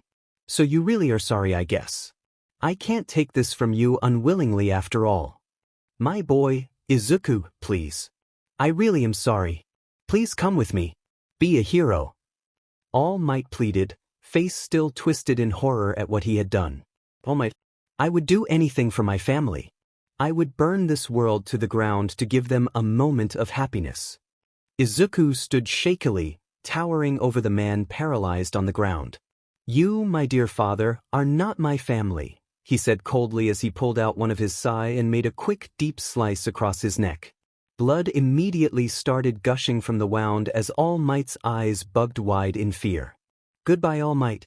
I wish you could see the world you created crumble, but we don't always get what we want.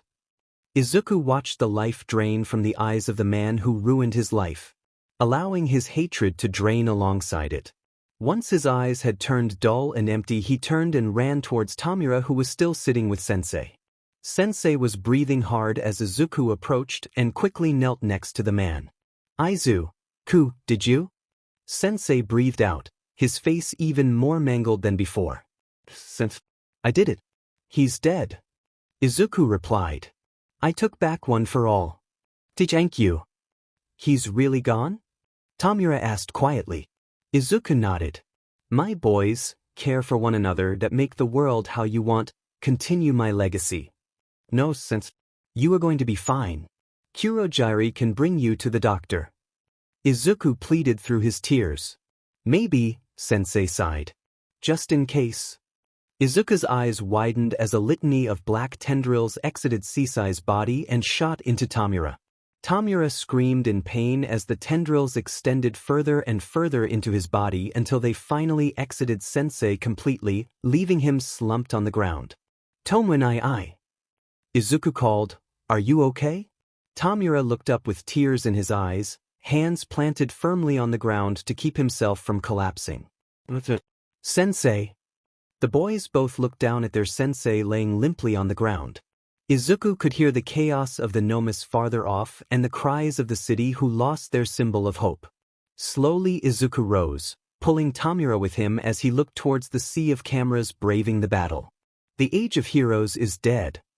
He shouted. Your symbol of peace has been destroyed by the children he abandoned. It is the dawn of a new era. We are the League of Villains. Tamura added, looking up from Sensei and finally finding his voice. Remember our name. Izuku lay in the familiar courtyard that he had grown up in. As the sun warmed his face, he thought back to all the fond memories he had here with Dabi, Tamura, Sensei, and Asuna growing up. Now he had Shudo here too, laying next to him with cold fingers tracing patterns onto Izuku's forearm. It had been a few days since Kamino and the boys were still dealing with the aftermath. Somehow, though, they had found a moment amidst the craziness to slow down for a moment. Izuku faintly heard bare feet pounding down the wooden walkways towards them, immediately identifying their cadence. What's up, Mimi? He asked without even opening his eyes. He's awake, she shrieked. The two boys shot up to their feet, rushing past her to the stairs. Hidden away in Sensei's side of the home was a stairwell that led to a hidden lab where Dr. Garaki reset up his makeshift hospital and Nomu lab. He had the majority of the Nomu that had survived Kamino at an off-location warehouse though. There was also a large studio that had been taken over by Mei, filled to the brim with any materials she could possibly ask for. After Dr. Garaki had convinced her to help make Sensei's life support helmet, he offered her a job with him, creating support items for the League as well as medical support items as needed.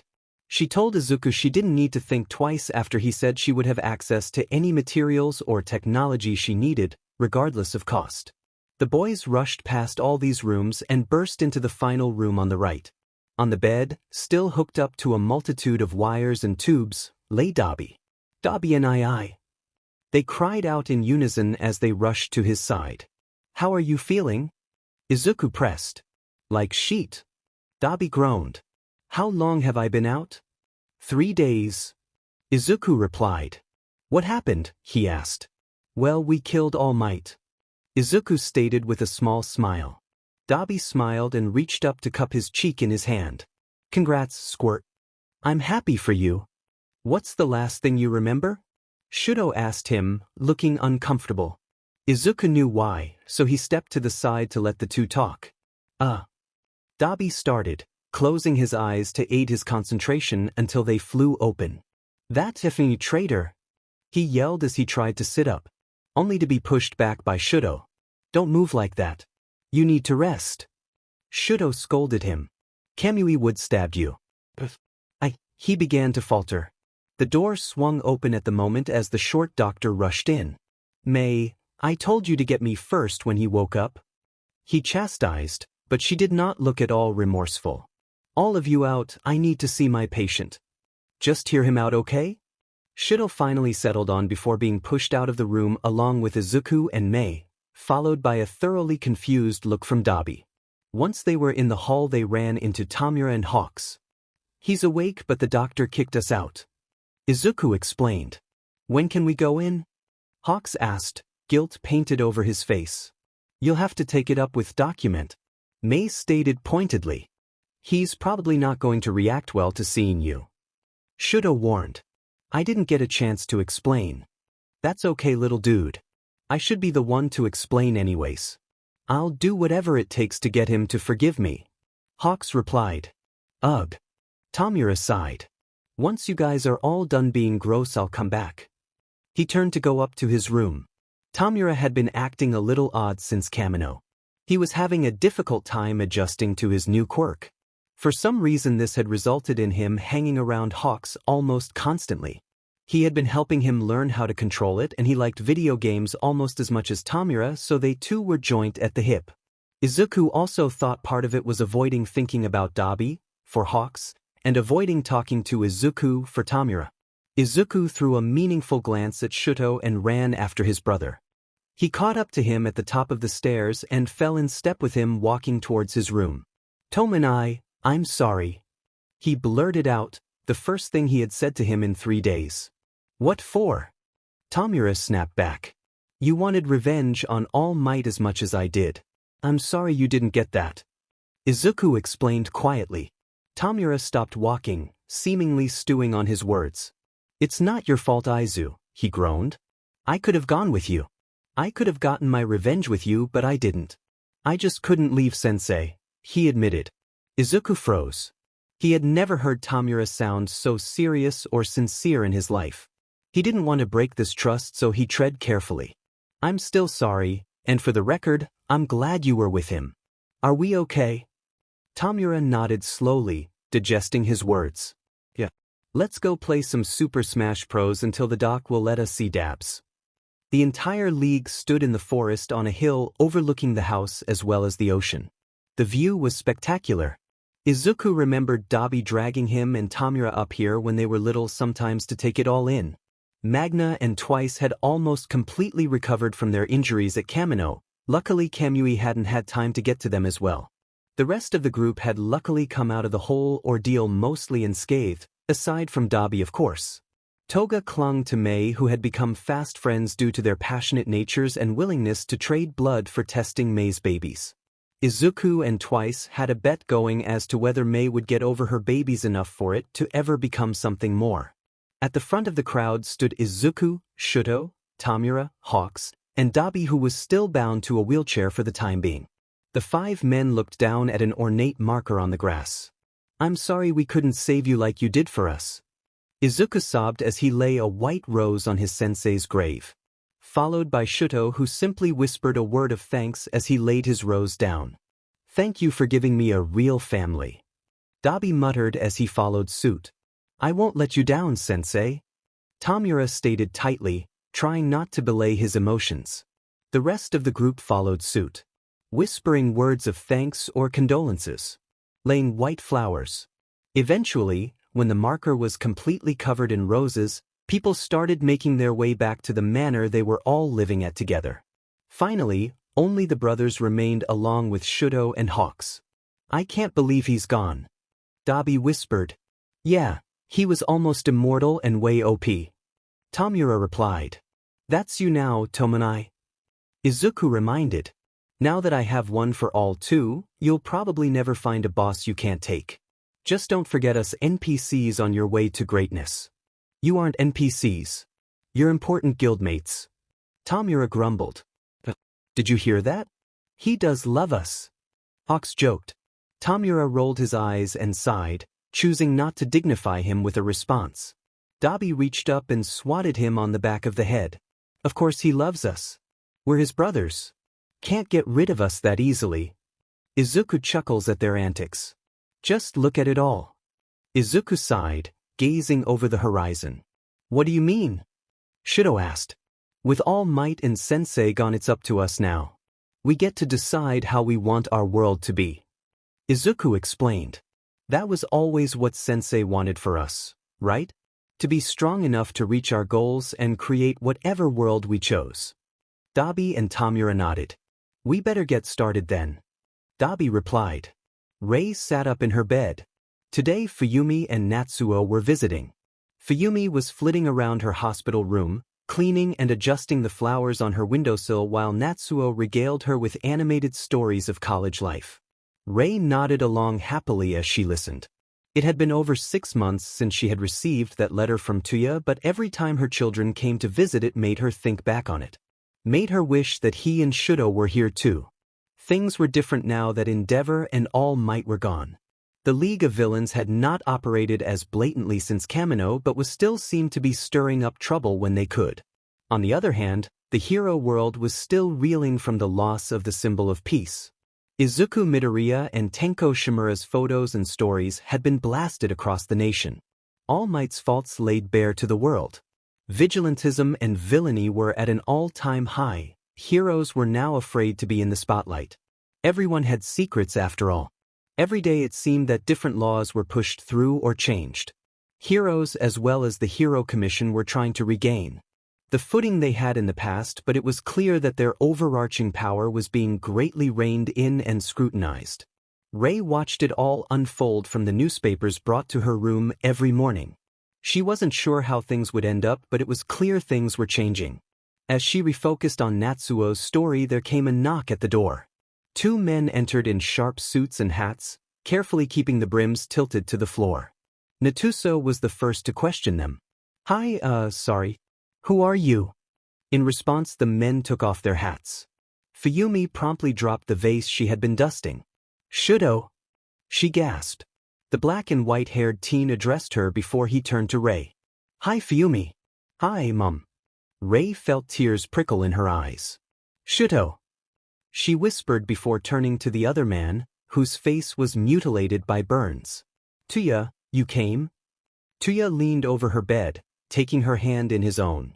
I promised you I would come for you, Mom. On the anniversary of what was now referred to as the Kamino Massacre. Izuku Shigaraki and Shuto Todoroki sat on a familiar stretch of beach and stared up at the stars painted across the night sky. Izuku slumped into Shuto's left side, leeching the warmth contentedly. I can't believe it's been a year.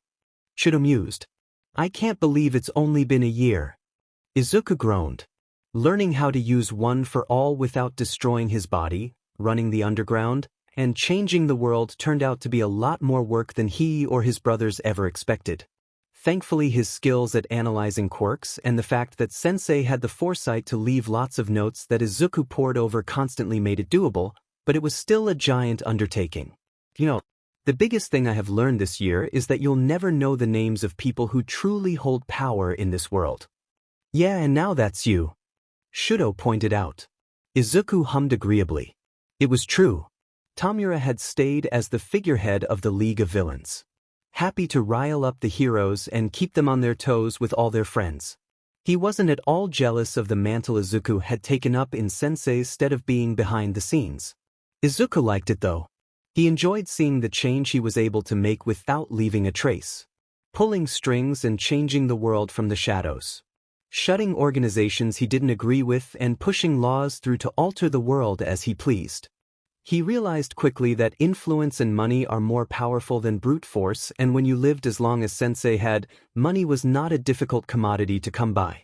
He loved the power he wielded without ever even needing to take a life. He left that job to Tamura in the cases it was called for. He always had more of a penchant for that type of thing, and Izuku found his bloodlust was greatly diminished after the fall of his true rival. "How are you liking having your mom here?" Izuku asked. Rei had come to live with them around 6 months ago. Natsuo and Fuyumi still had their own lives that they didn't want to give up, but the whole family met together often. "It's nice. We have had a lot of catching up to do. She loves it here. She told me after her time in the hospital she has an easy time with eccentric personalities." Shudo replied with a chuckle. Although the league moved into a new base, all the members still frequented the mountain home often. "I'm glad." Izuku smiled as he turned to capture Shudo's lips in a quick kiss. "It seems like a whole different life when we were sitting on this beach building sandcastles." "You've stolen all my firsts," Shudo reminisced. "My first sandcastle, my first kiss, my first love." Izuku pushed him playfully into the sand, quickly climbing onto him and pinning him to the ground. "You're so embarrassing," he accused. "And right, every single one of your firsts better be with me." Shudo looked like he was going to respond, but he was cut short by Izuku diving in for another kiss. Shudo hadn't spontaneously combusted while kissing Izuku in a long time, but Izuku still loved to use the potential as an excuse to quickly deepen the kiss, rendering Shudo powerless against him. He released Shudo's wrist and allowed the other boy's hands to roam his body. The two lazily made out in the sand until a beat of air kicked up sand all around them. "Kigo! What the hell?" Izuku complained, rolling off his boyfriend and shaking the sand out of his hair. "Ew, PDA." Kigo gagged exaggeratedly. "You're one to talk," Shudo pointed out as he stood up. "I'm an adult. You two are still little hatchlings. Keep it in your pants." Kigo retorted. "Tamura called a league meeting. Come back to the house." "Fine." Izuku sighed. "Why didn't you tell Kurojairi to come get us?" "Because he's busy warping people to the house. Dabs is coming in the car to pick us up, but I went ahead to make sure you two were keeping it PG out here." Kigo winked. "We're villains. Everyone here has murdered people. Multiple people. Why are you so worried about keeping our innocence intact?" Izuku asked with a quirked brow. "Doesn't change the fact that you guys are like my little brothers." Kigo defended. Suddenly there was a loud honk behind them. "There's our ride, let's go," Kigo announced before jetting towards the car, leaving Shudo and Izuku to trudge across the sandy beach. Dabi and I shouldn't have taken him back. Izuku sighed. "He's so annoying. You love him and you know it." Shudo teased. "Plus, he's good for Dabi and I." Izuku grumbled but relented. He was right.